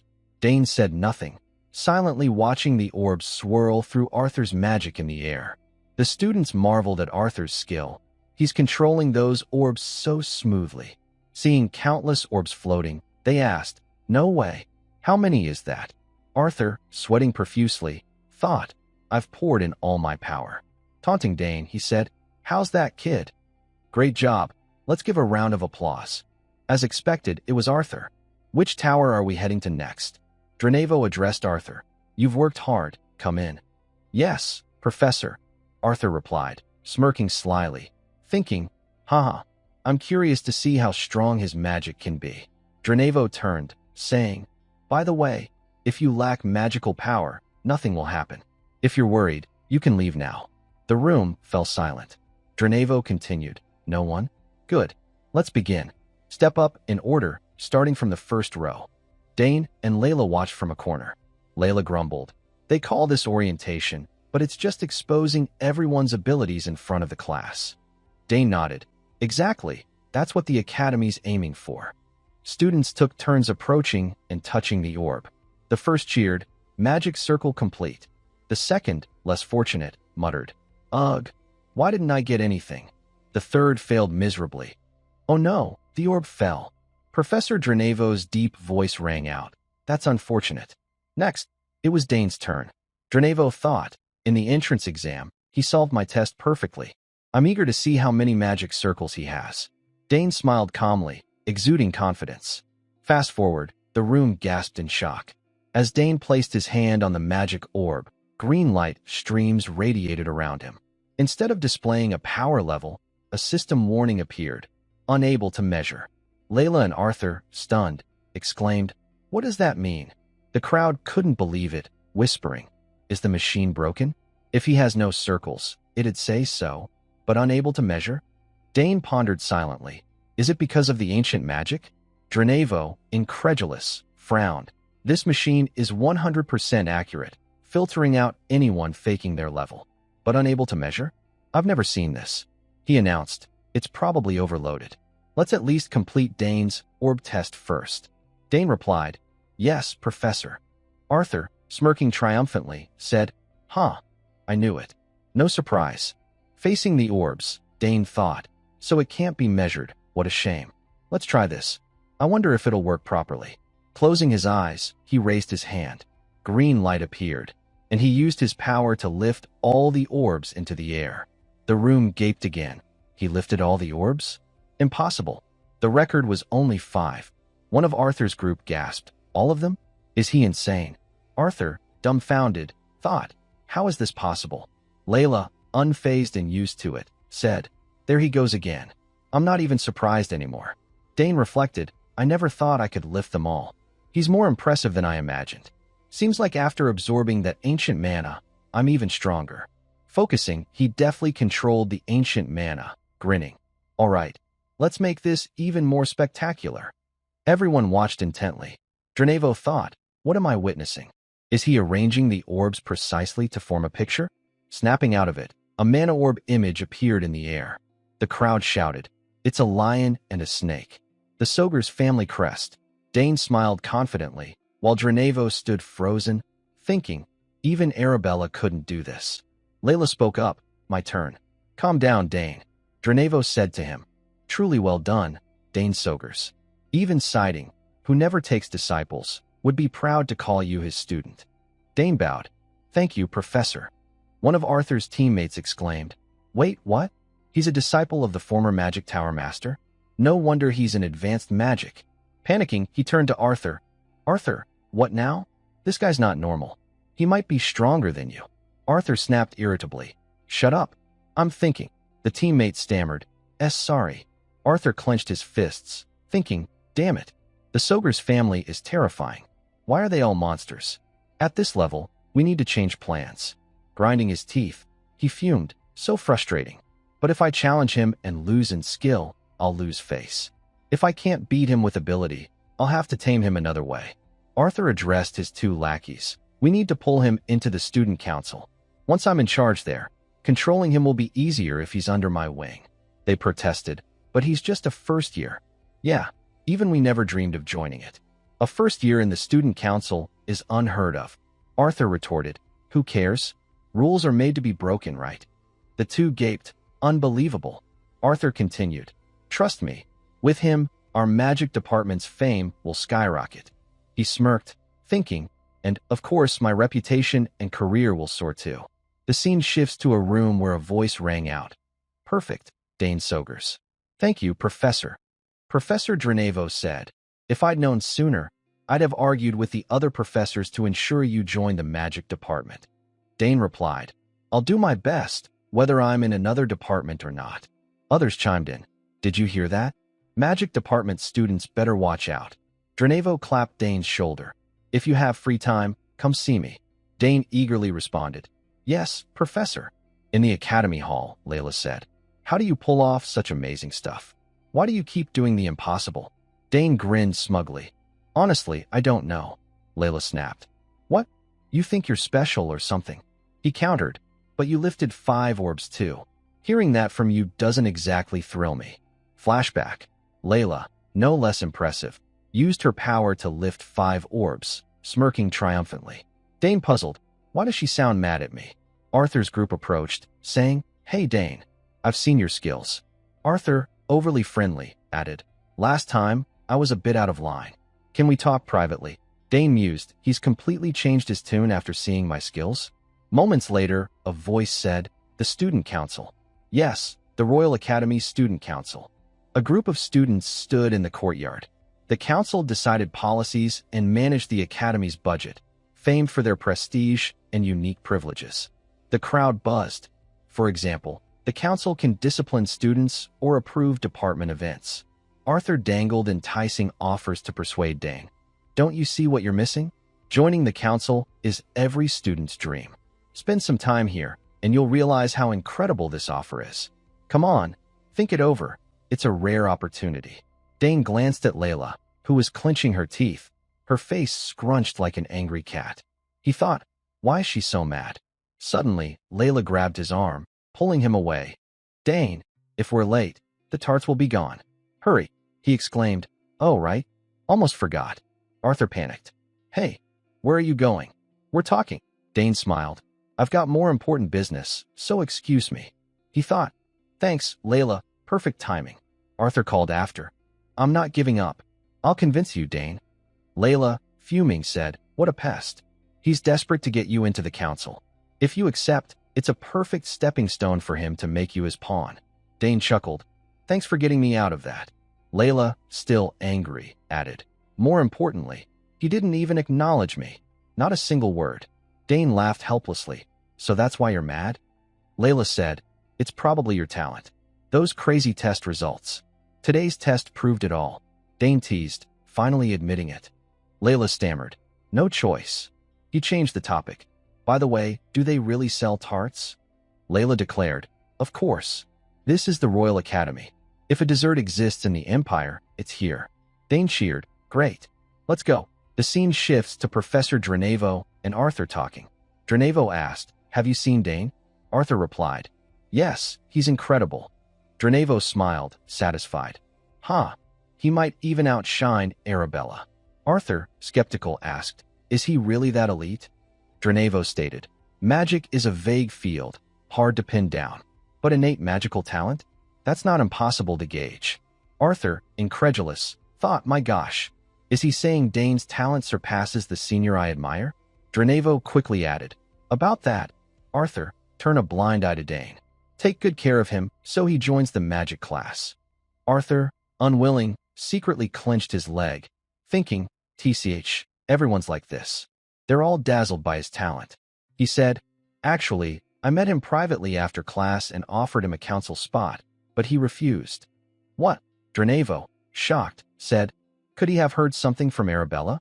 His talent is too great to lose. Both fell into thought. Arthur spoke. Well, Professor, about that recommendation letter. Dranevo smiled. Oh, that? Things aren't exactly smooth sailing. I see. Dranevo reassured. Don't rush. You've got 2 more years, right? Someone like you will surely get a magic tower recommendation before graduating. Arthur forced a smile, thinking, damn it. He said the same last year. Does he think I don't see his real intentions? Dranevo, no less cunning, thought, if I give up a magic tower slot now, it means losing a student to toy with. He mused, looking back. I heard you were the one who sabotaged 2 magic towers I liked. Huh? Arthur interrupted. All right, I'll convince Dane myself. Dranevo said, good, Arthur. I'm counting on you. Arthur, resentful, thought, damn, my future's in his hands. Like it or not, I have no choice but to obey, you old geezer. Back to Dane. He carried a bag over his shoulder, chatting with Layla. By the way, Layla, is the cafeteria always this crowded? She replied, if a club has too few members or can't prove its activities, it gets disbanded. Dane, curious, said, this is my first time joining so many events. Layla glanced at him, nonchalant. We've already won tons of prizes anyway. The bag was stuffed with vouchers, 2 mana stones, 15 lunch discount coupons, 5 meal vouchers, and 8 convenience store discounts. Dane held up a scroll and a treasure map. Layla, excited, grabbed it. What's this? He answered. The senior hosting the event said it was bought at an Arkender auction. Layla, eyes sparkling like a squirrel, exclaimed, Arkender? This must be valuable. Dane, amused by her cute reaction, thought, yeah, Dad said so. Arkender's auction house collects rare and beautiful items across the empire, appraised by the nation's top evaluators, ensuring only masterpieces are sold. Jewelry studded with dazzling, precious rubies. Layla, thrilled, said, look, it's pristine. An academy treasure map? I heard this academy has tons of secret and mysterious places. Dane grinned, clutching the map, thinking, Ernest will love seeing this. Dane arrived at the lecture hall. He finally found the right place amidst the sprawling campus. Here it is, the history lecture hall, he murmured softly. Nearby, lively chatter from classmates filled the air, students from various classes mingling. He felt a wave of relief, thinking, thanks to the butler's directions before I came, I'm much more at ease. Suddenly, Ernest approached from a distance, greeting, Hey Dane, we meet again. Surprised, Dane asked, Ernest, you're in this class too? Ernest grinned enthusiastically, thrilled to see him sooner than expected. All first years have to take this class. I wasn't sure if you'd show, so I kept looking around for you. Finally found you. How've you been? He asked while slinging an arm around Dane's shoulder. Dane replied quietly, Not much has changed. It's a long story. I'll tell you later. Ernest didn't mind, responding briskly, Cool. Running into an old friend always brings up tons to talk about. Dane started, Oh, right, Ernest, there's something I want to tell you. But before he could continue, a group of strangers interrupted, blocking their path. They approached menacingly. Well, Ernest, is that you? Ernest froze, unable to speak. Though Dane didn't know the situation or who these people were, Ernest's expression told him trouble was brewing. The threat this group posed to Ernest was palpable. What's this? Ernest's face paled instantly, his body trembling. Why is he so panicked? The group's leader, Braun, sneered wickedly, taunting, Yo, Ernest, I'm thrilled to see you here. Been a while, huh? Ernest's fear was unmistakable, escalating with Braun's barbed words. Dane observed silently, holding back from acting impulsively without understanding the situation. While forming hypotheses based on what he saw, he looks like a soldier with PTSD. Ernest stammered, Braun, hi. Braun feigned reproach, using it as a pretext to bully him. You should have told me you got into the academy. I enrolled first, you know. Even Dane saw through the insincerity, wondering, are they friends? Doesn't look like it. More like a deep-seated psychological trauma and ingrained habit. Ernest, cowed, bowed his head, apologizing despite doing nothing wrong. Sorry, I didn't know. Emboldened, Braun grabbed his head, though to outsiders it might seem like friendly roughhousing. He mocked, Little mouse, how do you even get in? I thought you flunked. Weren't you a total coward back then? Dane quietly watched their actions and Ernest's feeble, negligible resistance. Acting like a lackey, Braun smiled amiably, ordering, Oh, perfect timing. I'm too lazy to hit the cafeteria. Since you're here, go grab me a sandwich. Ernest, shocked, asked, Huh? Right now? Seeing Ernest's unchanged timidity, Braun pressed. What? You don't want to? His cronies, cut from the same cloth, glared at Ernest with condescending eyes. Rarely defiant, Ernest said honestly, I'm with a friend, so it's a bit awkward. Braun, stunned, hadn't expected this. This guy's got the guts to use personal excuses to dodge bullying. He noticed Dane, who'd been silently observing. Braun taunted, Your friend's got friends too? Shifting targets, Braun turned to provoke Dane. You look tough. Dane remained silent, not uttering a word. Overstepping, Braun scoffed. What department you in? Hanging with trash like Ernest. You're probably no good either. Dane smirked faintly, thinking, no idea what family he's from, but his posturing reminds me of those battlefield rats. Naturally, he didn't bother sparing Braun a glance, let alone waste breath on a spoiled brat who thought bullying made him hot stuff. Seeing Dane's silence, Braun jabbed. What's with this loser? Cat out your tongue. Just then, a proctor spotted the group of burly guys surrounding smaller kids and shouted, Hey, what are you doing? Class is starting. Move it. Caught by the proctor, Braun, like a mouse spotting a cat, scratched his head sheepishly. Yes, we're going. Before leaving, he warned, Newbie, see you later. Got lots to talk about. His words terrified Ernest, who trembled uncontrollably, too scared to retort. The group sauntered off, laughing casually. Campus life just got more fun. Dane glanced at his friend. Ernest's hands shook from the scare, his body slumping weakly. Dane quickly steadied him, preventing a collapse, and asked worriedly, Ernest, you okay? Ernest, embarrassed, said, I'm sorry. Because of me. Dane cut him off. Who were those guys? You seem to know them. As the group faded into the distance, Ernest replied softly, They're from a noble family back home. They bullied me constantly there. I knew they were here, but the academy's huge, with so many departments. I thought I'd avoid them. Sorry, I dragged you into this. He apologized again, assuming strangers would part unhappily over a small incident. Dane patted his shoulder, reassuring, I'm fine. Let's get to class, bidding a temporary farewell to give Ernest time to calm down. But seeing Ernest's ashen face staring into the distance, even after the group was gone, showed how deep the bullying's impact was. Dane worried. His face is so pale. How badly did they torment him? Tactfully, he said, Don't worry, I'll go with you. Ernest, alarmed, protested, With me? No, I can go alone. Dane looked at him seriously. You mean you'll just endure their insults alone? That'll only make them bully you more. Ernest stared, stunned.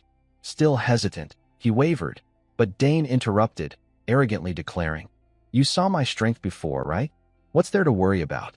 Reminded, Ernest recalled that moment, admitting, Yeah, Dane's strong. Speechless, he couldn't argue. Dane took charge. All right, we're going together. Silence means consent. Ernest fumbled, wanting to protest but stopping short.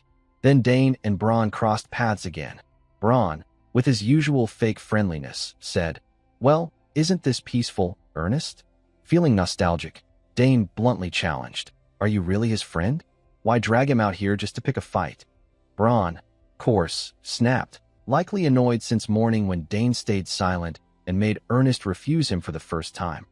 And who the hell are you? Trailing behind? Annoying much? Wanna die? Dane's face hardened. I'd ask you the same. Braun, provoked by Dane's arrogance, barked, What? This Dane kid thinks he's hot stuff just cause he got into the academy. Offering a warning as a courtesy, he said, You clueless punk. Ever heard of the Sogers family? I'm the heir to the greatest clan in the Western Empire. Got it. Dane, digging his ear to hear better, replied haughtily, Sogers? Never heard of it. Ernest gasped. Dane, that's outright provocation. Even a dimwit would feel insulted. Braun's cronies egged him on. What did that brat say? Braun, you letting that slide? Furious, Braun ordered. Guys, take him down. The group grinned wickedly. Rare chance to stretch our legs under this clear sky. Casually advancing to deal with Dane, they taunted Ernest. Pick friends who can actually help you. Guess we'll have to beat you twice as hard to make it stick. Ernest, trembling, pleaded, Stop. Let's run while we can. No matter how strong you are, they're too dangerous. Especially Braun. He's been called a swordsmanship genius since childhood. Hearing this, Dane grew more intrigued, chatting calmly as the enemy approached. A swordsmanship genius? Sounds interesting. Ernest, I'll leave one for you to take down. Ernest, shocked, exclaimed, Me? Dane encouraged. What? You gonna quiver for them forever? Ernest fell silent, unable to respond. Inwardly, he thought, Dane's unpredictable, then awkwardly looked away. At that moment, Braun charged. Ernest shouted, Dane! Braun sneered. Look at that confidence, swinging a fist with smug bravado. You're done. The punch landed squarely on Dane's handsome face, knocking it to one side. Ernest cried, Dane! Braun cackled maniacally, turning to flaunt his strength at Ernest. How's that, you dog? Awake yet? Grinning smugly at his handiwork, he threw another punch. We're not done with you. This time, it wasn't so easy. Dane blocked the fist effortlessly. His face remained cold, now sporting a bruise from the hit. Stunned, Braun blurted, You hit me first?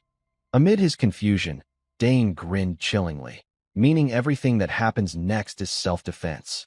Immediately, one of Braun's cronies, eyes glaring with malice, used the right-hand rule, unleashing a powerful punch toward Dane.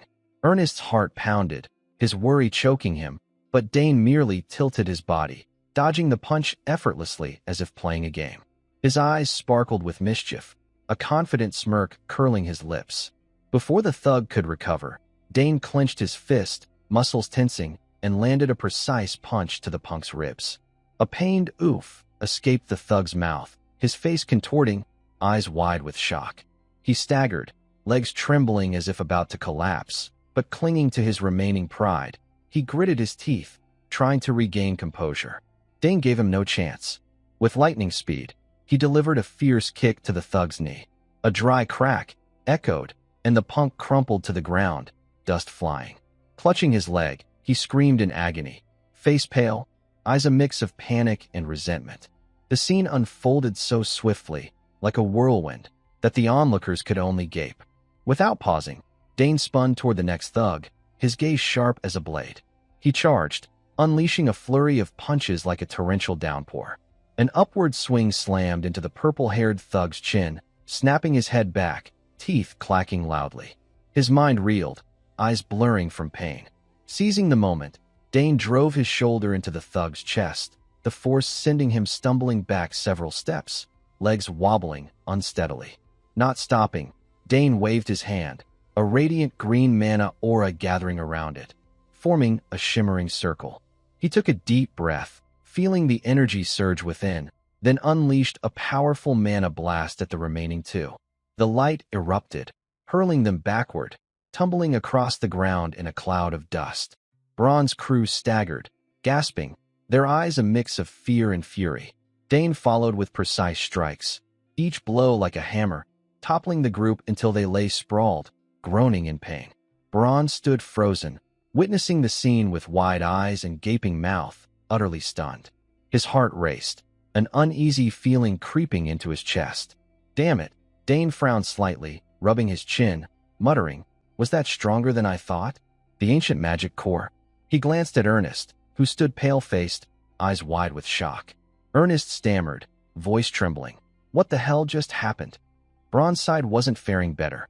Seeing his lackeys down, his eyes darkened, brows furrowed, lips pressed into a thin line. Damn, what a bunch of idiots, he muttered, voice quivering with anger and humiliation. One of the cronies, struggling to rise, coughed, mouth full of dirt. Cough, cough. Braun, this guy's no joke. Braun's face reddened with rage. Shut up. Beaten this badly by a first year? You're that weak. Dane turned, eyes challenging, a mocking smirk on his lips. Still want to keep going? All talk, no substance. His taunt poured fuel on the fire, Braun's face twitching, eyes blazing. What did you say? The slick-haired thug beside him, sweating profusely, urged, Braun, don't. Stop, this guy's strong. Did you see how he shot those mana blasts? But the warning fell on deaf ears. Braun roared, shoving his ally aside, voice thick with fury. Coward. This pathetic in front of kids? Move, I'll handle this. With that, he raised his hand, a blue mana circle glowing coldly. It expanded rapidly, forming a mysterious black hole that captivated all eyes. Dane stood unfazed, his gaze steady, but Ernest was petrified, hands shaking, voice faltering. What? Don't tell me. From the void, Braun drew a gleaming steel sword, its sharp blade reflecting sunlight. He glared at Dane, a sinister grin spreading. No one's around in this remote place, so it's fine. You made a mistake. You forced me to draw my sword. In contrast to Ernest's panic, Dane merely tilted his head, eyeing the sword with interest. That sword looks decent. But Ernest, losing his cool, stammered, "This is bad. Braun's drawn his sword. It's really bad." Dane glanced at Braun, frowning slightly, thinking, what a reckless guy. "So you're ignoring Academy rules?" Seeing them whispering, Braun turned, voice menacing. "You know, when the sky's cloudy, fog rolls in. The kind so thick no one can find a missing person." The slick-haired thug, sweat beading on his forehead, worried. "Braun, is this really okay? What if we get expelled?" Braun snapped, "Shut it. Beat that idiot and his pal to a pulp, then come back." The thug nodded reluctantly. "All right." With that, the two charged at Dane, eyes ferocious. Ernest, frantic, stammered, "What do I do, Dane?" "If you fight Braun, then I." Before he finished, Dane cut in, voice calm but brimming with confidence. "Don't worry, these guys are nothing. You can win." Ernest, stunned, eyes wide. "Take on 4, really?" Reflecting, he realized Dane was right. Dane continued, "Exactly, you've explored a lot, so your lower body's strong. So land a solid hit." Ernest, still trembling, heart pounding, felt a spark of resolve ignite within. Braun's crew advanced, roaring, "You're dead." Dane spun, darting in another direction, agile as a panther. Braun, furious, face flushed. "Not letting me get close? So you've got combat experience, huh?" Dane turned, smirking provocatively. "Shut up and chase me." To Ernest, he clenched his fists, heart racing. He's right. He thought, we can't keep cowering. The slick-haired thug approached, sneering. "What's with the clenched fists? Your eyes look fierce. Friends really matter, huh?" He laughed, knuckles cracking. "Guess you're cocky cause of him. Take a few hits and leave. I'll go easy." Hearing this, Ernest frowned, heart trembling but urging himself, "Don't panic. Think, what would Dane do?" Images of Dane's earlier takedowns flashed vividly. Resolve flaring, Ernest assumed a stance, eyes glinting with determination. The thug clenched his fist, throwing a heavy punch at Ernest's face. Ernest barely dodged, the fist grazing his head, making him cry out, mind reeling. But he gritted his teeth, voice shaky but resolute. "The person you knew was the old me. That's gone." Instantly, Ernest tightened his fist, channeling all his strength into a powerful punch to the thug's face. The punch landed, twisting the thug's face, eyes wide with shock. Ernest didn't stop, raining punches on the thug's face, each blow venting years of fear and frustration. The thug staggered, finally collapsing, clutching his face, groaning. Though victorious, Ernest couldn't believe it. His legs shook, lips twitching, but his heart swelled with indescribable joy. Calming down, he clenched his fists, voice choked but proud. "I really did it." Dane, watching Ernest take down the slick-haired thug, smirked faintly, his eyes glinting with satisfaction. His voice, calm but provocative, cut through. "Looks like your last teammate's down, Braun." The word stabbed at Braun's pride like a sharp dagger. He spun around, face flushed with rage, voice trembling in disbelief. "What? That's impossible." But the sight before him froze him. His final crony lay sprawled, clutching his face, groaning. Braun screamed, voice cracking with fury and shame. "You lost to a pathetic failure like that?" Dane didn't respond, merely glancing toward a corner of the garden where 2 old brooms lay discarded. A spark flashed in his eyes, his lips curling into a sly grin. "Oh, looks like I found something useful," he thought, heart stirring with a bold idea. Without hesitation, he grabbed a broom, gripping the rough wooden handle and twirling it like a real weapon. Braun, seeing this, laughed scornfully, voice dripping with mockery. "Huh? You think you can take me with that?" But Dane only smiled, his gaze calm yet icy. "For someone like you, this is more than enough." The light but cutting words darkened Braun's face. He gritted his teeth, face twitching with anger, roaring, "You arrogant bastard. I'll crush you today. Don't worry, I won't kill you." With that, Braun charged like a storm, his steel sword gleaming, eyes blazing with vengeance. Gripping the hilt tightly, he bellowed, "I'll just leave a small scar on your face, so every time you see me, you'll tremble in fear. A flurry of slashes tore through the air, aimed at Dane, each swing fueled by rabid aggression. But Dane, with astonishing composure, dodged each strike fluidly, like a deadly dance. As the blade grazed past, he felt the cold rush of air on his skin, yet his heart beat steadily, unshaken. Braun grew increasingly frantic, sweat beading on his forehead, shouting, "This bastard's stronger than I thought." Dane, unfazed, kept his cool, eyes sharply tracking his opponent's moves. He spoke evenly, but with biting provocation. "Your sword strikes are too predictable." The words hit Braun like a bucket of ice water, driving him to the edge. He roared, face contorted with rage. "You dare talk about my swordsmanship? You think you're the son of Duke Thermion or something?" Dane frowned slightly, feeling the broom tremble under the strain. He's channeling mana into the sword, he thought, heart ticking faster as he assessed the situation. This broom won't hold up much longer. Braun pressed forward, voice thick with disdain. "You're just a rat caught in a trap. What can you do with that stupid stick?" His face burned red, but Dane's eyes remained cold, emotionless, as if watching a beast thrash in desperation. Suddenly, Dane tightened his grip, a vibrant green mana surge flooding into the broom like a shimmering river. The wooden handle hummed softly, and his speed skyrocketed, so fast Braun could only gape in shock. Before he could react, a blur shot past, and a crushing blow from the broom slammed into Braun's chest. He cried out, staggering, hands clutching his chest, eyes wide with disbelief. Just a wooden stick with this kind of power? He thought, heart pounding with fear and incredulity. But before he could recover, a final strike from Dane sent him crashing to the ground, dust billowing, his sword flying away, rolling across the grass.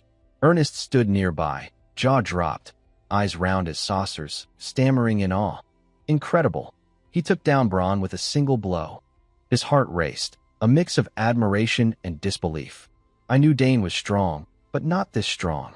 Dane strode toward Braun, eyes cold, voice resonating like a command. "Get up. Fight on. If you drew your sword, you should fight to the last moment." He paused, eyes briefly pensive. "My father once said, if you draw a sword for a duel, it means you're ready to see it all end." Braun lay groaning, clutching his stomach, sweat and tears streaking his distorted face. A chaotic storm raged within. "Damn it. This guy's on a whole different level," he screamed, voice breaking with panic. "Who are you?" Dane replied coldly, each word clear as if etched in the air. "Dane Sogers, son of the Sogers Earldom, and a first year in the Independent Studies Department." Braun's eyes widened, face paling like paper. "What? The Sogers Earldom? You're the one who entered Independent Studies after 50 years. The youngest genius heir." Dane shrugged, voice casual. "Guess I introduced myself a bit late." Braun screamed inwardly, heart sinking in despair. Damn it. No wonder he's so confident. He muttered, voice trembling. "Why someone like you hanging out with an idiot like Ernest?" Dane stepped closer, eyes piercing. "So what should I do? You drew your sword and lost. Should I take your life?" Braun flinched, clutching his chest, retreating, sweat pouring. "What are you talking about?" Dane continued, voice mocking but icy. "Well, by my judgment, this wasn't exactly a fair duel. But since you drew your sword..." The words felt like a blade at Braun's throat, making him tremble, body shrinking back, eyes filled with terror. "This bastard. He looks like he might actually kill me." Without hesitation, Braun dropped to his knees, bowing before Dane, voice quaking. "I'm sorry. I'm so sorry. I really apologize. I never knew you were from the Sogers family. I'll never do anything stupid like this again." Before he could finish, Dane cut in, voice flat. "You really don't get it, do you?" Pointing at Ernest, his gaze stern. "You're apologizing to the wrong person. The one who deserves it isn't me. It's Ernest." At that, Braun turned to Ernest, grabbing his hands, voice near begging. "I'm sorry, Ernest. I'm truly sorry. I sincerely apologize for everything I've done to you. Please forgive me." Ernest stood frozen, eyes wide, heart pounding with shock. Painful memories flooded back. Years of Braun and his gang's bullying, humiliation, and fear. Yet now, his greatest tormentor knelt before him, trembling like a pathetic wretch. His chest tightened, torn between hatred and disbelief. Dane turned, voice gentle but weighty. Handle it, Ernest. You can beat him until you're satisfied, or accept his apology and move on. It's up to you. Ernest pursed his lips, heart in turmoil. He looked at Braun, still kneeling, sweat dripping, eyes pleading. Braun begged. Yes, hit me as much as you want. I deserve it. Ernest closed his eyes, a fierce battle raging within. Honestly, I want to punch him to feel better, he thought, fists trembling. But then he took a deep breath, opened his eyes, voice firm yet forgiving. Braun, next time, fight me fairly. I'll forgive you after that. Hearing this, Braun looked up, face drenched in sweat, eyes filled with surprise and relief. He stammered, You mean it? Ernest nodded, turning away, voice resolute. Then I'll let this go. Dane, beside him, nodded slightly, eyes gleaming with approval. Well done, Ernest. They turned to leave, leaving Braun kneeling, still reeling. Ernest glanced at Dane, heart swelling with gratitude, voice choked. Thank you, Dane. Dane smiled, eyes warm. No problem. Just a few steps after Dane and Ernest started walking, Layla appeared out of nowhere, her voice tinged with irritation and reproach. Dane, I waited forever and couldn't find you, so I had to scour the place looking for you. Dane turned, slightly startled but quickly flashing a smile. Oh, Layla. Layla rolled her eyes, glancing at the battered group sprawled in the distance, then raised an eyebrow. What's this? You got into a fight again. Dane shrugged, voice calm. Some people tried to pick a fight with me, that's all. Layla, curious, pressed. Pick a fight with you? Who dare? Dane glanced at Braun, still sitting there dazed, his face a mask of shock. Layla followed his gaze, recognized Braun, and burst into amused laughter, her eyes twinkling mischievously. Of all people, he picked you? Talk about bad luck. From afar, Braun saw Layla, and his heart sank. Sweat beaded on his forehead as he thought, the daughter of Duke Thermion is coming over? Dane continued casually. They said he's some swordsmanship genius. Know him? Layla crossed her arms, scoffing with disinterest. Nope, don't care.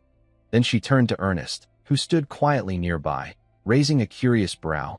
But who's this? Ernest scratched his head, face flushing slightly as he looked down.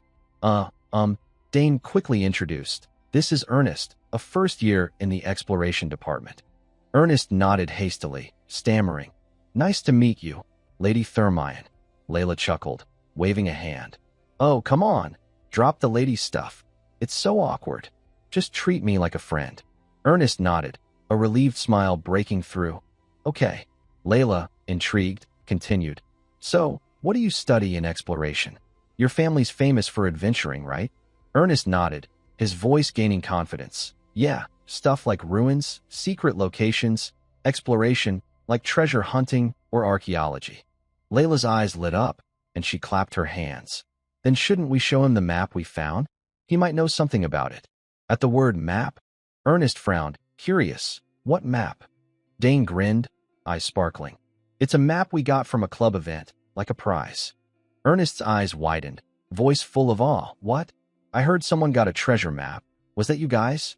His eyes gleamed like a kid seeing a favorite toy, making Layla raise an eyebrow and laugh. He's like a whole different person now. Dane shrugged, joking. Probably some obsession with artifacts. Ernest, buzzing with excitement, said, All right, let's find a quiet spot first. Holding the map, he studied it intently, brows furrowing in focus. This map looks pretty complex. Since it's a treasure map, understanding it with one glance is impossible. He muttered, Instead of showing the whole academy, it points to a specific location. Layla pointed at a spot, curious. What's that? Ernest replied, voice thoughtful. There are lots of strange symbols all over it. I can read them, but they don't form coherent meaning. Is this some kind of pattern? Layla turned, impatient. So what do we do now? Ernest answered, eyes lighting up as he analyzed. First, we need to find out who made this map.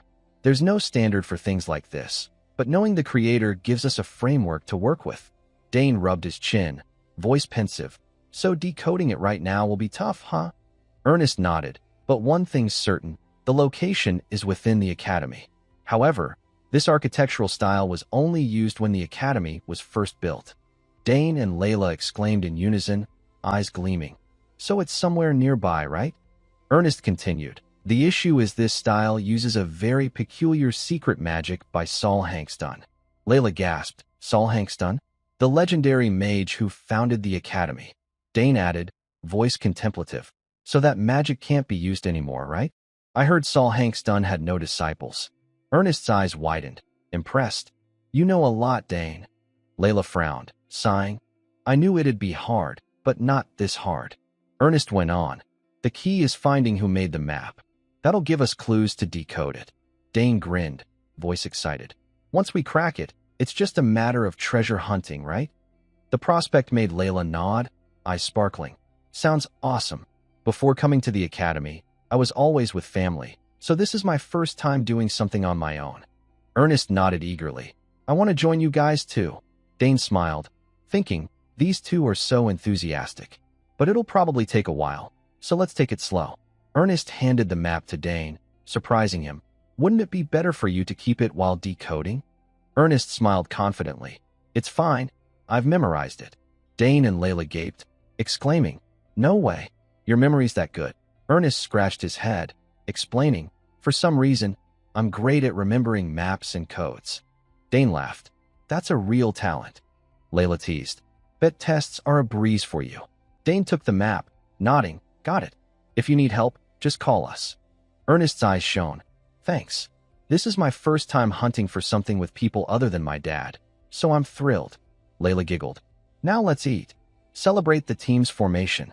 Dane and Ernest nodded, chiming, Sounds fun. The trio walked off, their lively chatter echoing across the courtyard. The scene shifts to evening at the dormitory, Dane's voice reflective. So much happened today. I should take some time to organize my stuff. He began tidying the chaotic room, his gaze softening as he picked up the egg Claire had given him. I should keep important family items somewhere visible like this, he murmured, but then frowned. But where do I put this egg? They say living creatures shouldn't be in dark corners. Suddenly, the egg trembled unusually, emitting a faint glow. Dane jolted, heart racing. Why is it doing this now? He stared, voice trembling with excitement. This hasn't happened in 7 years. Is it because I'm at the academy? He shook his head, muttering. No, the academy's mysterious, but the mana here isn't much different from my room. His eyes lit up. Could it be the ancient mana I absorbed in the garden? Dane set the egg on the table, voice brimming with determination. Incredible. It activated instantly. All right, let's pour all my energy into this. Today's the day it hatches. He focused, mana flowing from his hands like a river, pouring into the egg. It shook violently, radiating a blinding light that lit up the room's corner. Dane laughed, heart soaring. It's soaking up my mana like crazy. I've been feeding it mana for 7 years. How much can it hold? But then he panicked. Can't do this here. The room's gonna collapse. Dane grabbed the egg and bolted to Claire's lap. Seeing it tremble, Claire exclaimed, eyes gleaming. My gosh, it's reacting strongly. What did you do to it? Dane, panting, explained. It keeps shaking even without me channeling mana. Claire studied the egg, then frowned. Dane, isn't it time for dorm roll call? Missing its trouble. The scene shifts to the dorm hallway, where 3 figures approached. The one in the middle spoke with authority. I'm Albert, president of the dormitory council. Now, I'll begin the roll call. As the inspection team appeared, all dormitory students hurriedly lined up outside their rooms, the atmosphere growing tense. At the Royal Academy, roll call was a strictly enforced ritual with no leniency. In one corner, a blond guy whispered anxiously, Why aren't Priscilla and Dane out yet? Don't they know it's roll call time? He swallowed hard, thinking of the consequences. 1 demerit for tardiness, 2 for absence. 3 violations in a semester led to labor punishment, and missing more than 2 roll calls meant demotion from the dormitory. Another student replied hesitantly, Yeah, I saw Dane cleaning his room earlier. Albert, president of the dormitory council, stood with a cold expression, his sharp gaze sweeping the crowd. Everyone, stand still and no talking. He paused, voice stern. Floor 9, Dantaire Hall, don't expect peace tonight. The blond guy frowned, muttering, What's he mean by that? But inwardly, he thought, Why so serious today? Albert pointed to a screen above, voice icy. In the mana surveillance footage, curiously, we have Priscilla, a dorm resident, leaving. We confirmed she left the dormitory grounds 5 minutes ago. Yet now, the system shows she's in her room. His words paled the students. Some thinking, we're done for. Albert stopped at a room, pushed the door open, and scanned every corner as if piercing through them. He spoke low. Normally, we don't check if they're in their rooms. But from now on, the rules will change. The students flinched, faces ashen, whispering inwardly, damn, a disciplinary storm's coming. After a round, Albert announced, the rest are mostly fine and the dorm's fairly clean. Priscilla gets 2 demerits for unexcused absence. Notify everyone. The assistant nodded. Yes, understood. Albert continued, voice skeptical. Lastly, Dane, the new student. Why isn't he here? Don't tell me he missed his first roll call. A student quickly replied, voice shaky. No way. He's definitely in his room. I think Dane was busy organizing, so he didn't make it out. Albert smirked. Calm. We'll see soon enough. With that, he opened Dane's door and stepped in. Inside, Dane was tidying up, sweat beading on his forehead, belongings still scattered. Seeing Albert, Dane turned, scratching his head with a sheepish grin. Oh, sorry, I got caught up cleaning and forgot about roll call. Albert nodded, voice softer. Fair enough. It's your first day. Things like this happen. The scene shifts to Claire's lab, where she yelped. That's the one Malawian Kwacha artifact illusion. Dane smiled, eyes gleaming with confidence. Most people wouldn't notice. My image is projected from a relay linked to the imaging device. Claire frowned, voice full of awe. As far as I know, that thing's incredibly hard to use. Remote control links can be unstable. One glitch and it's exposed.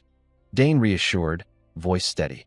I planned for that, tested it multiple times. As long as they don't get too close, it's fine. Claire shook her head, eyeing her brother with a mix of worry and admiration. You're bold. Both turned to the egg on the table, still shaking violently, emitting a faint glow. Claire spoke, voice pensive. So the egg? It's reacting to your mana. That means there's a high chance it'll hatch. But some eggs react like this and still don't hatch. Still, just reacting is rare, a good sign. Dane nodded, eyes bright. What's next? Keep channeling mana into it. Claire rubbed her chin, thoughtful. There's still so much unknown about spirit beast eggs. Putting it in a mana stabilizer is risky, but I don't think we should stop. This lab's the best place for it to hatch. I've always set up mana barriers for secrecy, haven't I? Dane nodded, voice resolute. True. If we leave it, it might hatch randomly somewhere. Claire took a deep breath, eyes alight. All right, let's do it. Your mana's pure, but I'll install a mana filter just in case. Dane got to work, channeling mana into the egg. After a while, he frowned, sweat beading. It's still hungry? It's already sucked up tons of mana. What's in this egg? Claire watched intently, thinking, spirit beasts. Anyone with money can buy an egg, but hatching, it's another story. The conditions are unclear, but one thing's certain. The user's mana must match the beast's mana frequency. It takes immense luck. Looking at Dane, Claire marveled inwardly. How gifted is this kid? I knew he was formidable, but seeing it firsthand leaves me speechless. Suddenly, the egg's surface cracked with a snap. Tiny fissures spread. Dane shouted, heart pounding. Did you see that? Claire stepped closer, voice trembling with excitement. It's about to hatch. Just a bit more. Dane gritted his teeth, pouring in more mana, eyes blazing. Let's see what you are. The cracks widened, and a blinding green light erupted, releasing a surge of pure energy so intense that Dane and Claire shielded their eyes. As the light faded, a tiny creature with delicate wings and shimmering golden horns appeared. The energy's force knocked Dane back, and he slumped to the floor, panting. Claire rushed over, worried. Dane, you okay? He grinned weakly, voice thrilled. I'm fine, just dizzy. More importantly, look. Something came out. Amid the misty haze, a small purple dragon with golden horns and round eyes sat on the table. It flapped its wings, circling the air, looking adorably charming. Claire gaped. Wait, is that a wyvern? The dragon chirped, hiss hiss, spitting tiny sparks, stunning Claire further. It can breathe fire too? She turned to Dane, urgent. Don't just stand there. Get close to it. Some spirit beasts bond with the first person they see. Dane, that's your spirit beast. Go now. Dane stepped forward, heart racing with excitement and nerves. Closer to the tiny dragon, he chuckled, eyes softening. Up close, you're pretty cute. The dragon tilted its head, its big round eyes curiously studying him. Dane smiled warmly, voice gentle. Hey, nice to meet you. He extended a hand, introducing himself. I'm Dane. Seeing the little dragon show no resistance, Claire cheered, her eyes sparkling with joy. Congrats, Dane.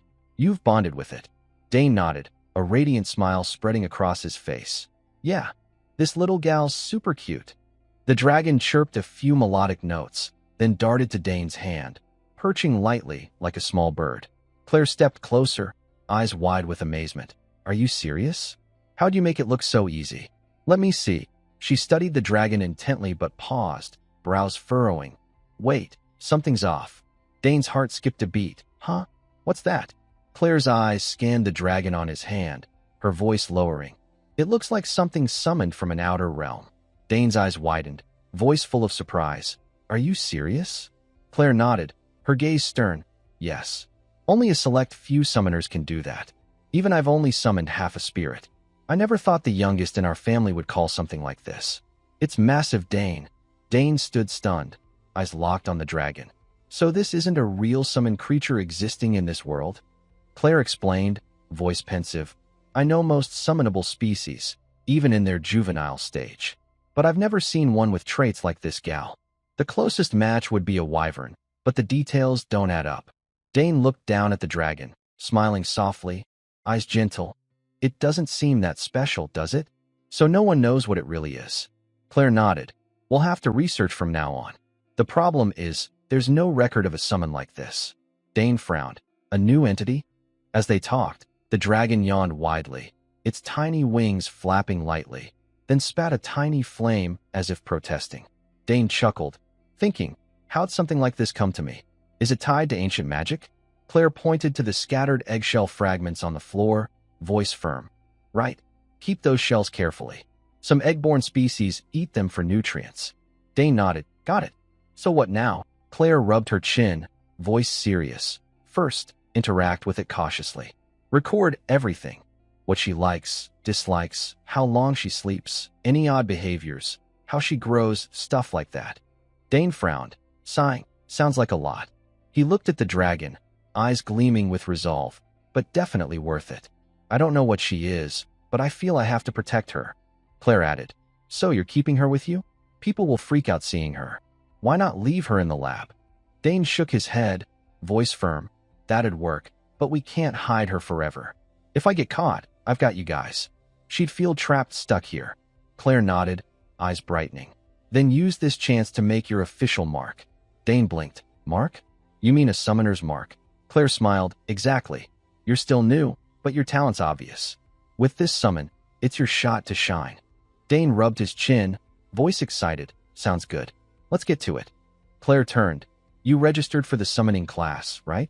Tomorrow's orientation is with Professor Tamarick Spiano. Perfect. If you perform well, a special approval's coming your way. She placed a hand on his shoulder, eyes full of trust. It's usually tough to meet the requirements, but you're different. I know you'll nail it. Dane grinned, eyes sparkling. Special approval? Sounds intriguing. He thought, what should I name this gal? The scene shifts to the next day, where a blonde guy chatted with Dane. Where'd you go last night? You weren't in your room during roll call. Dane grinned sheepishly. Had some urgent business. The guy frowned. How'd you dodge roll call? Priscilla got caught instantly. Dane winked. There's always a way. The guy nodded, chuckling. The Sogers family's full of surprises. Dane, curious, asked, my sisters too? The guy nodded enthusiastically. Of course. Your sisters are legends in Danterre Hall. Ask any dorm student. You'll see the reaction. Dane thought, lips curling, praise or insult. The guy clapped his shoulder. Anyway, I'm the only one who knows you snuck out, so don't worry. Dane nodded. Thanks. The guy waved, turning to leave. Back in his room, Dane flopped onto the bed, exhaling. Phew, we're safe. What was Priscilla thinking, stepping out like that? The little dragon crawled out from his jacket, circling the air, wings flapping. Dane laughed. Someone's excited. It spat tiny flames, making Dane shake his head in awe. This creature's something else. The scene shifts to a secluded corner where Dane stood before a hidden gate. He muttered, "Here it is, the gate Sis mentioned. The main entrance is sealed. This is the only way out." He touched the mana barrier, frowning. "They've wrapped the dorm in defensive mana. How do I get through?" He focused, sensing the mana flow. There's got to be a weak point.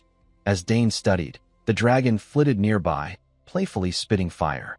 Suddenly, a flame hit the mana barrier, making it ripple violently. Dane gaped. "How'd you do that?" Back in his room, Dane watched the dragon hovering above, thinking, was that a flame that temporarily disrupted mana? Wow, so cool. This gal's an amazing summon. The next day, Dane and Ernest strolled through the campus. Noticing Dane's unusually cheery mood, Ernest asked, "Happy? Seriously, who named it that?" Dane laughed. "I thought it was friendly, easy to call. Got a better idea?" Ernest pondered, eyeing the dragon. "Let's see. It's cute, but the name needs more weight." He mulled it over, but couldn't settle on one. Dane chuckled inwardly. No need to be so serious. Suddenly, Ernest stopped, exclaiming, "How about Karnas?" Dane turned, eyes lighting up. "Ooh, sounds good. What's it mean?" Ernest explained. "Mystery fits, right?" Dane nodded, pleased, looking at the dragon. "From now on, your name's Karnas." Time swept by like a fleeting breeze, carrying a faint glow, transitioning to Bermuder's Hall, a magnificent structure named after the great scholar Bermuders, resonating with the mystical secrets of the summoning department. The students had quickly gathered, their eyes sparkling with excitement and nerves, the atmosphere buzzing like a magical forge. In a shadowed corner, Digron, who had clashed with Dane in a turbulent childhood memory, stood silently, his heart pounding like war drums. He recognized Dane instantly, his eyes flashing with shock and bitterness, as if an invisible dagger had pierced his chest. "Dane Sogers," he hissed through clenched teeth, sweat beading on his forehead like morning dew. "That bastard who stole my summoning contract. After that humiliating banquet, my family crumbled under public scorn. Now, we're barely clinging to our urban noble status, and fate mocks me by throwing him in my path here." His heart twisted, mind a tangled mess. He's taking summoning class? Why now of all times? Digron gritted his teeth, vowing to avoid Dane at all costs, his face tense, sweat pouring like a stream. Suddenly, a booming voice rang out behind him, like thunder in a clear sky. "Yo, Digron, first time retaking?" Digron jumped, turning to reply awkwardly. Yes, senior." The burly guy, muscles rippling like a war god, clapped his shoulder, grinning as bright as the sun. "Relax, no big deal. Everyone retakes once or twice. This is my second go at this course alone." The senior bragged, voice bold as a battlefield general. "Think of it as an easy A, crushing the newbies like nothing." Digron nodded politely, forcing a smile to avoid offending the senior. Soon, Professor Tamaric Spiano entered, his elegant demeanor like a gentleman from ancient times, silencing the classroom's chatter as if by a spell of quietude. He stood at the podium, voice deep and resonant like roaring waves. "This class begins with the basic theories of summoning. These are the lifeblood for anyone pursuing the path of a summoner. This theory will appear in the summoner certification exam, so study it thoroughly." His words sent ripples through the class like waves crashing on a shore. A student whispered, eyes wide as if witnessing magic. "Gods, this professor's strict. They say the summoner exam is like plucking stars from the sky." Tamaric overheard, nodding slightly, his gaze sharp as an icy blade. "Indeed, if you qualify, you can attempt the special admissions test. But fair warning, it's no walk in the park." A curious student shouted, voice trembling. "Professor, what are the conditions for the special admissions test?" Tamaric smiled, eyes glinting with delight, like a mage about to unveil a secret spell. "I knew you'd ask. Look here." With a wave of his hand, a dazzling blue screen materialized mid-air, like a portal to another dimension. "First, you must summon a rank 5 or higher beast using a sigil. Second, maintain the summon for over 30 minutes. The students gaped, exchanging skeptical looks as if facing an unclimbable mountain. Rank 5? Even with a sigil, that's near impossible. A basic rank 7 beast is maddening enough, let alone 30 minutes. Tamaric didn't let them dwell, his voice firm as a hammer on an anvil. Finally, you must display a unique quality to pass the special admissions test. Even if you meet the first two, without that spark, you fail. To be special, you must leave an indelible mark. The class erupted in shock, the air heavy as before a storm. That's absurd. The first two are already impossible, and now a subjective one. Has anyone ever passed this test? Even Dane pursed his lips, eyes sharp as a blade, thinking, so, it's pass if the professor likes you, fail if he doesn't. Tamarick observed their reactions, unsurprised, as if accustomed to this scene across countless moons. He smirked, eyes gleaming with cunning. Now you see why it's called the special admissions test. Oh, and you'll need recommendation letters from at least 2 experts in the field. The students fell silent, faces blank as if lost in a magical maze. Tamarick glanced at Dane, thinking, his eyes shimmering like a mage probing a mystery. Dane Sogers, huh? This interdisciplinary student. Professor Delfiniso said he formed a secondary bond with her rank 4 Etherak. But I won't believe it without seeing it. Maybe she's favoring the Sogers earldom and made it up. I need to verify. He continued the lecture, voice provocative like a blazing fire. Your first goal is to pass the regular assessments, so try hard. If you've already summoned, it's easy. But for first years, it's tough. The students exchanged confused glances, none daring to speak. Digron swallowed hard, sweat beating, heart pounding like war drums. Dane frowned, thinking, eyes pensive. The new students must be freaking out. They've only studied theory and compatibility tests. Tamarick grinned, goading, voice ringing like a bronze bell. No first year, no summoning? What a disappointing batch. He shot a glance at Dane, eyes piercing like arrows through clouds. Dane felt a prickle on his scalp, heart racing, thinking he's targeting me, testing my abilities himself. Refusing to back down, Dane stood abruptly, voice resolute as tempered steel. I'll try, Professor. His declaration froze the room, the air solidifying like ice. Tamarick's eyes lit up, voice eager as a warlord before battle. Oh, really? Your name and major? Dane replied, voice calm as a still lake. I'm Dane Sogers, first year, interdisciplinary studies. Tamarick nodded, eyes gleaming. I've heard of you from the dean. Said you have exceptional talent. Dane waved a hand, smiling lightly, like a passing breeze. If the dean says so. Tamarick's face stiffened slightly, thinking, this kid, neither arrogant nor humble, sharp as a blade. He cut to the chase, voice sharp as a sword's edge. There's a lot of hype about you, but it sounds far-fetched. Can you prove it here? Dane nodded, eyes burning like an unquenchable flame. If you want, I can. But if I prove it, will you write a recommendation for the special admissions test? The lecture hall fell silent, the air heavy as lead. After a moment, Tamarick's jaw dropped, voice trembling with surprise. A recommendation for the special admissions test? Do you grasp what that means? Dane affirmed, voice steady as a rock. Yes, I must show exceptional talent right here. Tamarick frowned, eyes probing. And if you fail? Dane shook his head, lips curling confidently, like a war god. I haven't considered that. A vein pulsed on Tamarick's forehead, but he restrained himself, thinking, so cocky. Even Claire, his sister, wouldn't dare this. As if to teach Dane a lesson, Tamarick agreed, voice booming like thunder. Fine, come up. If you succeed, I'll write the recommendation. But talk is cheap. The students roared as if the room were ablaze, voices stunned. What's he thinking? He's not even a summoning major. What's with the Sogers family? Tamarick issued a final warning, voice cold as frost. If you fail, you bear the consequences. Still want to try? Dane nodded, eyes unwavering. Yes, I'll do it.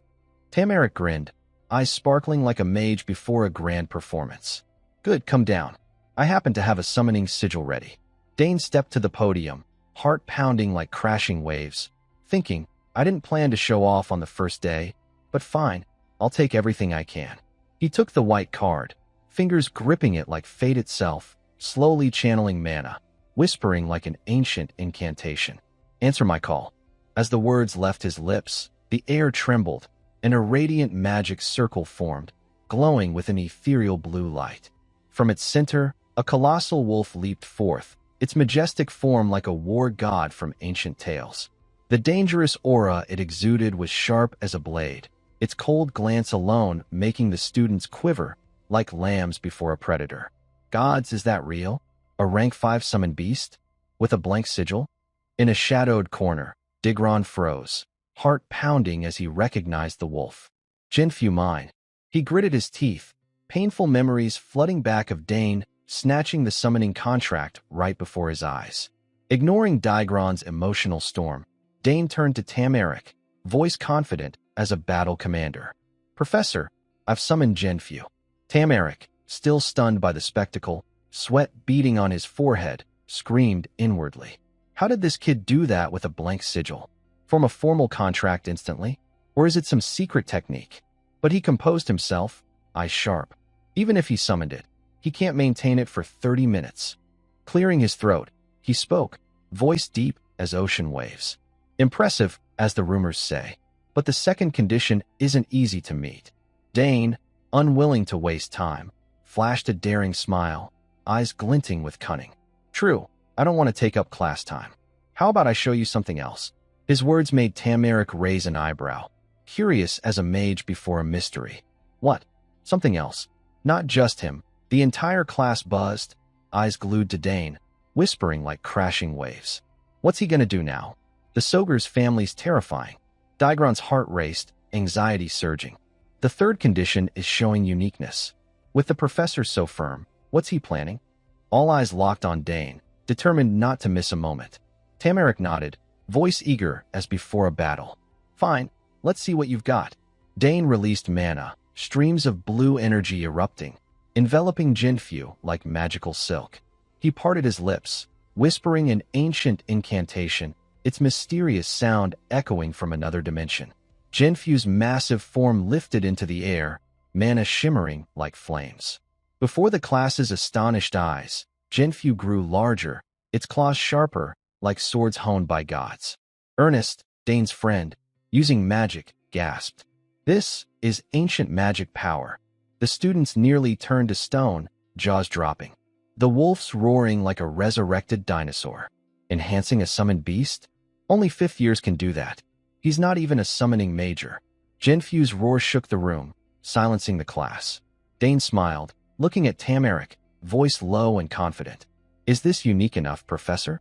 Tamaric stood frozen, eyes wide, unable to believe reality. Dear God, he even performed bond enhancement. Every rumor is true.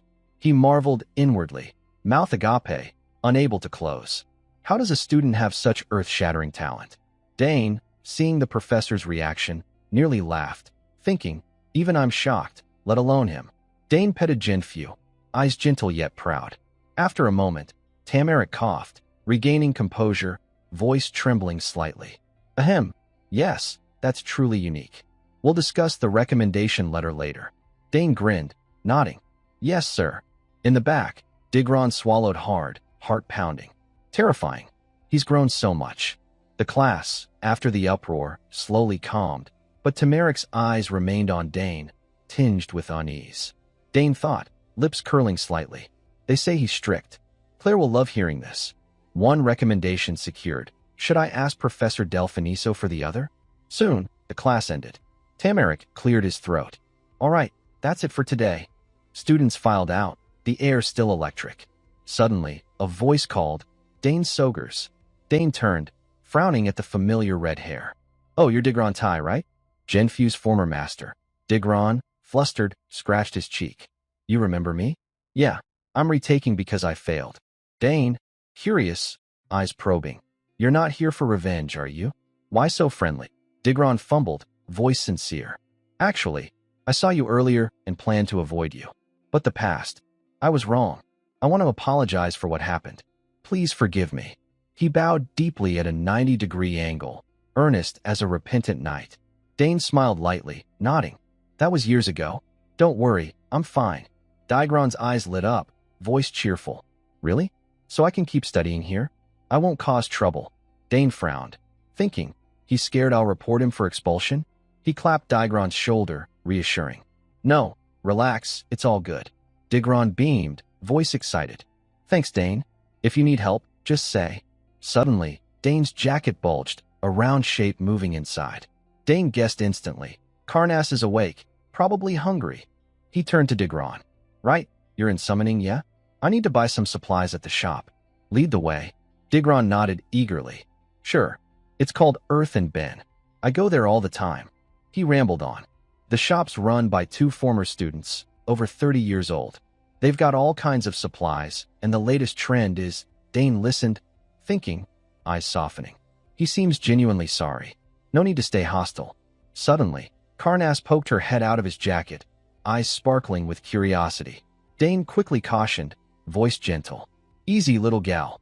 Immediately after, the two headed to the shop together. Soft golden sunlight filtered through the tree canopy, adding warmth to the afternoon air. On the way, Daigro turned, eyes curious, and asked, What do you need? I can help you find it. Dane replied, Just tell me about summon creature diets, and I'll handle the rest. I only need food for it. Daigro nodded, stroking his chin thoughtfully, eyes gleaming with confidence. Oh, that's my expertise. I've trained compatibility before, so this is a piece of cake. By the way, what kind of summon creature is it? Dane hesitated briefly, then answered, well, a wyvern. Inwardly, he thought, true, Karnas does look a bit like a wyvern. Their diets are probably similar, right? Hearing the answer, Daigro shouted in excitement, voice brimming with enthusiasm. A wyvern? A rank 3 summon? That high? Seeing Daigro's fervor, Dane quickly raised a hand, lowering his voice. Yeah, but it's still small, so keep it a secret, okay? Daigro blinked, eyes wide. At that moment, Karnas, nestled in Dane's jacket, began squirming, letting out soft chirps. Dane thought to himself, if this gets out, I'll know exactly who spilled it. No one but Daigro. Still buzzing, Daigro continued. A baby wyvern, huh? Soft food's best then. Even as babies, wyverns eat a ton. They start on meat within a week. Dane nodded, quietly impressed. No wonder he's an expert. But how did this guy fail his course? At the shop, a lively atmosphere enveloped them. Shelves brimmed with magical items glowing with mystical light.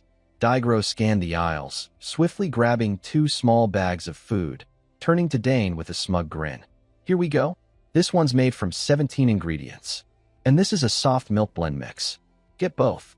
Dane took them, smiling brightly, voice full of gratitude. Thanks a lot. You saved me. I wouldn't have known where to start. Seeing Dane's politeness, Daigro frowned, nodding. That's all you need? Nothing else. Dane shook his head. This is enough for now. Daigro eagerly suggested. Since we're here, look around. There's tons of useful stuff. Finding the idea reasonable, Dane nodded. All right, let's take another loop. The two strolled through the shop, surrounded by countless magical items, glowing apparel, radiant potions, and shimmering triple staffs. Suddenly, Dane stopped, eyes lighting up at a dazzling magic staff before him. He spoke, voice full of interest. Whoa, this looks pretty cool. But at that moment, a warning voice rang out nearby. Hold it. That's not for newbies. You haven't mastered summoning and you're eyeing weapons? Watch out for the mana curse. Step back. Near the staff, a neatly posted warning read, Do not touch carelessly, especially new students. We're not responsible for consequences. Daigro nodded, cautioning. He's right, Dane. This staff's usually for 4th years. Touch it, and it'll drain your mana dry. But Dane seemed unfazed. He thought, come on, why the fuss? The more they warn, the more I want to try. Ignoring the warnings, Dane reached out and grasped the staff. The shopkeeper yelled in panic. New student, don't touch it. It's dangerous. But before he finished, Dane had gripped the staff tightly. The orb at its tip suddenly glowed with a mystical, radiant light, like a precious gem. Dane smiled, satisfied, thinking, it's craving mana. Instantly, he channeled mana into the staff, feeling its power surge within. The shopkeeper gaped, stammering. What just happened? The staff absorbed enough mana and stabilized. He thought, even with enough mana, almost no one can control it. Dane, still calm, smiled. Not bad, huh? Daigro, beside him, couldn't hide his awe. Dane, I knew you were good, but you're on another level. The shopkeeper approached, hands on hips, annoyed. You're really a first year? I've never seen anything like this. Dane smiled lightly, replying, Oh, I'm Dane Sogers, Claire's little brother. At the name, the shopkeeper flinched, his tone shifting. Oh, the top student in interdisciplinary studies. Even Claire couldn't handle this staff as a first year. I underestimated you. If you'd said earlier, I'd have advised better. Dane grinned, thinking, talk about a quick attitude change. The shopkeeper continued, you buying this staff? Dane shook his head, placing it back. Nah, it's too much trouble and can't handle much mana. The shopkeeper blinked, shocked. What? This can handle 5th and 6th year's mana. Dane glanced at the staff, thinking, feels like pouring a well into a teapot. Not worth it. Finally, he said, I'll just take the food bags. The shopkeeper muttered, are all Sogur's heirs like this? Your sister was the same. Dane, curious, asked, what about my sister? The shopkeeper replied, 4th years were thrilled to try the staff. Only Claire refused, said it didn't look classy. Dane frowned, nodding, thinking, that's my sister all right. After paying, Dane and Daigro left. The shopkeeper watched, muttering, why are geniuses always so weird? After leaving the shop, Dane found a quiet corner. He carefully set out the 2 food bags before Karnas, who was eagerly squirming in his jacket. Looking at the tiny wyvern, her eyes sparkling like gems, Dane chuckled, voice gentle. Here, tasty. Slow down, don't choke. Karnas, ignoring his advice, dove into the food, making delighted chirps. Each bite of soft food melted in her mouth, her tiny tail wagging furiously. Watching, Dane shook his head, thinking, the next class is basics. Layla said 5 minutes left, gotta hurry back to the dorm. Suddenly, a strange noise broke the calm. Clanging and shattering sounds from a nearby alley made Dane pause. He frowned, muttering, what's that? Harsh curses echoed from the alley, sharp as a blade.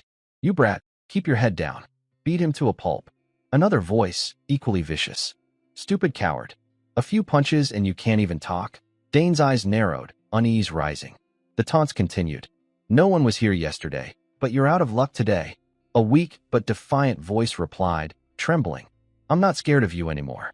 At that, Dane froze, heart pounding. Wait, that voice. Ernest. He turned sharply, eyes piercing toward the alley. There, Ernest was cornered by 3 thugs. He looked wretched, hair disheveled, glasses askew, limbs trembling, yet his eyes gleamed with defiance. The red-haired leader sneered, voice dripping with contempt. Hear that? He says he's not scared. Another thug guffawed, adding, big talk, but shaking like a leaf. Ernest clenched his teeth, fists tight, thinking, these bastards waited till I was alone to gang up. One thug spoke, voice arrogant. Who's first? No one's around. Another grinned wickedly. Me? My jaw still hurts from last time. The 3 advanced, menacing. Ernest, though terrified, took a stance, shouting, stay back. They burst into laughter, mocking. Haha, this loser's raising his fists. Got lucky once and thinks he's tough. Despair surged in Ernest's mind. I'm done. Can I do anything this time? But just then, firm footsteps echoed from afar. A calm, slightly sarcastic voice cut through, grabbing the group's attention. You guys again? The blonde thug turned, eyes widening as he recognized the newcomer. He shouted, voice tinged with panic. Dane Sogers. Dane ignored their shock, strolling forward with a faint smile, waving at Ernest. Hey, Ernest. Seeing Dane, Ernest felt like he'd grabbed a lifeline. His eyes lit up, voice trembling with emotion. Dane. As Dane appeared, the bullies erupted in a flurry of whispers. What's going on? You said no one would show up, one grumbled. Another snapped. He's here now. So what's the point of arguing? Draw your weapons. Dane glanced at them, muttering inwardly, trouble's brewing. He scanned the area, thinking, no one else around, right? Then I'll make you taste some pain. Instantly, a surge of mana poured from Dane's body, startling the bullies.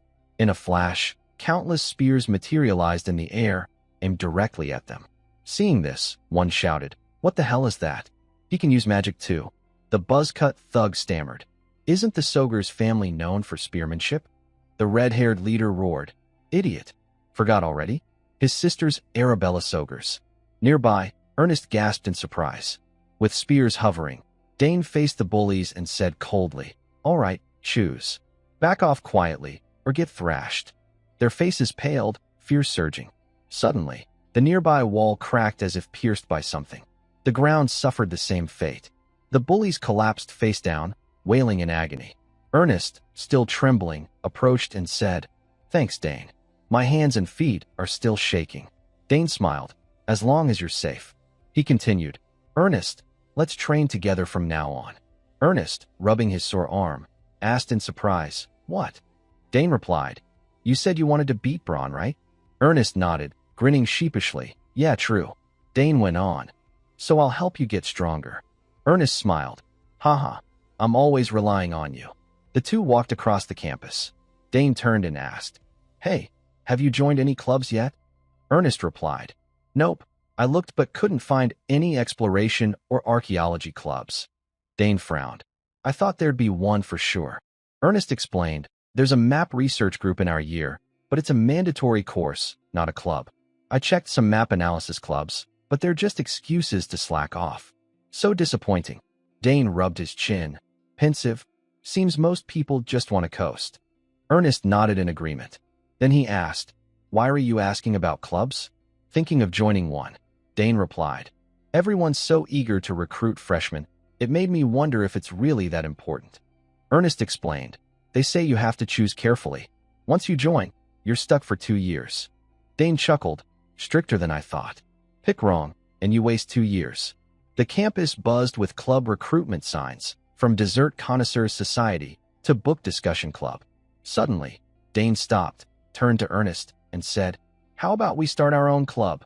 Ernest blinked. What? What kind of club? Dane answered, one where we can do anything. Ernest, still confused, asked, meaning what? Dane elaborated, we can train, explore ruins, hang out and eat when free, do whatever we want, no rules. What do you think? Ernest's eyes lit up, and he nodded eagerly. I'm in. It'll definitely be fun with you. But his excitement paused.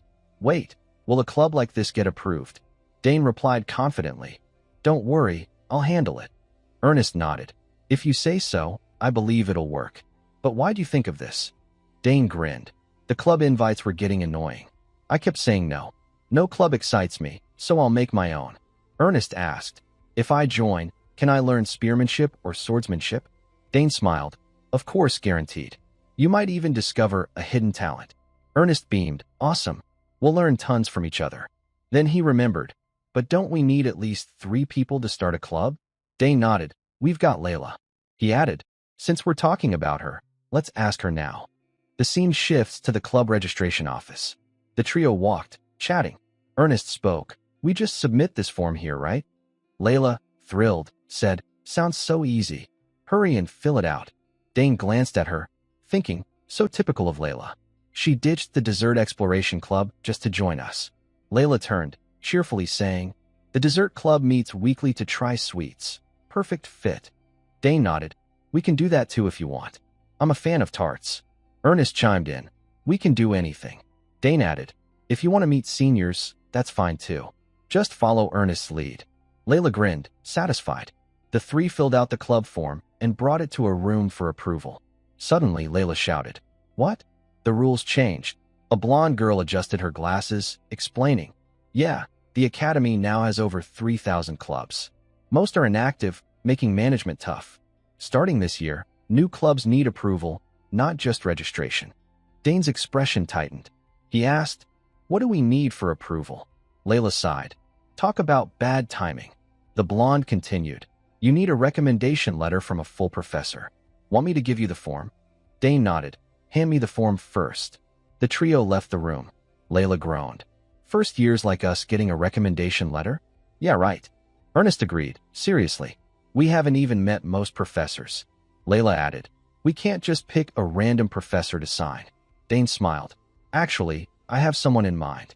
Layla and Ernest shouted in unison. What? Who? We're just first years. They'll probably look down on us. Dane flashed a confident grin. Just trust me. Ernest and Layla gaped, speechless.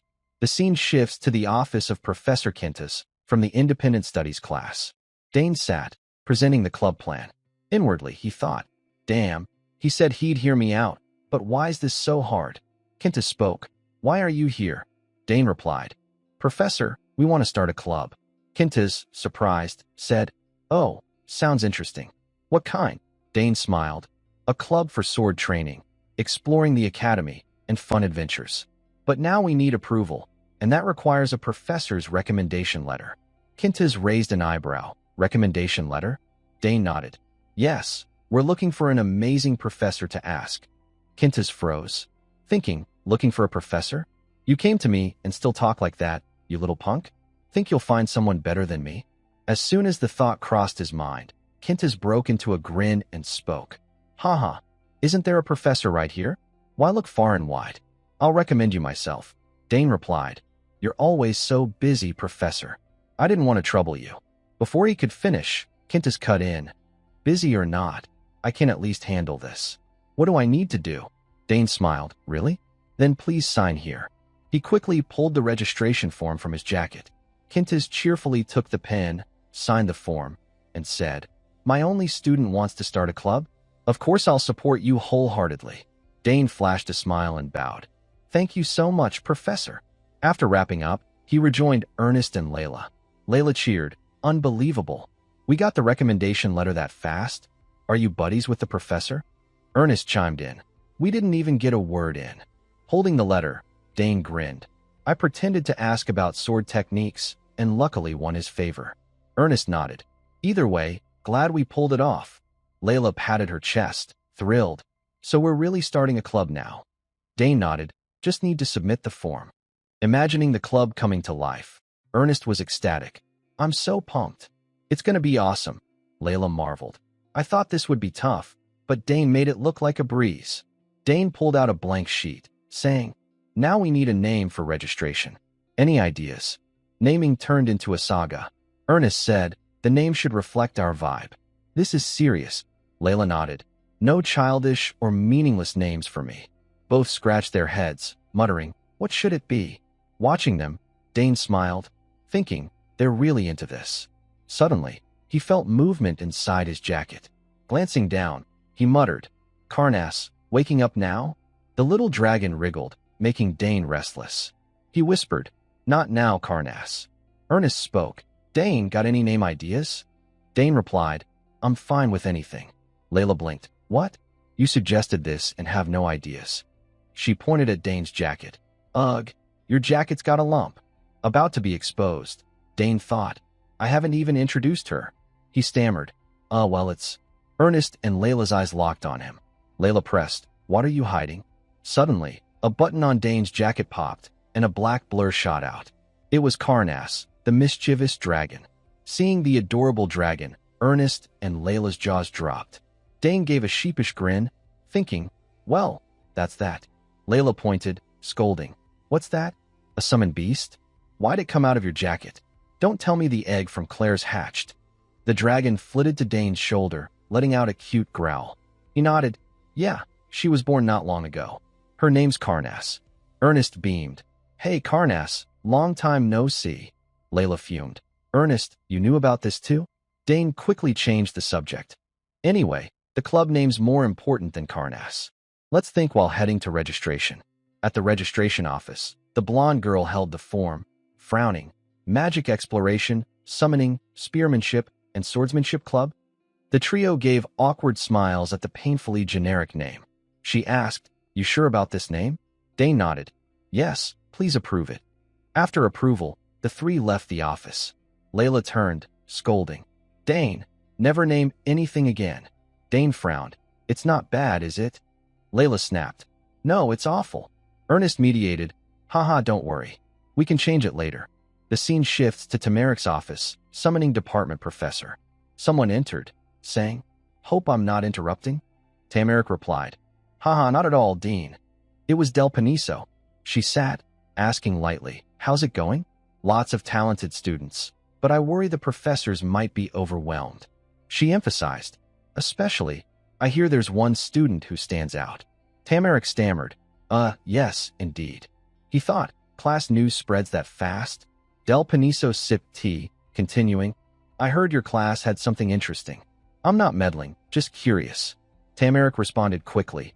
No issue at all. You're the dean. It's normal. He set his tea down, adding, There's one remarkable student, even surpassing Claire. Quite a surprise. Del Paniso smiled. Must be Dane Sogers. I personally approved his admission. She continued. I heard you promised him a recommendation letter, right? Tamarik nodded. Yes, that's right. Del Paniso added. Since the special admissions test needs 2 letters, I'm thinking of writing the other. Tamarick blinked. You'll write it yourself? She laughed. He's clearly capable. How could I sit still? Tamarick mused, thinking, what a sly fox. She's trying to claim everything. He clenched his fist, muttering, of course, she's always like this. I underestimated her. Del Paniso spoke. Professor, something on your mind? Tamarick jolted. No, not at all. She looked him in the eye. All right then. Oh, when you finish the letter, show me. We should be transparent about this. Tamarick frowned, nervous, naturally. Having achieved her goal, Del Paniso stood.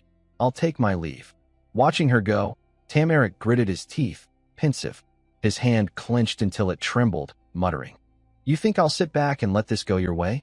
She's trying to pull Dane to her side. But this time, I won't let that happen. I'll secure that genius before she does. The scene shifts to the campus. Dane walked, muttering, just the Empire Founding History class left today, right? He sighed, still got time.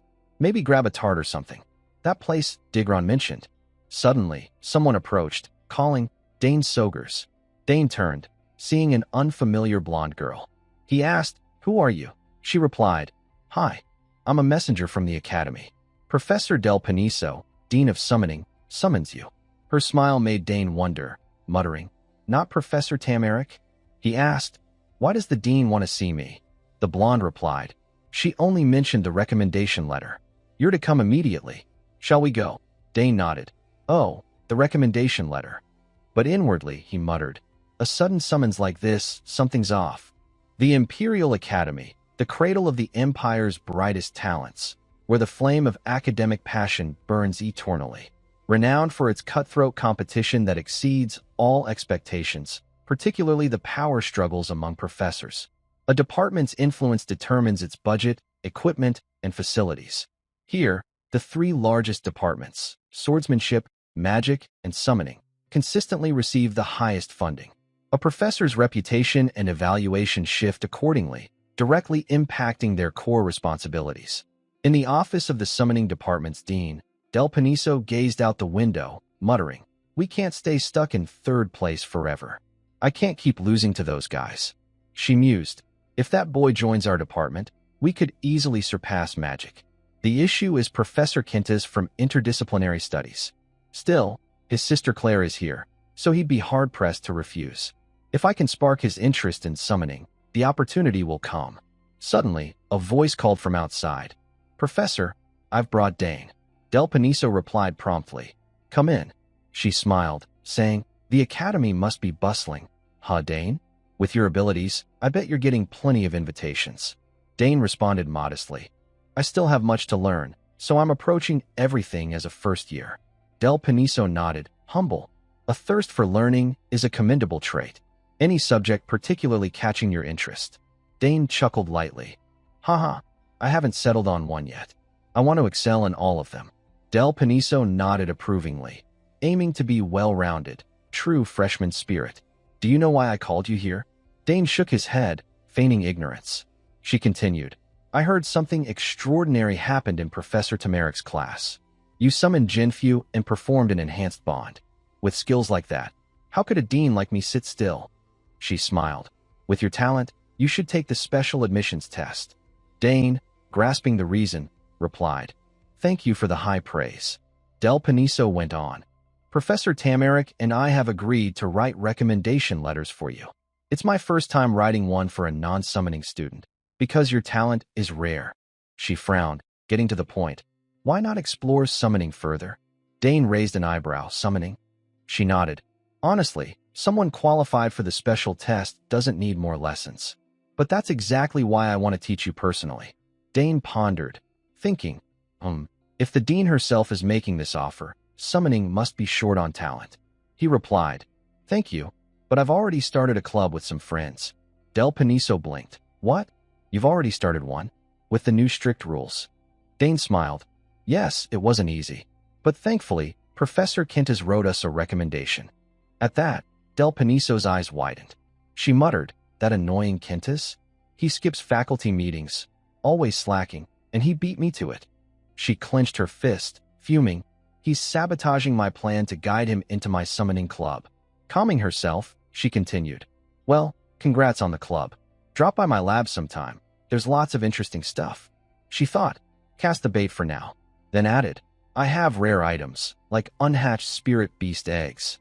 One's worth a castle. Dane flinched, hand reaching into his jacket, thinking, oh no, I'm already raising one. He replied, spirit beast eggs? I'll stop by to check them out. Del Paniso smiled. Don't worry about the recommendation letter. Tamarick and I will provide them. Any questions about the test, ask me anytime. Dane beamed. Thank you for your support. She picked up a cookie, saying, have some dessert while we chat. The treats you brought look delicious. As she nibbled, she muttered, Tamarick's probably planning to move first. I need to write that letter fast and see the look on their faces when they read it. The next day, Claire met Dane, saying, Dane, Professor Del Paniso just contacted me. Dane blinked. With you? Claire nodded. Yeah. After sending the recommendation letter, the Summoning Guild reached out to her today. They're sending examiners to the academy immediately. Dane jolted. That fast? He muttered. Too fast. They're clearly trying to recruit me. Claire's eyes widened. Professor Del Paniso really likes you. What did you do to catch the attention of someone so strict? Dane grinned sheepishly. No clue. Maybe because I'm a top student. Claire continued. Either way, you're about to be called for the test. Back in my year, we had to summon 3 spirit beasts at once, maintain them, and perform an enhanced bond. Dane shouted, 3 at once?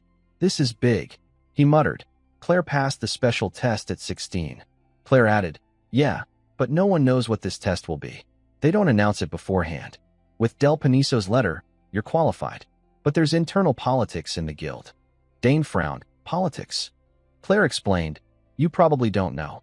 Del Paniso has rejected the guild's requests multiple times, so they don't like her. They won't let her gain an advantage easily. Dane mused. So the test might be harder because of that, right? Claire nodded. Possibly. But I'm not too worried about you. If you get hurt because of adult power games, I'd feel awful. Dane smiled. Don't worry, that won't happen. He thought, I'm not planning to fall into those traps. 2 days later, the Summoning Guild's inspection team arrived, led by Chairman Elgard Poten. He spoke. It's been a while, Professor Del Paniso. She replied, Are you well, Chairman? Elgard nodded. Yes. How talented is this student you're recommending? Del Paniso said calmly, My apologies, Chairman, but his talent is too exceptional to ignore. Elgard continued, Then you should have taken the guild seat we offered. It'd make things simpler. Del Paniso gave a wry smile. You know I prioritize my duties at the academy. If I joined the guild, I couldn't fully commit here. She gritted her teeth, thinking, You think I don't see you trying to pull influence to your side? Your greed nearly got me killed in those reckless missions. She turned, Please follow me. We can talk as we go. Elgard nodded. Fine. He thought, Humph, the recommendation sent, so I'll cooperate. But I don't like this kid one bit. On the way, Elgard asked, The boy is Dane Sogers, Claire's brother, right? Del Paniso replied, Yes, his talent truly runs in the Sogers' blood. Elgard continued, I heard he summoned a rank, 5 Genfu, performed an enhanced bond, and in the interdisciplinary test, managed multiple beast bonds simultaneously. Del Paniso nodded. That's correct. He turned. Such ability is extraordinary, shocking the guild. Even for a Sogers, I didn't expect the younger sibling to outshine the elder. Is he already on par with Galderin? Del Paniso smiled wryly. I'm not sure he's at Galderin's level, but you'll understand when you see him. Elgard frowned. We'll evaluate strictly. The special test has always been that way. Del Paniso nodded. I understand. The guild's arrival sent the academy's students into a frenzy. One exclaimed, What? The Summoning Guild's here? For what? Another replied, Heard Dane Sogers got a special recommendation letter. A third chimed in. Oh, the first year who shocked Professor Tamarick's class? He even enhanced a spirit beast. An angry student shouted, Damn, is there anything summoning related he can't do? After a while, Del Paniso and Elgard reached the summoning department's entrance. She said cheerfully, All right, this is where the test will take place. Elgard glanced at the department's emblem, muttering, Good, let's go in. At the testing ground, light filtered through the window slats, illuminating the vast room. Dane stood in the center of the arena and spoke. I am the youngest son of Earl Arkan Sogers, Lord of the Southern Region and head of the Sogers family. My name is Dane Sogers. Startled, Elgert exclaimed, "A great honor to meet you." A confident smile played on his lips. Observing this, Elgert muttered inwardly, "Impressive. Hard to believe he's only 14 with such presence. Now I see why they rushed to send the recommendation letters." Elgert stroked his chin and said, "I am Elgert Poten, chairman of the Summoners Guild. I've heard much about you. High praise indeed. However, this test won't be easy." Unfazed, Dane replied promptly, "Yes, I'm prepared." He thought, he's pretending to be friendly, but there's nothing pleasant about this. Elgert turned to his aides behind him, saying, "No need for more talk. Let's begin. Prepare." The two aides responded in unison, "Yes, sir." Del Paniso, standing in the back, frowned slightly and remarked, "I wonder what challenge the chairman has prepared for us." Addressing Dane, Elgert continued, "Whether you pass or fail is entirely my decision, Elgert Poten. If you object, you may withdraw now." Dane replied instantly, "I accept." Elgert went on, "Any form of cheating is strictly forbidden. If the test is deemed unfair, the results will be voided, and your summoner eligibility could be revoked. Remember that." Dane responded calmly, "Yes, I understand." Elgert continued, "Good. I look forward to seeing what makes you special." He raised his hand high and declared, "The test begins." The examiners surrounded Dane, each standing before a glowing summoning circle. The circles began drawing energy from the surroundings, strengthening their magic. Seeing this, Dane muttered, "This is..." Suddenly, strange sounds emanated from the circles, followed by an immense surge of energy that enveloped the testing ground. Both Dane and Del Paniso furrowed their brows. Del Paniso thought, "They've activated summoning circles. This means..." Mana streams converged toward Elgert, who widened his eyes and said, "Answer my call." With that, a massive surge of mana erupted from his summoning circle. A colossal, ferocious creature emerged, its head resembling a lion's. Feeling the overwhelming mana, Dane thought, as expected, the chairman's mana is terrifying. I didn't think the test would be on this scale. His eyes widened as he studied the creature, thinking, this thing is far more dangerous than usual. Lightning crackled around it, charged with immense mana, exuding an intense sense of danger. Seeing the beast, Del Paniso shouted from behind, "Impossible! A rank 3 summon Antares." Antares clenched its fists, roared skyward, and unleashed a burst of mana that stirred up thick dust clouds across the testing ground. Struggling against the immense pressure, Dane muttered, "Now I get why my second sister was worried." Facing the summoned beast, Elgert crossed his arms and said, "Since you're a genius, this level should match your caliber, right?" He frowned and continued, "You may use any weapon you deem necessary. Your task is to subdue Antares by any means." As the ferocious beast loomed before Dane, Elgert added, "This is the requirement for the special admissions test." Del Paniso gritted her teeth, fuming inwardly. That old man clearly wants to see me disappointed. He's trying to humiliate me, Elgert said with a hint of irritation. "But with your exceptional talent, there's nothing to worry about, right? Of course, if you're scared, you can still withdraw now." Dane replied without hesitation, "No, I'll take the test as planned." Elgert smirked slightly, "Very good. I'll give you a moment to prepare." Dane reached into the subspace before him, searching for something, muttering, "Good. I have the perfect thing for this." He pulled out an object and whispered, "The spear father gave me for my 7th birthday. Now's the time to use it." Facing the beast, Dane muttered, "It's big, so it likely has many openings. I'll strike fast and retreat." Observing this, Elgert raised an eyebrow. "A spear, huh? Truly Soger's blood." His gaze shifted to a corner of the testing ground, where Tamarick and a few students had arrived to watch Dane's test. Seeing the scene, Tamarick's jaw dropped, stammering, "What the hell?" Making him face a rank 3 creature?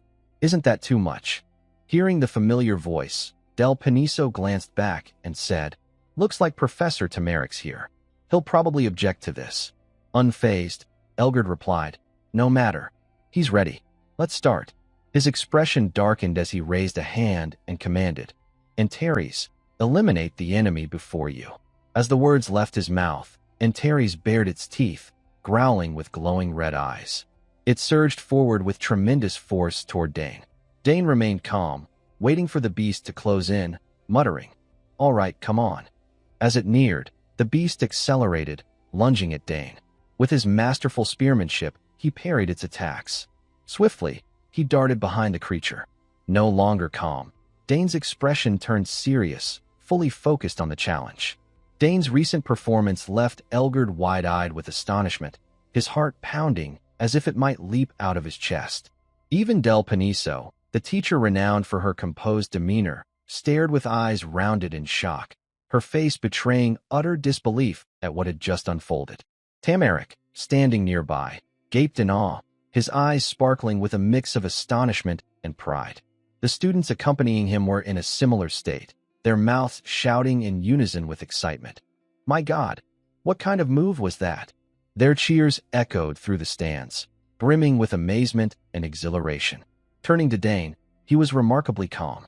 He swiftly stomped his foot on the ground, producing a resounding boom, then skillfully twirled his spear to maintain balance, ready to face the next attack. Confronting the colossal beast, Dane's eyes gleamed with confidence, a slight smirk curling at the corner of his mouth.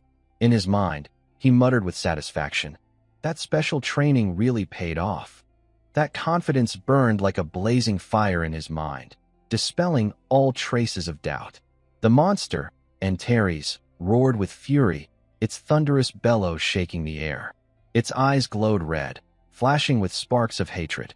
Without hesitation, it charged straight at Dane, swinging a powerful blow. The strike carried terrifying force, as if it could tear through space itself. Yet Dane remained calm, his piercing gaze unwavering. Just as the attack was about to land, he gracefully sidestepped, dodging with ease. Antares' blow slammed into the ground, sending shards of rock flying and cracking the earth as if struck by an earthquake. The crowd in the stands held their breath, hearts racing at the sight.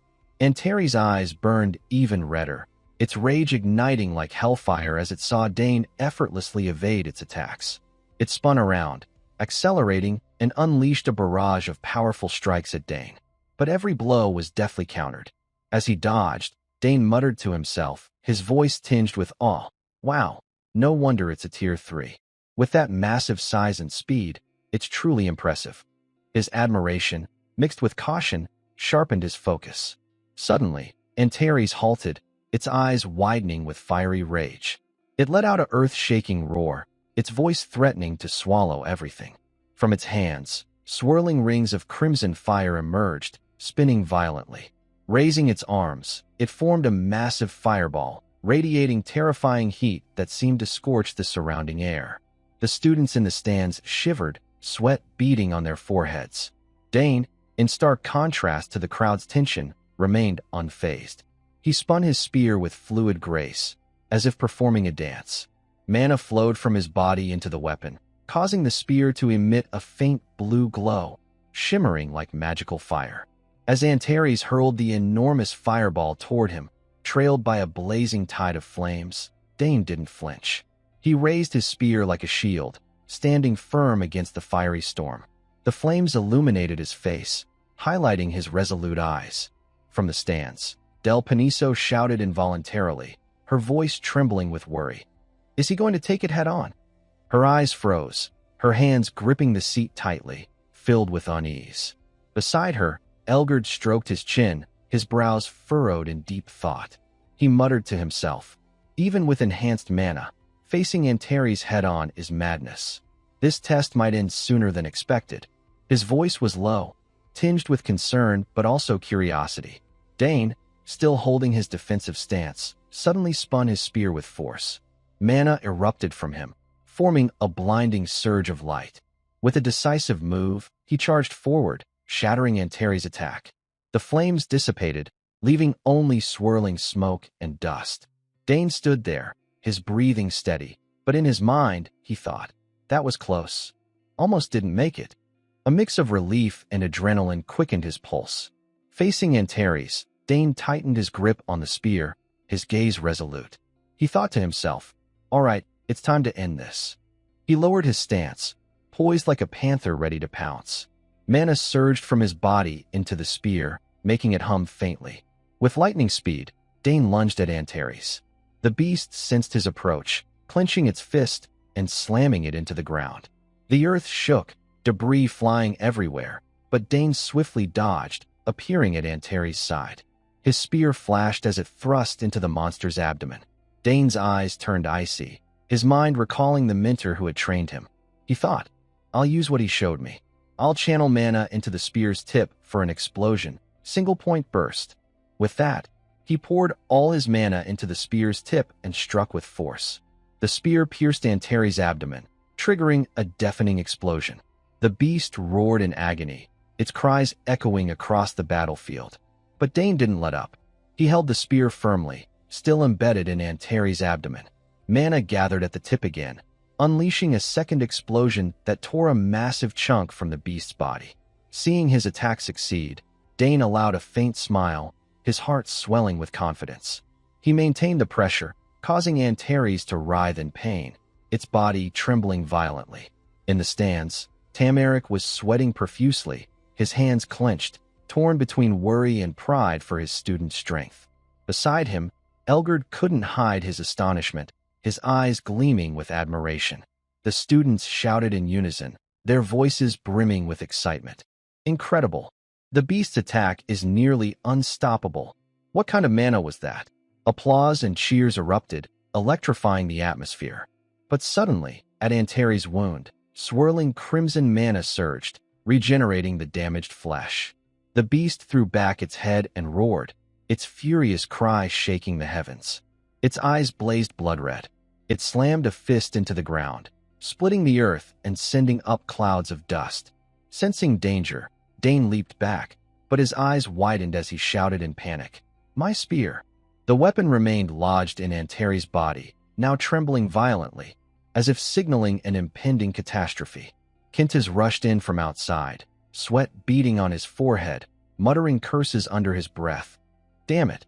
I'm not late, am I? Why hold the exam in such a remote place?" His heart pounded, a mix of anxiety and frustration. As he pushed open the door, the scene before him made Kintiz freeze, his eyes widening in shock. He clenched his teeth, his gaze fixed on the radiant mana barrier before him. His voice trembled with disbelief. A barrier in the testing area. What did they summon? From within, Antares threw its head back and let out a ferocious roar, the sound tearing through the air. Its eyes blazed with fiery rage, red sparks piercing straight into Kent's gaze.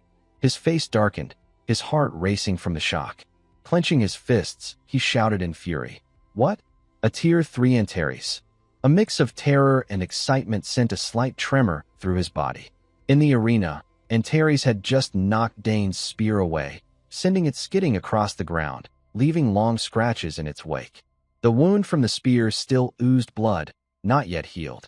The beast growled, its blood-red eyes glaring at Dane as if it wanted to devour him. Dane, standing opposite, muttered to himself, his voice tinged with admiration. It took a hit like that and didn't even flinch. Talk about tough. He nodded, a confident smirk curling his lips. In his mind, he thought, the spear won't do enough damage. Then, with a flick of his wrist, his eyes gleamed with resolve. "Sorry, Dad, but it's time to use the sword." In an instant, Dane drew the sword from his hip, its blade glinting under the mana's light. He furrowed his brow, staring straight at Antares, a confident smile spreading across his face. "Round 2. Let's go." His actions stunned the crowd in the stands. Elgard stroked his chin, his eyes sparkling with curiosity, and remarked, "Haha." Switching to a sword, Del Paniso nodded beside him, her voice thoughtful. "Makes sense. This is an independent exam. A bit of eccentricity isn't surprising." Elgard nodded in agreement, but his eyes betrayed astonishment. "True. But what's terrifying is how calm he remains. That stance, it's like a warrior who's fought countless battles." In the stands, the crowd of students whispered, their hearts racing with excitement. Kintiz, watching from behind, narrowed his eyes, a mix of pride and curiosity swelling within him. He spoke firmly. "Now we'll truly see what he's capable of." In the arena, Antares charged at Dane, its gaze ferocious. Its clenched fist formed a massive ring of fire, radiating scorching heat. But Dane didn't waver. He stood firm, calmly countering the beast's relentless attacks. The skills of a true swordsman shone through, unmatched agility and speed. After a few exchanges, Dane stepped back, a thought flashing through his mind. He muttered, his voice full of admiration, "Not bad." After a few weeks of fighting, it shifted from raw power to speed. It's reacting precisely to my every move. Antares, unrelenting, continued its frenzied assault. But Dane was no easy prey. He maintained his composure, parrying each blow with his sword. Spotting an opening, Dane swung his blade, slashing at Antares' arm. Yet the attack didn't break through.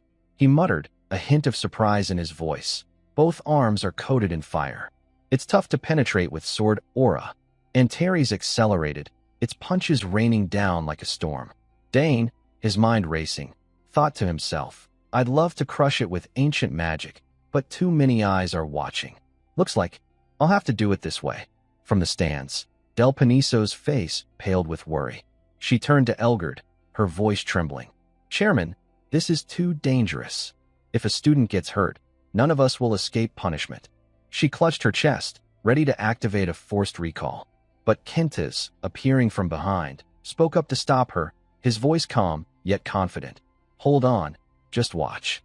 Del Paniso spun around, startled. Professor Kentis, when did you get here? Kentis smiled, his eyes gleaming with faith. I understand your concern, but it seems Dane has a strategy. In the arena, Dane continued to wield his sword, parrying Antares' attacks. Suddenly, he spotted a flaw. His eyes widened, a spark of determination flashing within them.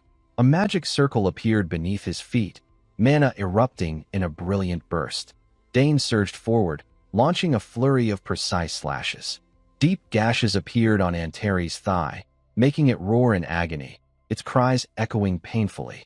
The beast lost its balance, its attacks growing erratic. Its hands slammed into the ground, its expression ferocious, flames flaring around its body. Elgard, from the stands, gasped, his voice filled with awe. He combined swordsmanship and magic in that split second. Kentis nodded, a confident smile spreading across his face. Looks like we should have summoned something even stronger. Hearing this, Elgard's expression darkened, his fists clenching as he thought to himself. Damn it. A Tier 3 summon was supposed to make him fail. Yet he's exceeded all my expectations. His heart raced, a mix of frustration and admiration. In the arena, Antares opened its mouth wide, rings of fire forming around it, signaling a devastating attack. Dane smirked, thinking to himself, one last struggle, huh? Truly the king of resilience to the very end. He tightened his grip, his eyes blazing with resolve. I didn't want to use this, but it's time to end it. Above Dane, 3 mana-infused spears suddenly appeared, hovering in the air. He locked eyes with Antares, a triumphant smile on his lips, ready to deliver the final blow. Kentis rushed in from outside, sweat beading on his forehead, muttering curses under his breath. Damn it. I'm not late, am I? Why hold the exam in such a remote place? His heart pounded, a mix of anxiety and frustration. As he pushed open the door, the scene before him made Kentis freeze, his eyes widening in shock. He clenched his teeth, his gaze fixed on the radiant mana barrier before him. His voice trembled with disbelief. A barrier in the testing area. What did they summon? From within, Antares threw its head back and let out a ferocious roar, the sound tearing through the air. Its eyes blazed with fiery rage, red sparks piercing straight into Kentis' gaze. His face darkened, his heart racing from the shock. Clenching his fists, he shouted in fury. What? A Tier 3 Antares. A mix of terror and excitement sent a slight tremor through his body. In the arena, Antares had just knocked Dane's spear away, sending it skidding across the ground, leaving long scratches in its wake. The wound from the spear still oozed blood, not yet healed. The beast growled, its blood-red eyes glaring at Dane as if it wanted to devour him.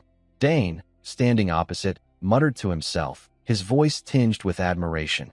It took a hit like that and didn't even flinch. Talk about tough. He nodded, a confident smirk curling his lips. In his mind, he thought, the spear won't do enough damage. Then, with a flick of his wrist, his eyes gleamed with resolve. Sorry, Dad, but it's time to use the sword. In an instant, Dane drew the sword from his hip, its blade glinting under the mana's light. He furrowed his brow, staring straight at Antares, a confident smile spreading across his face. Round 2. Let's go. His actions stunned the crowd in the stands. Elgard stroked his chin, his eyes sparkling with curiosity, and remarked, Haha, switching to a sword. Del Paniso nodded beside him, her voice thoughtful. Makes sense. This is an independent exam. A bit of eccentricity isn't surprising. Elgard nodded in agreement, but his eyes betrayed astonishment. True. But what's terrifying is how calm he remains. That stance, it's like a warrior who's fought countless battles. In the stands, the crowd of students whispered, their hearts racing with excitement. Quintus, watching from behind, narrowed his eyes, a mix of pride and curiosity swelling within him. He spoke firmly. Now we'll truly see what he's capable of. In the arena, Antares charged at Dane, its gaze ferocious. Its clenched fist formed a massive ring of fire, radiating scorching heat. But Dane didn't waver. He stood firm, calmly countering the beast's relentless attacks. The skills of a true swordsman shone through, unmatched agility and speed. After a few exchanges, Dane stepped back, a thought flashing through his mind. He muttered, his voice full of admiration, Not bad. After a few weeks of fighting, it's shifted from raw power to speed. It's reacting precisely to my every move. Antares, unrelenting, continued its frenzied assault. But Dane was no easy prey. He maintained his composure, parrying each blow with his sword. Spotting an opening, Dane swung his blade, slashing at Antares' arm. Yet the attack didn't break through. He muttered, a hint of surprise in his voice. Both arms are coated in fire. It's tough to penetrate with sword aura. Antares accelerated, its punches raining down like a storm. Dane, his mind racing, thought to himself, I'd love to crush it with ancient magic, but too many eyes are watching. Looks like I'll have to do it this way. From the stands, Del Paniso's face paled with worry. She turned to Elgard, her voice trembling. Chairman, this is too dangerous. If a student gets hurt, none of us will escape punishment. She clutched her chest, ready to activate a forced recall. But Quintus, appearing from behind, spoke up to stop her, his voice calm, yet confident. Hold on, just watch. Del Paniso spun around, startled. Professor Quintus, when did you get here? Quintus smiled, his eyes gleaming with faith. I understand your concern, but it seems Dane has a strategy. In the arena, Dane continued to wield his sword, parrying Antares' attacks. Suddenly, he spotted a flaw. His eyes widened, a spark of determination flashing within them. A magic circle appeared beneath his feet, mana erupting in a brilliant burst. Dane surged forward, launching a flurry of precise slashes. Deep gashes appeared on Antares' thigh, making it roar in agony, its cries echoing painfully. The beast lost its balance, its attacks growing erratic. Its hands slammed into the ground, its expression ferocious, flames flaring around its body. Elgard, from the stands, gasped, his voice filled with awe.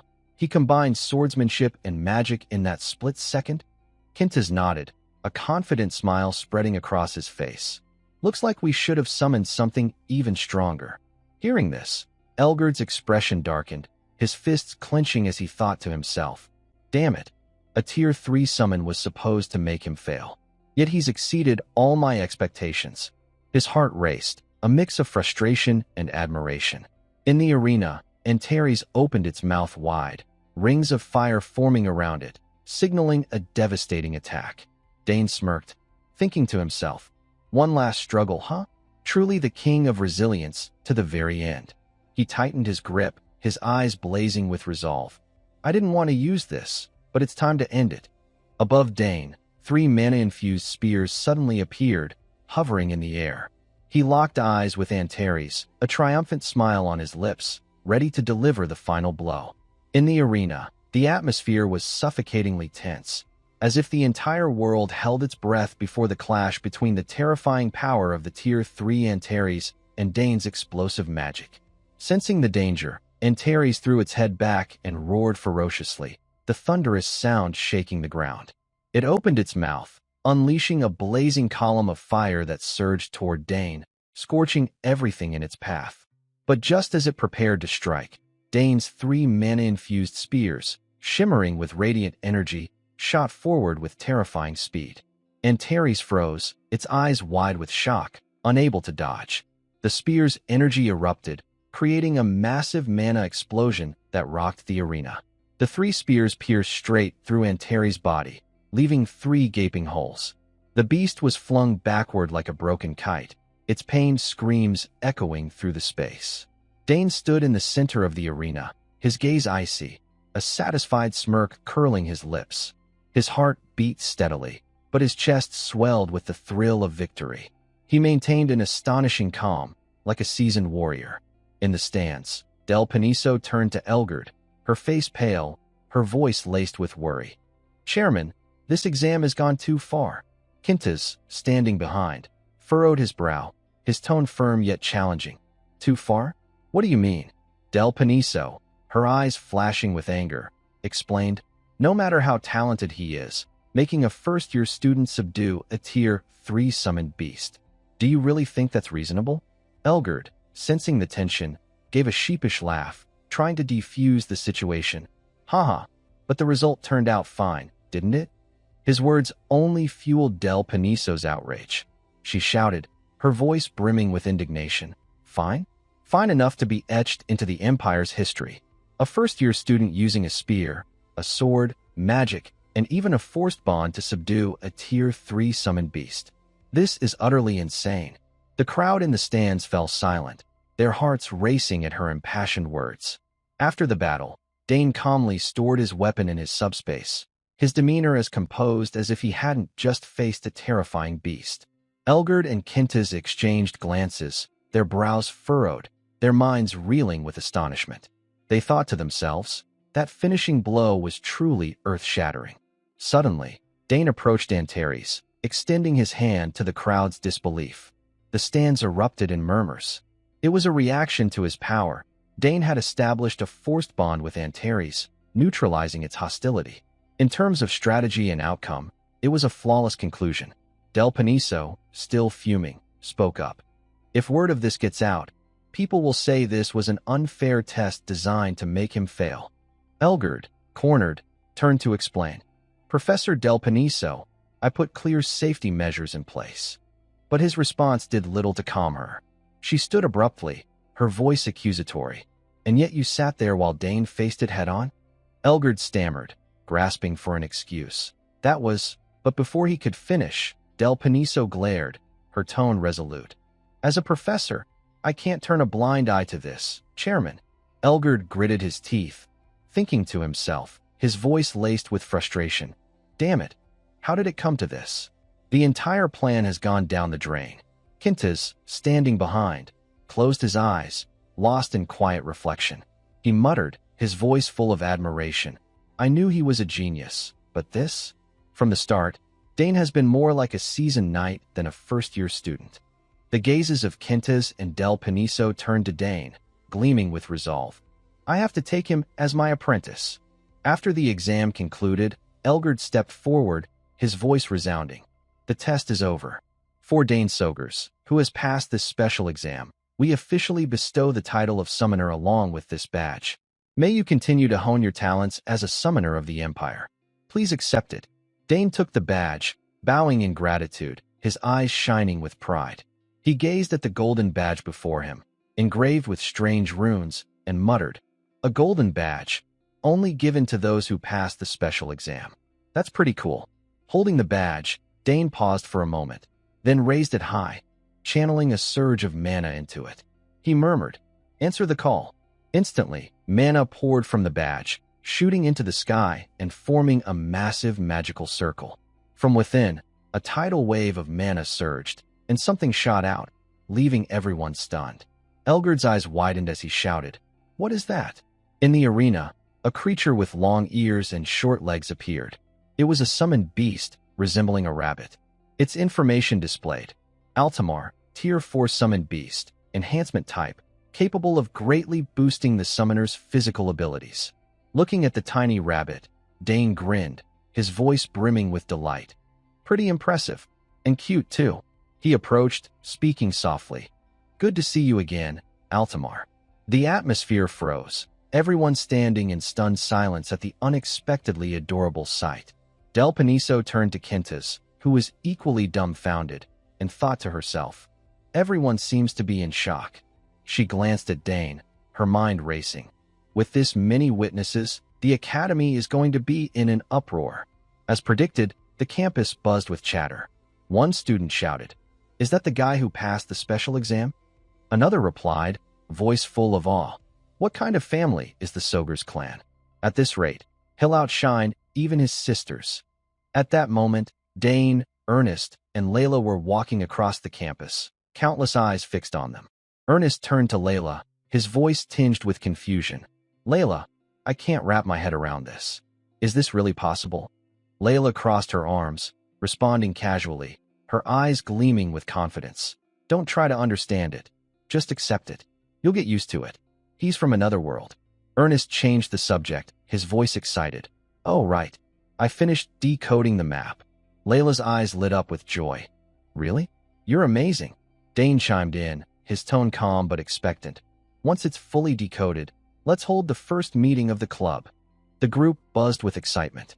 Layla beamed. "Awesome. I'm so bored already." Ernest clenched his fist, his voice cheerful. "I'll try to decode it even faster." Dane, ever composed, smiled and thought to himself, "I'm actually really curious about it." Then he turned to the group. "Professor Kentis is calling me. I've got to go. See you guys later." After saying goodbye, he turned and walked off, exuding confidence. At the training room, Kentis was waiting. He looked at Dane, his voice deep and authoritative. "Antares is a terrifying summoned beast. Once, a summoner from the Draenic Empire summoned 2 of them, and it was a nightmare. Just 2 took down 3 knights and dozens of soldiers." Dane's eyes widened, thinking to himself, "I remember now. I heard Professor Kentis was in that battle." Kentis stepped closer, his gaze sharp. "And yet you defeated that creature without a scratch." Dane scratched his head, sheepish. "Just got lucky, sir." Kentis shook his head, his tone serious. "Sometimes too much humility is a double-edged sword. In my opinion, switching to the sword was the right call." Dane blinked, thinking, he's no ordinary man. Kentis turned, walking slowly. "At just 14, your skill and composure in swordsmanship far exceed your age." He paused, his voice lowering.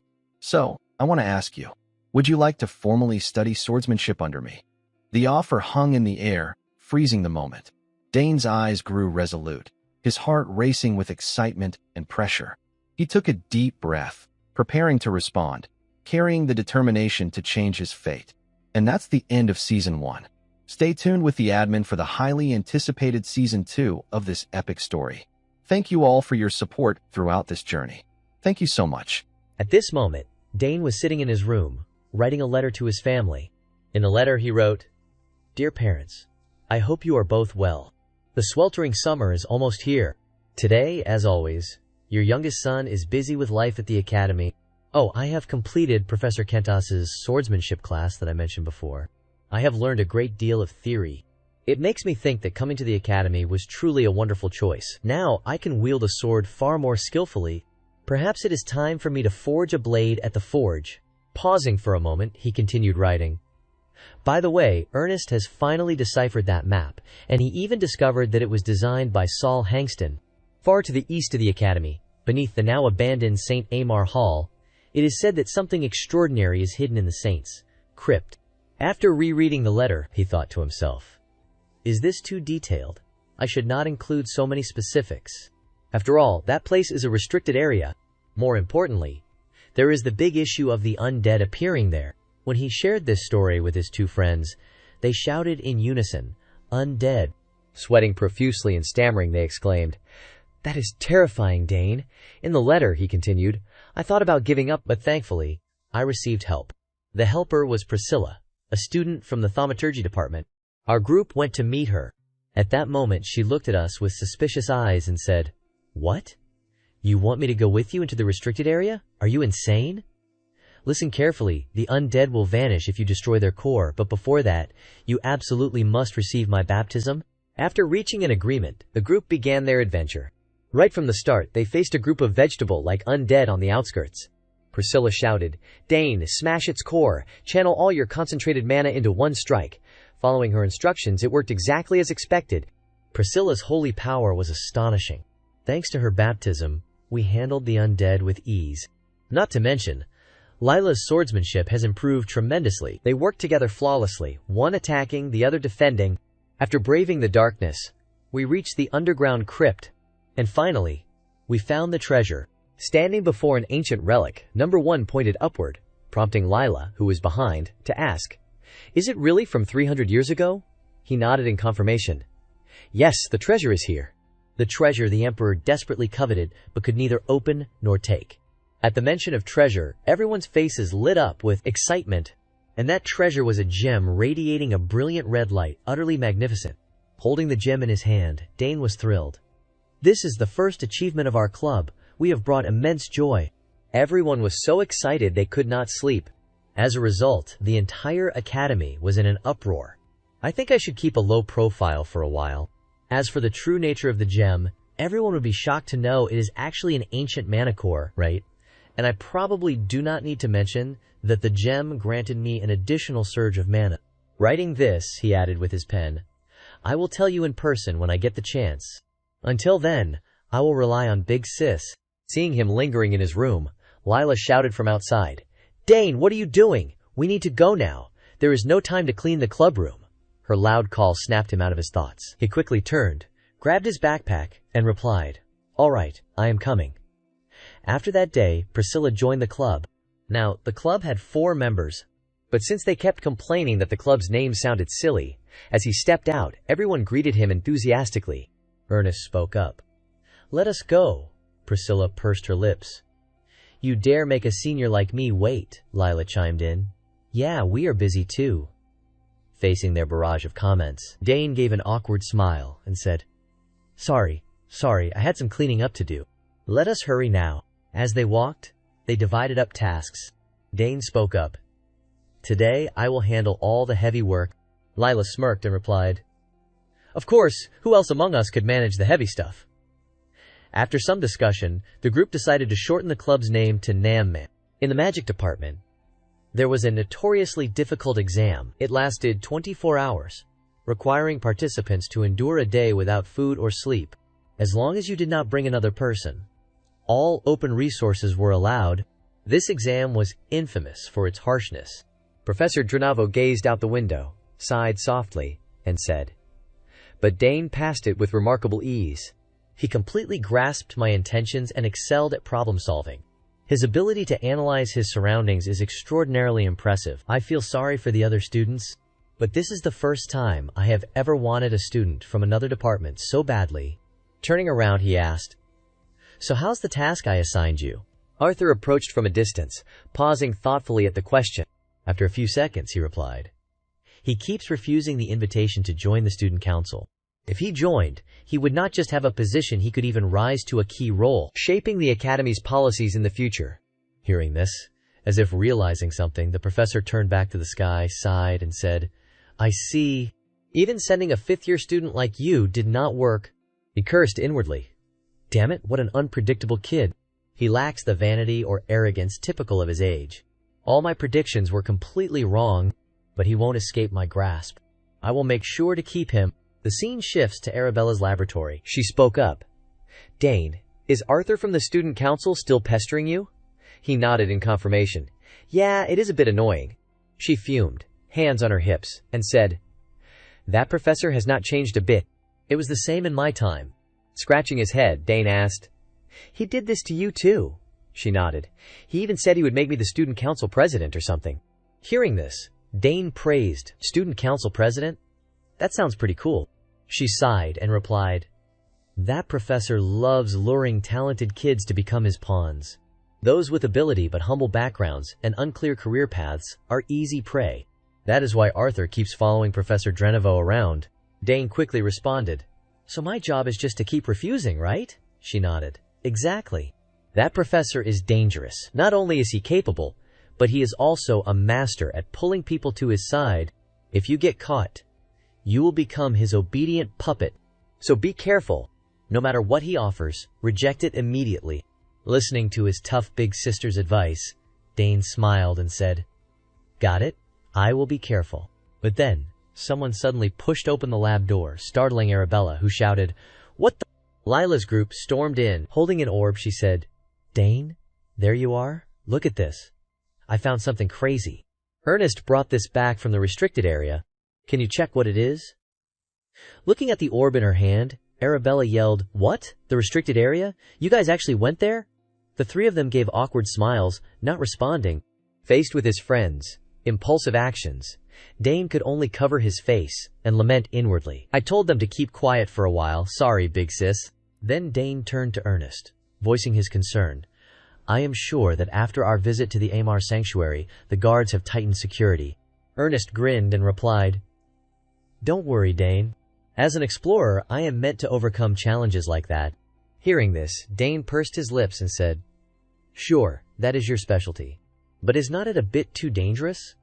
Acknowledging his somewhat reckless actions, Ernest lowered his head sheepishly and responded, "I understand your concern, but the adventurer's blood in me just keeps boiling. I can't sit still." Looking at his close friend, Dane thought to himself, "Ever since we went to the Amar sanctuary, Ernest has become much more proactive. That makes sense." Saul Hankston, the only one said to have reached the realm of the Nine Chains after the fall of the Arachnodemon Kingdom, a place created by such a genius, would make any adventurer's eyes light up. Turning to the two girls, Lila approached Arabella, holding out the orb and saying, "Senior, please take a look at this." Looking at the two younger girls, Arabella sighed and said, "You kids only ever cause trouble." Noticing their odd behavior, Dane turned back and called out, "Lila, what are you holding? Did you put something in the mana wave detector?" Ernest, standing nearby, spoke up awkwardly. "Well, here's the thing. Last night, I could not sleep, so I wandered into the restricted area. Saul Hankston's laboratory is in there. Right? I kept hearing strange noises coming from inside the building, like machinery running or something being built. It gave me goosebumps, and there were human voices mixed in too." Dane interrupted. "So what? Even if it is a restricted area, guards still come and go? What is so strange about hearing voices?" Ernest scratched his head, denying it. "No, it was not just the guards. Voices, I am certain. And the most suspicious thing is that the mana wave detector I left running on standby picked up mana signals." At this, Dane exclaimed in shock. "What? No way!" After Saul Hankston's death, everything in his laboratory was moved to the memorial hall. There should not be anything in the lab emitting mana waves. Ernest nodded in confirmation. "Exactly. Which means there is definitely something in Saul Hankston's laboratory that we do not know about." Dane, still lost in thought, muttered, "Mana waves." After examining the orb, Arabella spoke up. "Ernest, you were right. There is definitely something in there." This startled Ernest, who blurted out, "Really, Senior Arabella?" She nodded in confirmation. "Yes, and it is no ordinary thing. Here, look at the data I analyzed." Everyone was astonished as they looked at the analysis sheets on the table. Dane picked up one of the sheets and studied it. Arabella continued, "These fluctuations are very similar to the samples you collected. Of course, not everything matches, so we can rule out the ambiguous ones." After a moment of contemplation, Dane turned to her and asked, "So what is the conclusion?" Arabella furrowed her brow slightly and replied, "There is definitely something massive inside that building." This caused the three friends standing across from her to shout in unison, "What?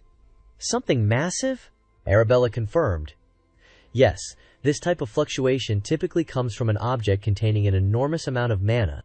You said you struggled to pick up these waves. Right, I think something is blocking the mana waves from escaping. As for who is hiding those waves, whether it is Saul Hankston or someone else we do not know yet," Dane chimed in. "The only thing we know for sure is that whatever it is valuable enough to warrant hiding its mana waves." Arabella nodded in agreement. "That sums it up. And from what I know, the guards do not even enter Saul Hankston's laboratory. Back in the day, I sneaked into the restricted area when I was bored." This prompted Priscilla, standing across from her, to ask, "Really?" Arabella just winked and smiled without answering. This made Dane, standing nearby, think to himself in shock, "Even my sister did that." Of course, no one can resist Saul Hankston's allure. Truly an incredible mage in his youth, she continued. "Anyway, I do not know what they are hiding, but if it is related to Saul Hankston, it is bound to be an earth-shattering discovery. It could be a core containing Saul Hankston's mana, or something even more powerful." Hearing this, everyone's spirits soared with excitement. Ernest clenched his fist and nodded. "If that is true, it is amazing," Lila, standing nearby, asked.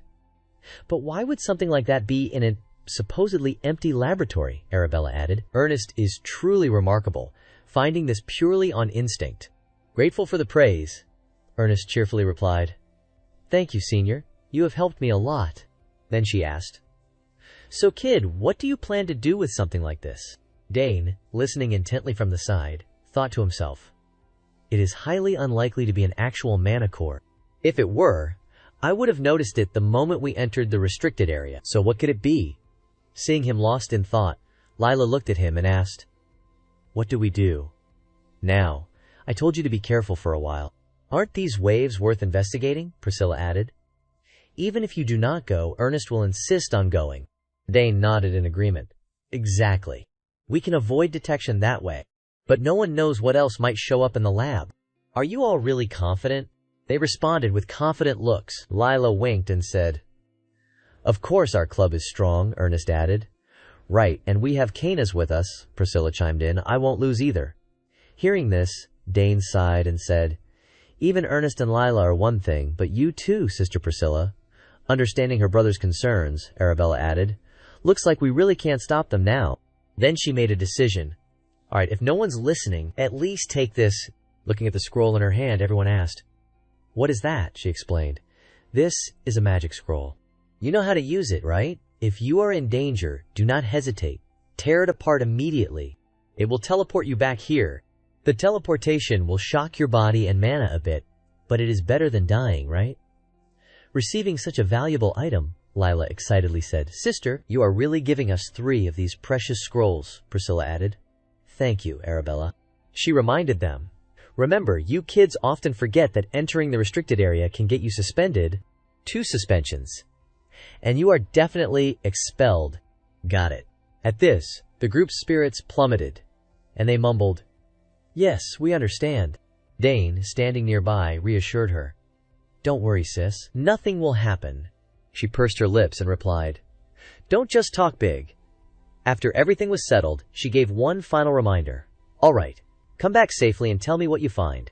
The group returned to their base, spread out a map on the table, and began planning their route.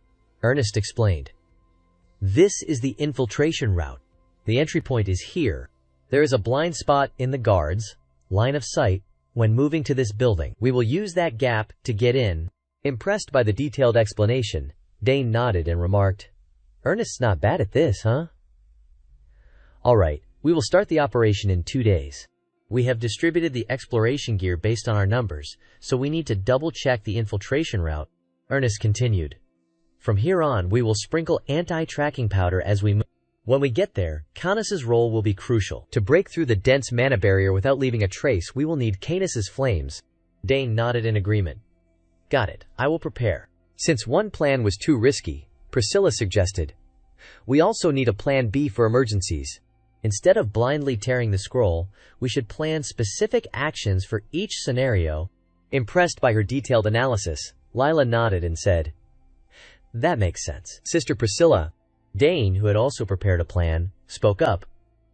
All right, here's the plan. We will arrange our formation like this. I will take the lead to detect mana. Ernest and Lila will be in the back. Sister Priscilla will stay in the middle. Since Priscilla was vulnerable to ambushes, everyone agreed. Then he turned to Ernest and continued. This time, use your short bow instead of a sword. You have practiced enough, so shoot with the mindset of providing support. Ernest nodded in confirmation. Got it. Leave it to me. Dane's voice grew serious. Everyone, remember, our top priority is not getting caught. We do not know what is hidden in there. Ernest, brimming with energy, replied. All right, I am so excited to find out what is in there. Lila described her hopes. Just hope it is not demons. After finalizing preparations, Dane called out. Everyone ready? The group responded in unison. Ready? He enthusiastically declared. All right, Nam-Man Club, let us go make some trouble. After some time moving, the group finally reached the outskirts of the restricted area. Staying outside for too long had left them covered in swollen mosquito bites. Lila complained. This is so annoying. If it is like this every day, I will die. Ernest reassured her. Just wait a bit longer. 20 minutes until the guard shift changes. What idiot would dare sneak into the restricted area like this? Just wait until they get caught. Noticing the guards still had not moved, Lila asked, Why are there so many guards? Ernest replied. I heard they have doubled the patrols recently, and it turns out it is true. Damn it, it is probably because of us, Lila asked. So what do we do now, Ernest? He answered. At this hour, everyone's tired, so there'll be a gap. I know which route has the most guards. Let us take that one. As soon as he finished speaking, the group of 4 sped up, following Ernest. Inside, it was time for the guard shift change. A group of guards approached, saying, Shift change time. Seeing them, one guard responded, So boring I almost fell asleep. Another asked, Why are you guys late? Everyone's already scattered. While the guards were chatting, the group slipped in from behind with incredible speed. Their swift action left one guard stunned. He turned around, looking back, but detected no movement. Another guard approached and asked, What is wrong?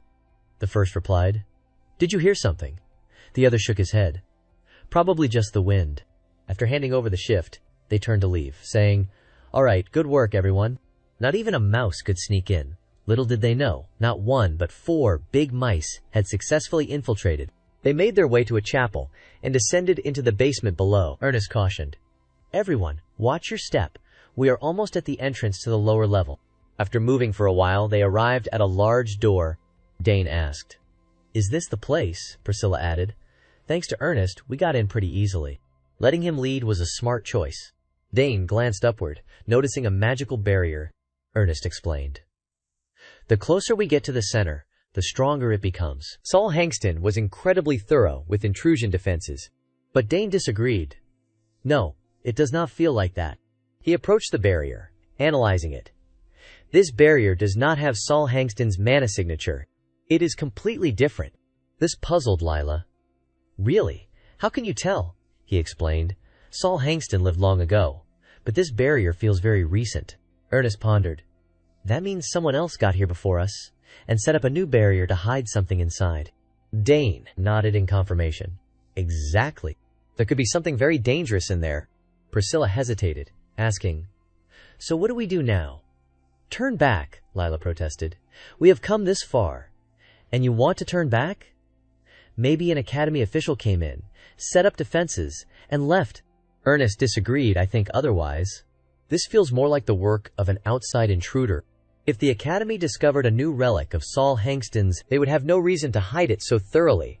This infuriated Lila, who punched the air and exclaimed, So there is someone else after this treasure besides us. This treasure is mine. Priscilla sighed. We came here to explore, not to steal treasure. Dane agreed. Right. They are different from us. They set up the barrier to hide something. Whatever it is, running into them would mean big trouble. Lila sighed. If they are hostile, we would have a hard time stopping them. Dane continued. Exactly. This place might be far more dangerous now, but I believe in the strength of the Nam Man Club. We are strongest together, right? He thought to himself. Sounds convincing, but honestly, I am dying of curiosity. His encouragement energized the group. Ernest was too moved to speak. Lila puffed up proudly, saying, Well, yeah, hardly anyone can beat Dane. Seeing their enthusiasm, Priscilla frowned slightly and said, If I let you kids go alone, something's bound to happen, so I am coming too. No choice. With their senior's support, Lila and Ernest's eyes lit up like car headlights. After reaching a consensus, Dane said, No objections, right? Good. Then we are going all the way. Despite some fear and hesitation, they decided to press forward. Canis did an excellent job breaking the magical barrier. The barrier could not withstand Canis's flames. When they opened the door and stepped inside, they faced a hallway filled with endless traps. The group struggled to get through. After overcoming countless traps, they finally reached their destination. Looking at the vast hall before them, Lila exclaimed, What? What is this place? I never expected an underground room this huge. The room was cluttered with sundries, barrels of wine, and heaps of food, all arranged haphazardly. This puzzled Ernest. Everyone, look at all this food. Someone's definitely living here. Dane surveyed the area, thinking, Strange. There are no signs of habitation, yet it feels like they have been here for a while. Lila turned and asked, Could the academy have come here to research? Priscilla immediately dismissed it. Highly unlikely. Look closely. If the academy was investigating, they would have brought equipment. These items are mismatched from different sources, and some are even illegal. If it was the academy, they would not be this secretive. Dane nodded in agreement. Sister Priscilla's right. This is clearly the work of someone else, not the academy. He quickly decided. Let us check the area fast. We do not know when the owner might return. The group split up, each inspecting a part of the empty room. Dane knelt, placing his hand on the floor, sensing something. What is this? I can feel a massive mana flow beneath the room. But then Ernest shouted, grabbing their attention. Dane, come look at this. He stood and asked. Did you find something? Lila replied. There is a staircase going down behind this wall. This was a critical discovery at this moment. It meant they could investigate the mana source they sensed from above. The group descended into the lower basement. At the end of the basement, a mystical glow emanated. Stepping inside, they discovered a massive mana crystal. Lila gasped. Unbelievable. I have never seen a mana crystal this huge. It has been hidden underground this whole time. Dane approached to inspect it, thinking, no doubt this carries Saul Hangston's aura. It is radiating overwhelming mana. There are other magical arrays carved around it. What are they using this for? Who are they, and what is their purpose? As the group examined the crystal, Ernest suddenly shouted, Oh no, everyone, someone's coming. The perimeter alarms we set up are going off. His words threw the group into panic. Even Dane, the steadiest among them, widened his eyes in shock. Up above, a group of unfamiliar figures appeared, approaching the church's door. One of them barked. Hurry up! The other three responded in unison, Yes, Captain. They swiftly entered the building. The captain reminded them. Focus only on extracting the essence of Saul Hangston's mana inside. The damn glory belongs to us, the group replied in unison. Yes, sir. After navigating for a while, the group reached the final room in the basement. Looking at the glowing mana crystal before them, the green-haired captain said, We have made it inside safely. Turning to his subordinates, he ordered, Clear the room. Report any abnormalities immediately. Two of his men nodded and replied, Yes, sir. They turned to head back upstairs. After a few steps, one sighed. Finally, we can rest a bit. The green-haired subordinate asked, Do we have to stay here for 2 months? The other replied, Maybe longer. At least we have got enough supplies, so that is not an issue. After taking a few more steps, one of them tripped over a wire set up by Dane's group, triggering a barrage of iron spears to plummet from the ceiling. Caught off guard, the two were unable to react and were knocked down by the spears, crying out in pain. Seeing this, the captain inside shouted, What is going on? The two men, after tumbling down the stairs in a chaotic mess, crashed into the door, causing a loud bang. Suddenly, from within the basement, a strange pinkish-purple gas began to spread. The captain, puzzled, asked, What is that gas? One subordinate replied, Is it some kind of gas? Turning back, he shouted, Captain, this is... Realizing something, the captain waved his hand and yelled, Fall back! It is a trap! His words were bold, but moments later, all four were easily subdued by Dane's group. Ernest searched their bodies and said, There is more here than I expected. A notebook, some coins, and all sorts of random stuff. There is something in the back pocket, too. Looking at the group before him, Dane thought to himself, Who are these people? They are clearly after Saul Hangston's mana crystal. Could they be from the academy? Or maybe, Priscilla, noticing something, approached Dane and said, Dane, look at this notebook. There is important, sensitive information. He took the notebook and began examining it. It read, During the essence extraction phase, always maintain 2 extractors. When progress reaches 60%, add another.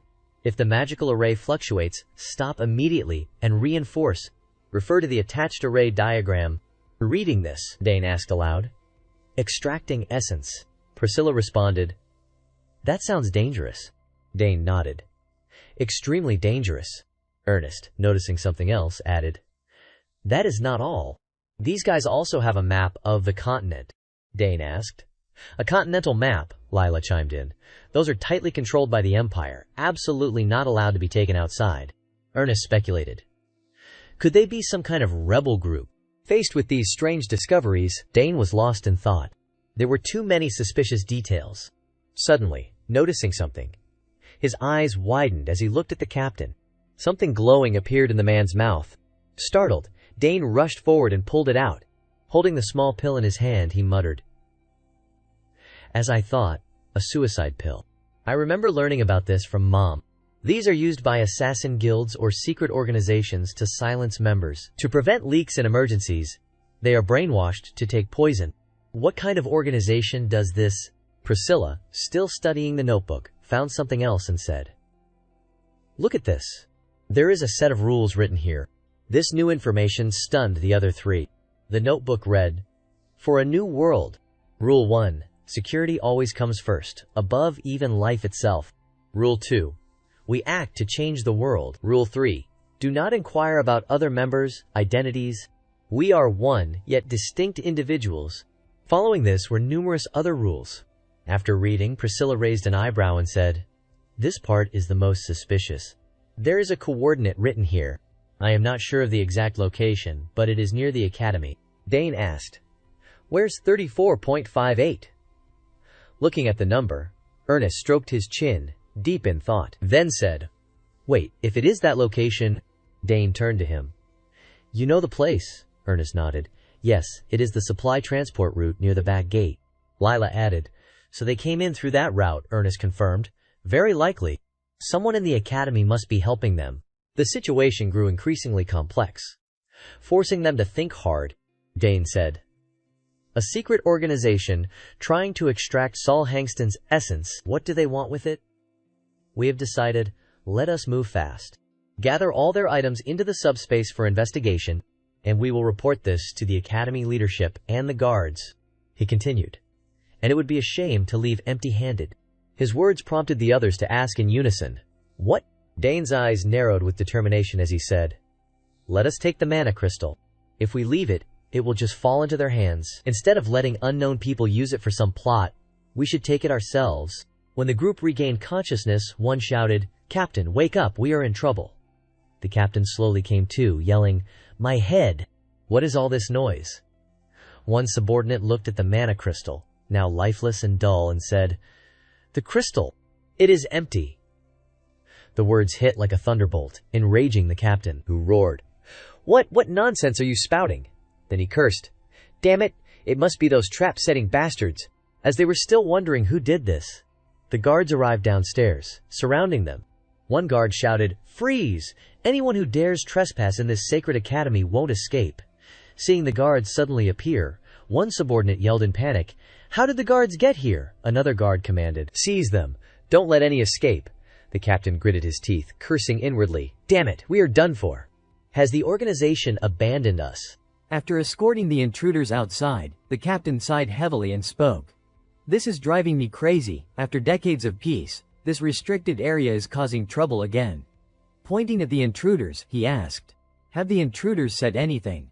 The bald subordinate rubbed his chin and reported, "They have not uttered a word.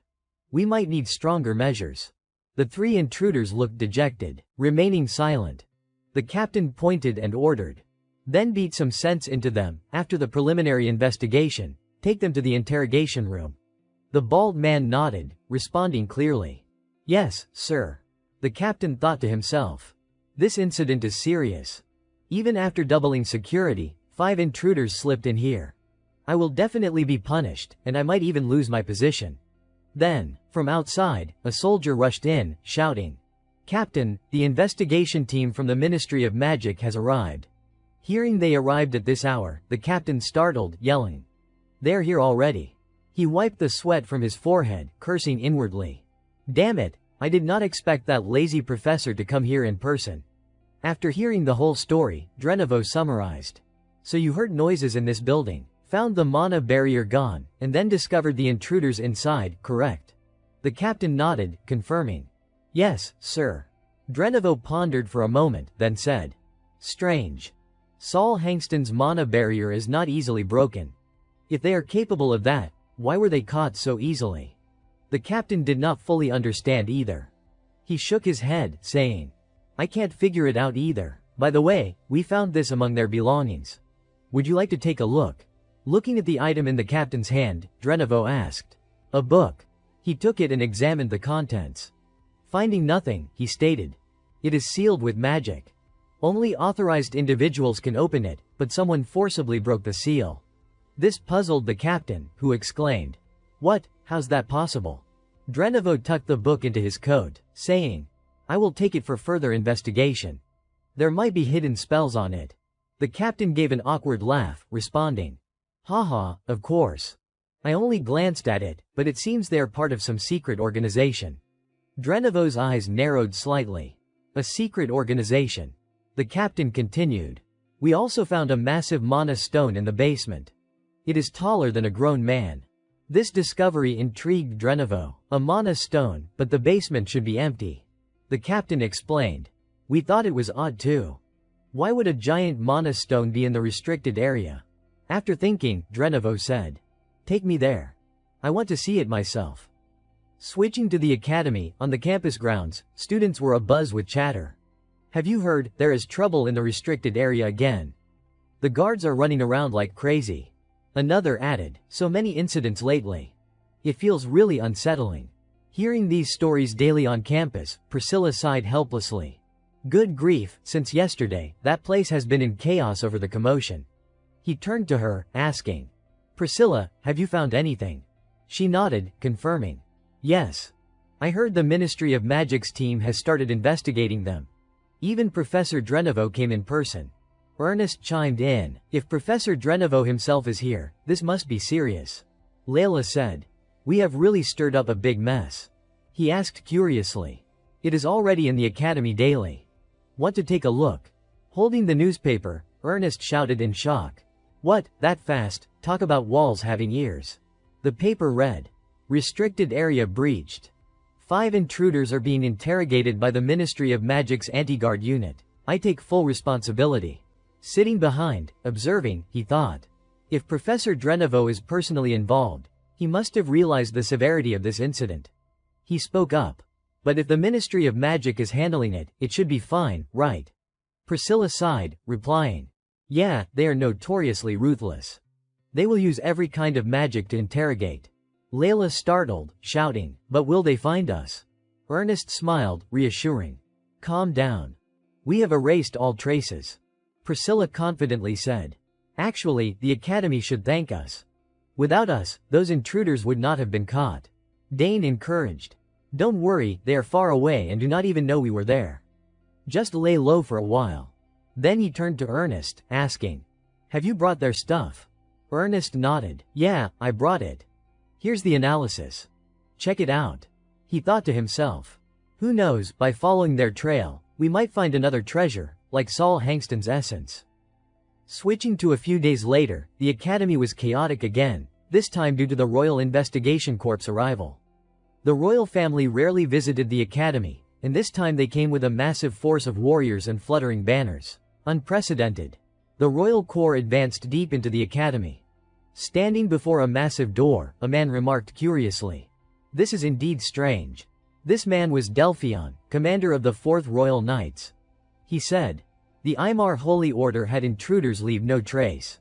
Now strangers are found hiding in Saul Hangston's lab. Drenovo beside him added.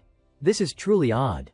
We have tracked the traces, but still no clear results. Delphion glanced over, asking. What about the barrier? A female professor replied. We are still investigating, but so far, no clear signs. He sighed in frustration. What a mess. Especially since this is one of Saul Hangston's designs. He cast a sharp glance back, saying. What do you think, Your Highness? The red-haired young man was the 3rd prince, Edward Dantore. He looked stunned, stammering. Well.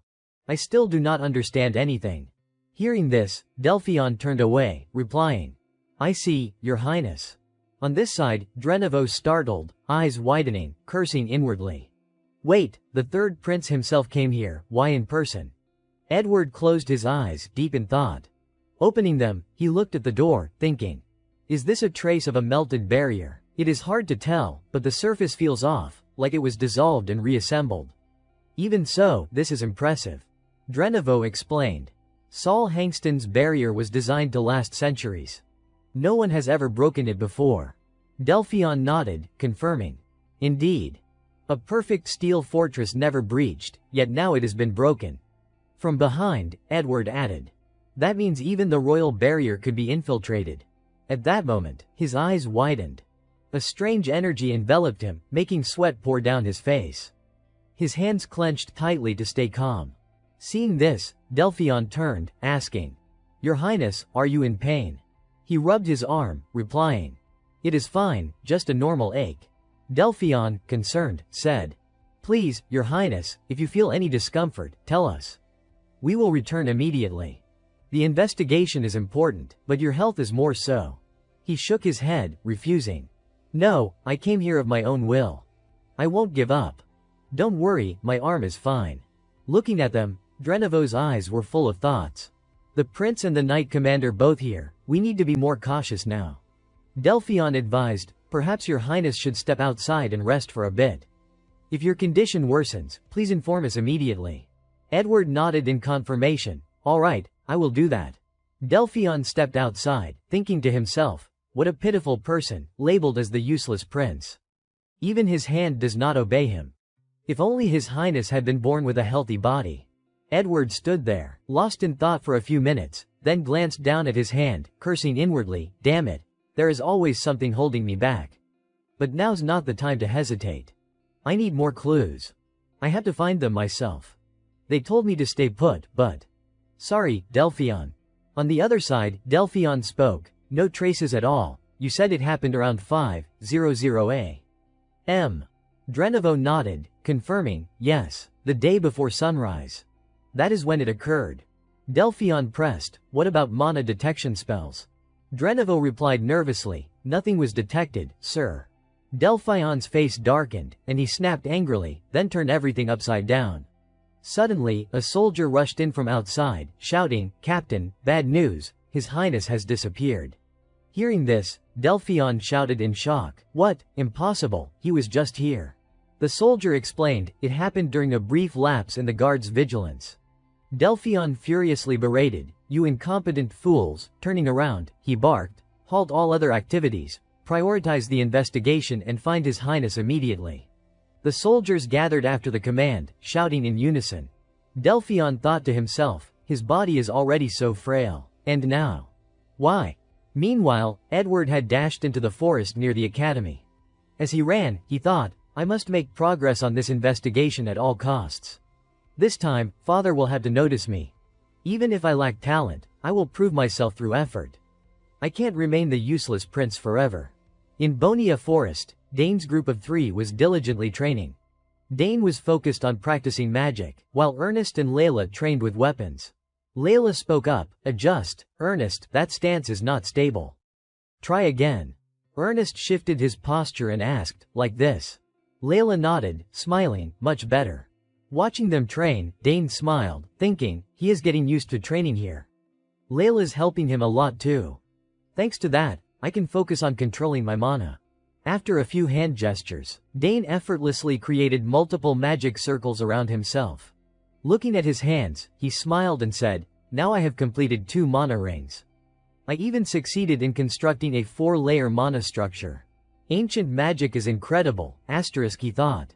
But his eyes suddenly widened, observing something. Every time I focus on the 4-layer spell, I see it more clearly, Lumana flowing through the human body. It is extraordinary. I wonder what I will discover next." He casually conjured a mana bomb, letting it hover in the air. It flew upward, circling above his friends' heads, prompting Ernest to ask curiously, "Is that wind?" Layla looked at Dane, asking, "Dane, what spell is that?" He explained, "It is a wind bomb, a compressed air projectile." Witnessing this marvel, Ernest's eyes widened as he exclaimed, "Amazing, I have never seen a mana explosion that big." Layla added, "And it is because it is a 4-layer spell. The power is terrifying." Dane observed the mana bomb, then raised his hand, saying, "All right, I will toss it lightly." Using his mana, he made the bomb orbit his body before hurling it into the forest ahead. Though meant to be a gentle toss, the bomb shot forward at a terrifying speed, and it seemed they all sensed someone was there. In an instant, a massive explosion echoed through the forest, kicking up clouds of dust and toppling trees under the bomb's destructive force. The sheer power flattened the bomb's path into a plain. Layla shouted in panic, "Dane, did you hear that? Someone's over there." Dane, sweating profusely in fear, replied, "Yes, I heard it clearly." He cursed inwardly, "Damn it, I thought we were alone here." He suggested, "Let us go check." Layla added, "Be careful. What if they are hurt?" Rewinding a few minutes, Edward was searching for something in the forest. After circling the area, he remarked, "So the academy grounds have a forest this large. The students here must enjoy studying and laughing with friends. I am really jealous. If I were not born a prince, could I have attended the academy like them? Just thinking about it makes my heart race." He quickly shook off the thought. "No, I am daydreaming again. Focus on finding traces of the intruders." Then, noises from the forest caught his attention. Following the sounds, he wondered, what is that? Are there people in the forest? It was none other than Dane's group training. Watching their actions, Edward thought, students training, they are my age. And highly skilled too. After finishing her sword technique, Layla turned to ask, "Dane, can you check my sword movements? This part feels a bit off." Dane circled her, observing, then said, "It is your footwork. After the spin, step back half a step with your back foot." She nodded, understanding, "Let me try again. Here I go." Watching from outside, Edward muttered to himself, she said Dane. Wait, Dane Sogers, the freshman stirring up the academy, it is him. Dane Sogers, a name even the royal family knows. Admitted to the research department, excelling in 4 fields. And me, I can't even handle small tasks. Yet a genius among geniuses trains this diligently. If I could have joined the academy, maybe I would have made friends, learned so much, and laughed like them. Then, from ahead, something shot toward him at lightning speed, making Edward exclaim, "What is coming this way?" It was the mana bomb Dane had launched into the forest. As the collision occurred, a massive explosion rocked the forest, toppling trees. Edward could not escape the shockwave, his body hurled backward, tumbling several times. His eyes were wide with shock at the situation. Then, a pained scream echoed through the forest. Knowing they had hit someone, the 3 of them immediately ran over to check the situation. Ernest spoke up to inquire, "Are you all right?" Dane spoke up embarrassedly. "I am sorry, I thought there was no one here." After lying on the ground clutching his stomach in agony, Edward now tried to sit up but still let out pained groans. Ernest noticed something and spoke. "Wait a minute, that uniform. It looks like the uniform of the Royal Investigation Team." Hearing that, Layla exclaimed in surprise. "So you are a member of the Royal Investigation Team?" The conversation started to become complicated. Dane scratched his head and continued. "No, Layla, that person is probably..." He spoke up to assess. "That is the uniform of the Royal Investigation Team. And that red hair, the symbol of the royal family." Ernest stammered and spoke. "Could it be? Are you really royalty?" Her words made Dane and Layla a bit frightened. After stabilizing his mind, Edward now stood up, walked toward the 3 of them, and angrily shouted, "You idiots!" Dane immediately stepped forward, bowed in salute, and introduced. "I am Dane Sogers, son of Count Sogers. I greet your highness the prince." "I am deeply sorry, your highness. I have committed a grave offense." Ernest also bowed and spoke. "It is truly Ernest Dillon, son of Baron Dillon, first year in the magic department." Layla spoke up to introduce. "Layla Thermion, eldest daughter of Count Thermion, first year in the swordsmanship department. Please forgive our rudeness, your highness." Edward did not blame them at all. He smiled and spoke. "It is fine. I am not injured. Just a bit surprised, that is all. More importantly, I am glad to meet you like this. Dane Sogers, I have heard a lot about your reputation. The Dillon family is famous in exploration. You will probably become a great explorer too. And the daughter of the Thermion family, you are the winner of the Dainter Cup, right? I watched that final match." Hearing that, Layla bowed her head once more and replied, "Yes, it is an honor, your highness." He then gave an order. "All right, introductions are done. You may stand up." They responded in unison, "Yes, your highness." Ernest spoke up curiously. "I am truly relieved to know you are not injured. But why did your highness come to such a remote place?" Layla continued. "This place is so isolated that even academy students rarely come here. That is why it is perfect for training." Edward's eyes narrowed slightly, then he hesitantly explained. "Actually, I came with the Royal Investigation Team to inspect the academy, but I wandered off alone and got lost. You know about the strange incidents happening in Saul Hangston's building, right? We are investigating that case. But we have not found any clues yet. It is really frustrating." Ernest immediately replied. "You are here to investigate, we have also discovered some strange things. But it is hard to be certain." He looked at the boy, thinking to himself. They discovered something an ordinary person probably would not notice. But they do not seem very confident. After hearing the information from Edward, Ernest spoke up to speculate. So the strange phenomenon was discovered by Your Highness. Edward continued. You could say that. Ernest and Layla were a bit startled. He turned and whispered. Damn it, everything is connected to us. Layla replied. If we are found out, we are all done for. He stood in contemplation, observing Edward, and began to analyze. Not like the first two princes. The youngest prince is the same age as us. Rumor has it he is just an ordinary person with no special talents. It is strange. We carefully spread anti-tracking powder around here, yet he still found it. Moreover, he noticed the strange phenomenon that others could not. He can't possibly be ordinary. Could he be hiding some special ability? Observing them, a smile appeared on the corner of Edward's lips, and he explained. Actually, I just got lost and ended up here. This academy is quite complex. Ernest proposed. Then you should return soon. The investigation team must be searching for you everywhere.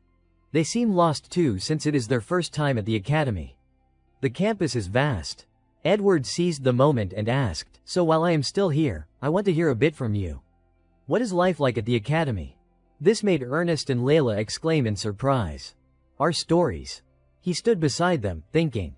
Even though he is a prince, he is still just a teenager. He has been confined in the palace for too long, so it is understandable he is curious about normal life. Edward asked. So what were you doing earlier? Training. Ernest replied. Yes, because this place is quiet, we often use it for practice. He continued thinking. But something is very strange. This prince. He gives me a suffocating feeling, as if mana is tightly constricting around me. Can mana flow like this? Maybe I should observe more closely. Inside the academy, the soldiers continued their search. They frantically looked everywhere. What about over there? Not here. Damn it, move to the next building. The students watched them and started gossiping. Oh, is that the Royal Investigation Team? What is going on? It looks like they are searching for something. Have they caught the culprit? No way. If they had, the Magic Legion would be here, not the investigation team. The atmosphere is really tense. In another place, Delphion was still actively searching for Edward. After looking everywhere without results, he grumbled to himself in frustration. Damn it, not here either. Where the hell has he gone? We do not even know who is involved in this or what power is behind it. If the prince with his still unhealed hand runs into trouble alone. If I get demoted, that is one thing, but if something happens to him. Then from behind, a soldier approached and reported. Captain, a witness has appeared. Someone in a gold-trimmed cloak was seen heading toward the forest outside the academy. So he turned back and asked. Really, bring that person here immediately. He moved hurriedly and ordered. The whole team, head to the forest outside the academy. Top priority is ensuring His Highness's safety. The soldier nodded and replied, Yes, sir. As he walked, he thought. The forest, why would he go to a place like that? Don't tell me he discovered something. Switching back to Dane's group. Edward now exclaimed in admiration. It is really enviable. If only I had not been born into the royal family. Maybe I could live as an ordinary person, not bound by a prince's responsibilities. Maybe the gods really hate me. Then Dane stepped toward him and spoke. Your Highness, if I may, I would like to ask something. Edward replied cheerfully. What is it, Dane? Go ahead. He looked at the boy's arm and asked. Is your hand in a lot of pain? His words hit Edward's sore spot, making his face twitch slightly as he thought to himself. No. How do you know? Beside them, Layla was extremely puzzled, tilting her head and asking him. His Highness's hand, why? Edward quickly hid his arm behind his back and stammered. You must be mistaken. He still spoke assertively. Really, but from what I see. Before he could finish, Layla interrupted. Dane, what nonsense are you saying? Edward was now sweating profusely, staring intently at him. He paused in contemplation for a few seconds, then let out a soft sigh and spoke. If you do not want to talk about it, that is fine. He replied. I plan to forget everything I saw and heard today. He thought to himself. This guy. Could he really have noticed the condition of my hand? Seeing the tense atmosphere, Layla stepped in to ease it and spoke. Dane, what are you saying to His Highness? This Dane sometimes acts strangely. Please forgive him, Your Highness. But Edward immediately denied. No, he is right. Hearing that, the two were extremely shocked and exclaimed inwardly. What, it is true. Edward took a few seconds, looked at his right hand and spoke. My right hand is no different from a crippled one. Then he turned to ask Dane. How did you notice that? He explained. To be precise, I did not see the condition of the hand. I saw the mana flow toward your hand being blocked. This made Edward exclaim in surprise. What, you can see mana flow with the naked eye? He explained. That is an ability I gained after an artifact fortunately fused with my body. He thought to himself. Actually, it is ancient mana. But I can't tell the truth. Edward exclaimed in amazement. That is an incredible ability. So can you discover the real cause? He shook his head and replied. No. I can't see the deeper cause, but at least now I know why you feel pain. The mana flow that should reach the hand is blocked at the wrist and flows back upward. A hand that mana cannot reach. It is gradually dying. He stepped closer, his voice somewhat serious. Your Highness, may I ask what happened? This unexpected proposal made Edward startle, directing his gaze down to his right hand. He paused in contemplation for a few seconds, then spoke up to recount. It started when I was about 1 year old. There was no problem at birth. But at some point, it became like this. I could only hold eating utensils when I turned 7. And I was only able to hold a pen and write after I was over 10. I could not learn swordsmanship or horse riding. All the things a prince should learn. Magic was even more impossible. All my efforts were meaningless, and I have lived like that until now. A shameful prince who does not dare let others know. Hearing that, he thought to himself. So from a very young age, he has had this problem. That is why he is not as famous as the other princes. Beside them, Ernest and Layla were now trembling even more violently with fear. She stammered and spoke. But Your Highness, is it okay for us to hear that story? Ernest continued, you are telling such a big secret. Edward smiled and replied. It is fine. I think you will keep the secret. Besides, I am in a really good mood today. No matter what the royal physicians and mages did, they could not find the cause. But finally, I have found it. He immediately asked, do you believe me? The boy smiled. Of course I do. How could someone from the Sogers family lie to me? If so, he would have to be a great deceiver to dare fool a prince. This half-joking, half-serious remark made the corners of Dane's mouth twitch a few times as he thought to himself. What kind of joke is that? Looking at his own hand, Edward continued. Many people have seen it. The strength is gradually leaving my hand. I know sooner or later this hand will be more than useless. Then he looked at him with extremely determined eyes. So, can you heal me? Faced with this somewhat sudden proposal, Dane thought for a few seconds, while his two friends did not dare utter a word. After a moment of consideration, he bowed his head and replied. I am sorry, Your Highness. I am not a physician. This answer left Edward a bit disappointed. But he still accepted it and let out a sigh. All right.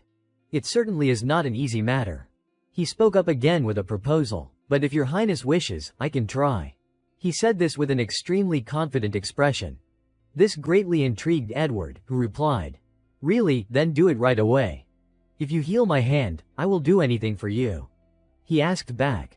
Really, if that is your wish, I will try to alter the mana flow. However, if I fail, you could die. The moment his words ended, the boy's entire body stiffened, and he stammered. What? He continued. If this attempt goes wrong and harms Your Highness, I will surely be executed for assassinating royalty. But I still have many years to live and many things I want to do. So if I succeed in healing your hand, how will you repay me? This firm assertion made Edward pause for a few seconds to think. His two friends could not believe what was unfolding before their eyes. Edward asked, Are you trying to make a deal with me right now? He nodded in confirmation. Yes, I won't accept vague risks. However, if a substantial, attractive reward is offered, that is different. Faced with this somewhat decisive proposal, Edward froze for a few seconds, then asked back. A deal with me, you are the first to propose that. You are very different from the others, Dane Sogers. The boy smiled and continued, Very well. Dane Sogers, if you heal my hand, I will grant any request you make. This made him extremely excited. Really, Your Highness. The boy nodded in confirmation. Yes, my hand will soon lose function anyway. At worst, failure will only make it happen a little sooner. He stepped closer, placed a hand on his shoulder, and encouraged. So go ahead and try. Even if you fail, at least I will leave a will stating you are innocent. This somewhat light-hearted remark left all three, Dane and the others, a bit embarrassed.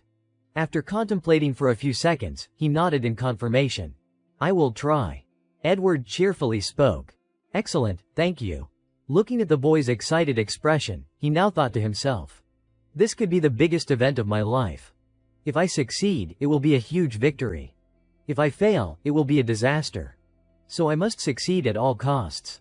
He began to outline the plan. First, Your Highness, please sit and rest comfortably. The boy nodded and complied. He thought to himself. I have practiced controlling mana flow since childhood, so I am very confident. Moreover, I have ancient mana within me. He started to approach, stood in front of the boy for a moment, then grasped the right arm with both hands and began examining the situation. He spoke in a low voice. Then I will begin. The moment his words ended, a stream of mana from within his body began to enter Edward's body. He slowly sensed the flow inside the boy's body. The instant the two mana streams collided, a violent explosion erupted from within. In another place, the soldiers were still actively searching inside the forest. One asked, "How's it on your side?" The other replied, "There is a sheer cliff, and we can't proceed." Then a soldier ran up and reported, "Captain, there are many forks ahead." The force was too dispersed, making Delphion's eyes narrow slightly as he cursed inwardly. Damn it, I do not have enough men to split up here. Then his gaze suddenly caught something inside the forest, and he thought to himself, no way. What is this feeling? He immediately raised his hand high and ordered everyone, conceal yourselves. His hand gripped the sword hilt tightly, drawing it into a combat stance. His expression became extremely serious as he ordered, move quietly. After that, the group began moving toward the direction where he had detected the anomaly. It only took a few minutes of movement for them to reach near the position of Dane's group. Their appearance was also within his control. Everyone turned their eyes forward. At this moment, Delphion advanced with an extremely cold gaze and spoke. You bastards, how dare you do that to His Highness? He charged straight forward, shouting loudly. You bastards, what the hell are you doing? Faced with his aggressive attitude, Dane's group was terrified. Layla exclaimed in shock. The knights are surrounding us. Dane was startled and cursed inwardly. Damn it, they are closing in. I need to explain. As he spoke, his hand began summoning a swirling stream of mana. Delphion did not hesitate for a moment and lunged at him, ready to strike. How dare you touch His Highness? He rushed forward at incredible speed, making Dane exclaim in alarm. He is too fast, at this rate, I will be defeated. But just as the sword was about to reach Dane, Edward dashed out to block it. Stop, Delphion. Seeing the boy still safe, Delphion jolted. Your Highness. Noticing the boy's resolute gaze, Delphion gradually regained his composure. He turned and asked, Your Highness, are you all right? Do you know how worried we have been? Edward replied, Don't worry, I am fine. He continued, How did you end up so deep in this area, and who are they? Edward explained, I was just wandering around during the investigation and got lost here. As for them, I will explain on the way back. He looked down at his arm, thinking to himself, the feeling in my arm is different. There must be some progress. Then he turned to Dane and said, Goodbye. I am leaving now. Thank you, Dane Sogers. Dane smiled in response. I only did what I could, Your Highness. It was my honor. On the way back, after hearing the boy's story, Delphion spoke. So he is the son of Count Sogers. Edward nodded in confirmation. That is right, and he is my benefactor. This made Delphion extremely curious. Your benefactor? The boy explained. He did some things that are incredibly valuable to me. So tell me, what gift should I give them? Delphion narrowed his brows and asked back. A gift? What do you mean, Your Highness? He thought to himself. They may be from noble families, but you only met them today. Edward stroked his chin and muttered, Ordinary gifts won't satisfy me. I want to give them something truly precious. Then, as if realizing something, he let out a soft "oh" and turned to Delphion. What about that one? He leaned in and whispered something in his ear, making Delphion's eyes widen in surprise as he exclaimed. Your Highness, even so. The boy scratched his head sheepishly and asked, Would that be reasonable? He asked back, Isn't that a bit excessive? He thought to himself. It is surprising that just making friends makes you this happy. The boy cheerfully said. Compared to what Dane did for me, this gift is not excessive at all. Yes, send word to the palace and bring everything here immediately. Resigned to dealing with him, Delphion gritted his teeth and replied. I understand. Watching the boy's back as he walked away, humming a tune, thoughts began to form in his mind. Thinking about it, this is not bad. That is the son of Count Sogers and Duke Thermion. This could strengthen the relationship between the royal family and the great noble houses. It will also be a strong support for His Highness. Scene shift to 1 week later. We were invited to the royal palace, to the reception room in the annex. Sitting across from us, Edward spoke. Dane, my hand is much better, with no side effects. Thank you, Dane. Dane bowed respectfully and replied. I am relieved, Your Highness. The boy extended his hand, pointing under the table, and said. Please sit. I have prepared a little something to express my gratitude. So accept it. This is everything I think is worthy of you. 3 servants entered, each holding a small box. The moment they left, the eyes of Dane's group widened in surprise as they exclaimed. Your Highness, this is. The boy nodded in confirmation. That is right. These are royal tokens. Using them is simple. If you are in trouble, present the token, and everything will be resolved. Holding it in his hand, Ernest exclaimed in shock. Can we really accept this? The boy nodded in confirmation. Of course. Dane happily said. Thank you very much, Your Highness. The boy waved his hand. Enough with the formalities. Enjoy yourselves today. The 3 of them responded in unison. Yes, Your Highness. After that, they began dining according to royal etiquette. Meeting the prince today was truly an unexpected stroke of luck. But the identity of the intruders remains a mystery. None of us suspected anyone. And the incident gradually faded into silence. Then, sometime later, midterms arrived. Dane was in the schoolyard, letting out a sigh and saying, Finally, the exams are over. He turned to ask Layla. How about you? She confidently replied. The major subjects were not too hard. The general ones should be fine too. Priscilla, beside them, clenched her fists and exclaimed, As for me, I wish this world would just burn. How can the exam be that hard when I memorized the entire scripture? He could only smile wryly, thinking to himself. So the Holy Studies department is not easy either. Ernest encouraged. Anyway, we are done with the exams. He continued. We are free now. Everyone, hang in there. We have a few days off. What are you all planning to do? Ernest happily said, I am thinking of joining the fitness club. The one focused on physical training. This made Layla, beside him, extremely surprised as she exclaimed. What, you are joining, Ernest? Priscilla stroked her chin and said. Looks like you have realized your weaknesses after those combat simulations. You know what you need to do.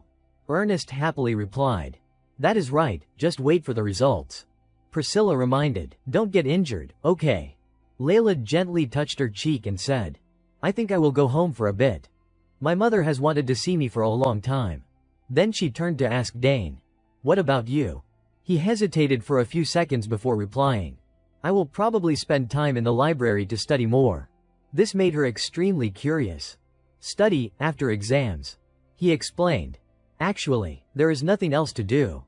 Wait a minute. As if remembering something, he thought to himself. Number 3's words reminded me. When I was 7, the Duke gave me a gift. It was the badge of the Thermion Forge. I am planning to make a new sword, so I might visit that forge. Seeing him still like that, Layla sighed in exasperation. It has been a while since I heard you mention that. Priscilla continued, you really are diligent. Then he looked at her and said. No, Layla. I will go with you. This made her extremely delighted. To my house, sure. But why so sudden? He scratched his head sheepishly and replied. I just thought I would like to see what your family's forge looks like. Realizing his intention, she slightly smirked and said. You are the only person in the world who'd call that just checking it out. Finding this somewhat interesting, Ernest proposed. So can I come too? The Thermion Forge sounds like an amazing experience. Layla turned to ask back. You want to come too? Sure, the more, the merrier. On the way, Ernest nervously said. The Duke Thermion's family, I am so excited. She reminded. Just do not touch anything, got it? Ernest nodded and replied. Of course, I will just look. She turned back to him and continued, it would be more fun if Sister Priscilla could come too. But the top student in the Holy Studies department does not get a break. He replied. No choice. I heard she was summoned to the temple. Ernest, from behind, curiously asked. Layla, how long from here to the Thermion territory? She replied. Just 1 hour by carriage. He continued. That close, I live way out west. It takes nearly a month on horseback to get here. She said, sorry about that. It must have been tough for you to enroll. Then he looked at him and asked. What about you, Dane? He replied. It only took me 1 day to get here. My family has a teleportation gate. Layla was extremely curious and asked back. A teleportation gate, you really used it to get here in 1 day? He nodded in confirmation. Haven't I told you? She turned back, pouting, and said. This is the first time I have heard that. She stroked her chin, thinking. That makes sense. Your sisters probably use that gate too. They help you a lot with your studies at the academy, and I am really jealous. Then she let out a disheartened sigh. Oh, I wonder how my brothers are doing these days. Looking at her, he thought to himself. Come to think of it, she has never mentioned her siblings before. With that in mind, he looked at her and asked. Layla, what are your brothers like? Hearing this question, she thought for a few seconds before replying. My eldest brother is really great. Before he left for the East, he used to play with me. As for my second brother, he loves teasing me. Sometimes he makes me so annoyed. Standing behind, listening to her story, Dane smiled faintly and thought to himself. It seems she is very loved by her brothers. Ernest stepped forward and curiously asked, Does your second brother live in the mansion too? She waved her hand in denial. No. He is the overly free-spirited type. One day, he just left home, and no one knows where he is now. He said he was going out to train or something, but I do not really believe it. Dane, from behind, wondered and asked. He ran away from home. She nodded in confirmation. Yeah. Ever since he became a knight, he has always lived away from home. I really do not understand why he does that. Ernest added.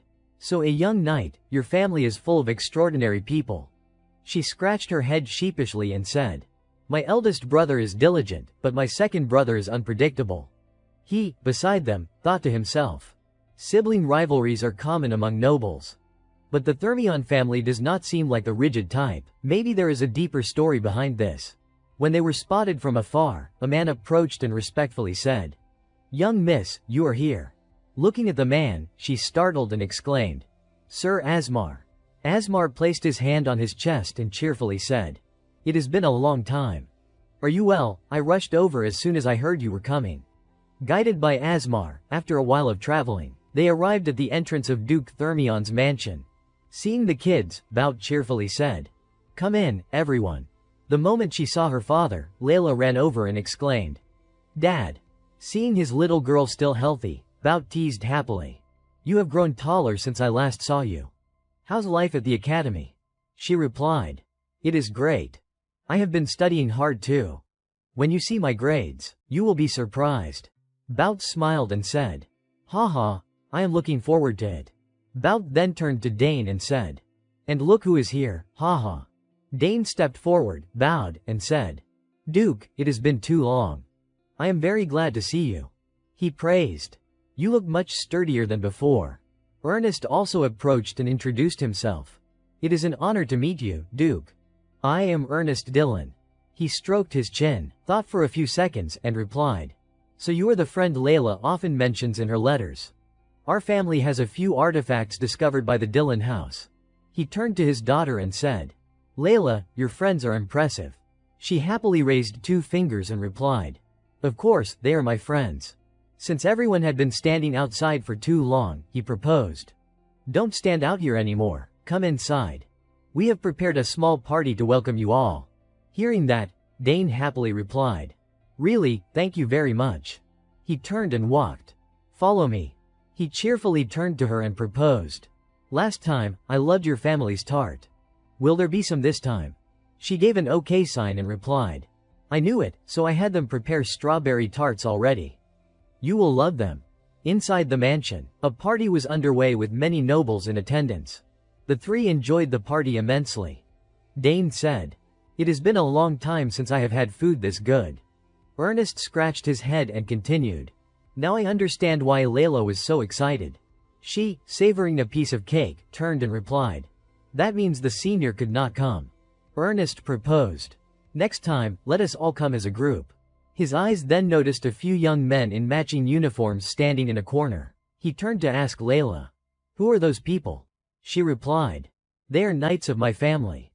Father invited them to the party. I heard many others came too when they learned you would be visiting. This surprised Dane, who exclaimed. Really? He thought to himself. Why do I have such a bad feeling about this? Then suddenly, from afar, a group of 3 approached him. The red-haired one said, Quantus Gerweld. Greetings, young Master Dane Sogers. He cheerfully replied. Honored to meet you. Layla has told me about you all. You are knights of the Duke's house, right? Quantus smiled and replied. Yes, that is correct. We have heard a lot about you too, young master. It is an honor to meet you in person. If you do not mind, we would like to chat for a bit. He warmly accepted. Oh, of course. Layla turned and continued. I have heard the Thermion Knight Squad is one of the strongest in the Empire. Of course, excluding the Royal Guard. Now, countless aspiring knights compete to join. Quantus showed an interested expression and said. I have also heard the Sogers Knight Squad is very famous. He nodded in confirmation. That is right. My squad mainly trains in spear techniques. It is mostly thanks to my father. Ever since he taught battlefield spear skills, it gradually developed into a proper knight order. Now it is the Empire's only spear knight legion. Quantus curiously asked. Indeed. We have always been curious about your training methods. The young master must be very skilled with the spear, right? He smiled wryly and replied. Haha, just average. He was very modest, but Layla excitedly praised. Dane is good at everything. Even if all of you attacked together, you would not stand a chance against him. This left Quantus a bit stunned as he exclaimed. Is that true, young miss? They began discussing among themselves. Even if we all attacked together, that is impossible. Seeing this, he slightly frowned and thought to himself. Layla, do not say things like that. After they finished discussing, they stood in a neat line, bowed deeply, and proposed. Then, young Master Dane, we challenge you to a friendly match. Please guide us a little. This unexpected proposal startled Dane, who thought to himself. Wait, a fight right here? Why are my bad feelings always right? Layla turned to encourage. It is fine. It will be okay. Show them what you can do, Dane. On the opposite side, they smiled at him. He contemplated for a few seconds before saying, if that is what you want, then I accept. A while later, he and the guards were at the training ground. Without hesitation, one knight swung his sword and charged at him to attack. Dane, with his agile movements, easily blocked the attack. Then, he fought better and better. His steps became more fluid, easily countering every attack from the guards.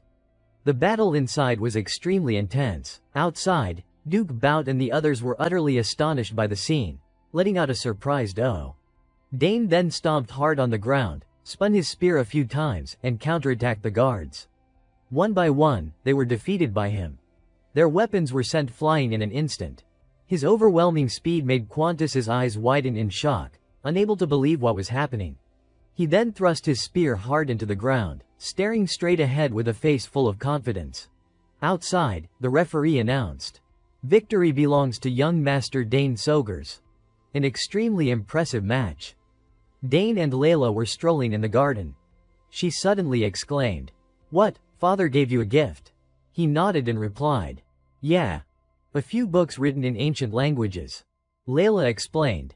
I once told him you are interested in ancient languages. He must have remembered. Hearing that, he excitedly said. Really, thanks. The academy library is very limited. These books will be useful. She happily replied. It is better for someone who truly appreciates them to read them than to let them gather dust. He suddenly remembered something and asked. Oh, where's Ernest? She replied. He went with the butler to the artifact storage. He looked so excited. He was just as excited and exclaimed. Really, I am curious too. His excitement startled Layla, who exclaimed. Aren't you tired? Rest a bit. It is vacation. He replied. I will rest after visiting the blacksmith tomorrow. The two strolled, enjoying the fresh air of the garden. Layla exclaimed, "It feels so great. Finishing exams and coming home to see family. My father was beaming when he saw your spear skills. People might think you are his real son." Hearing her say that, he suddenly remembered.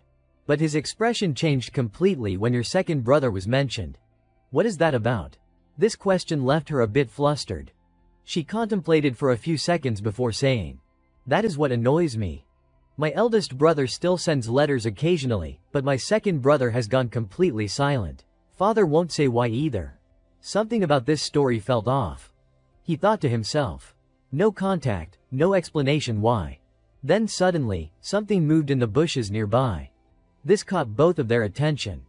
Layla curiously asked, "Wait, what was that? Something just moved over there." He also noticed and replied, "Yeah, I sensed something too."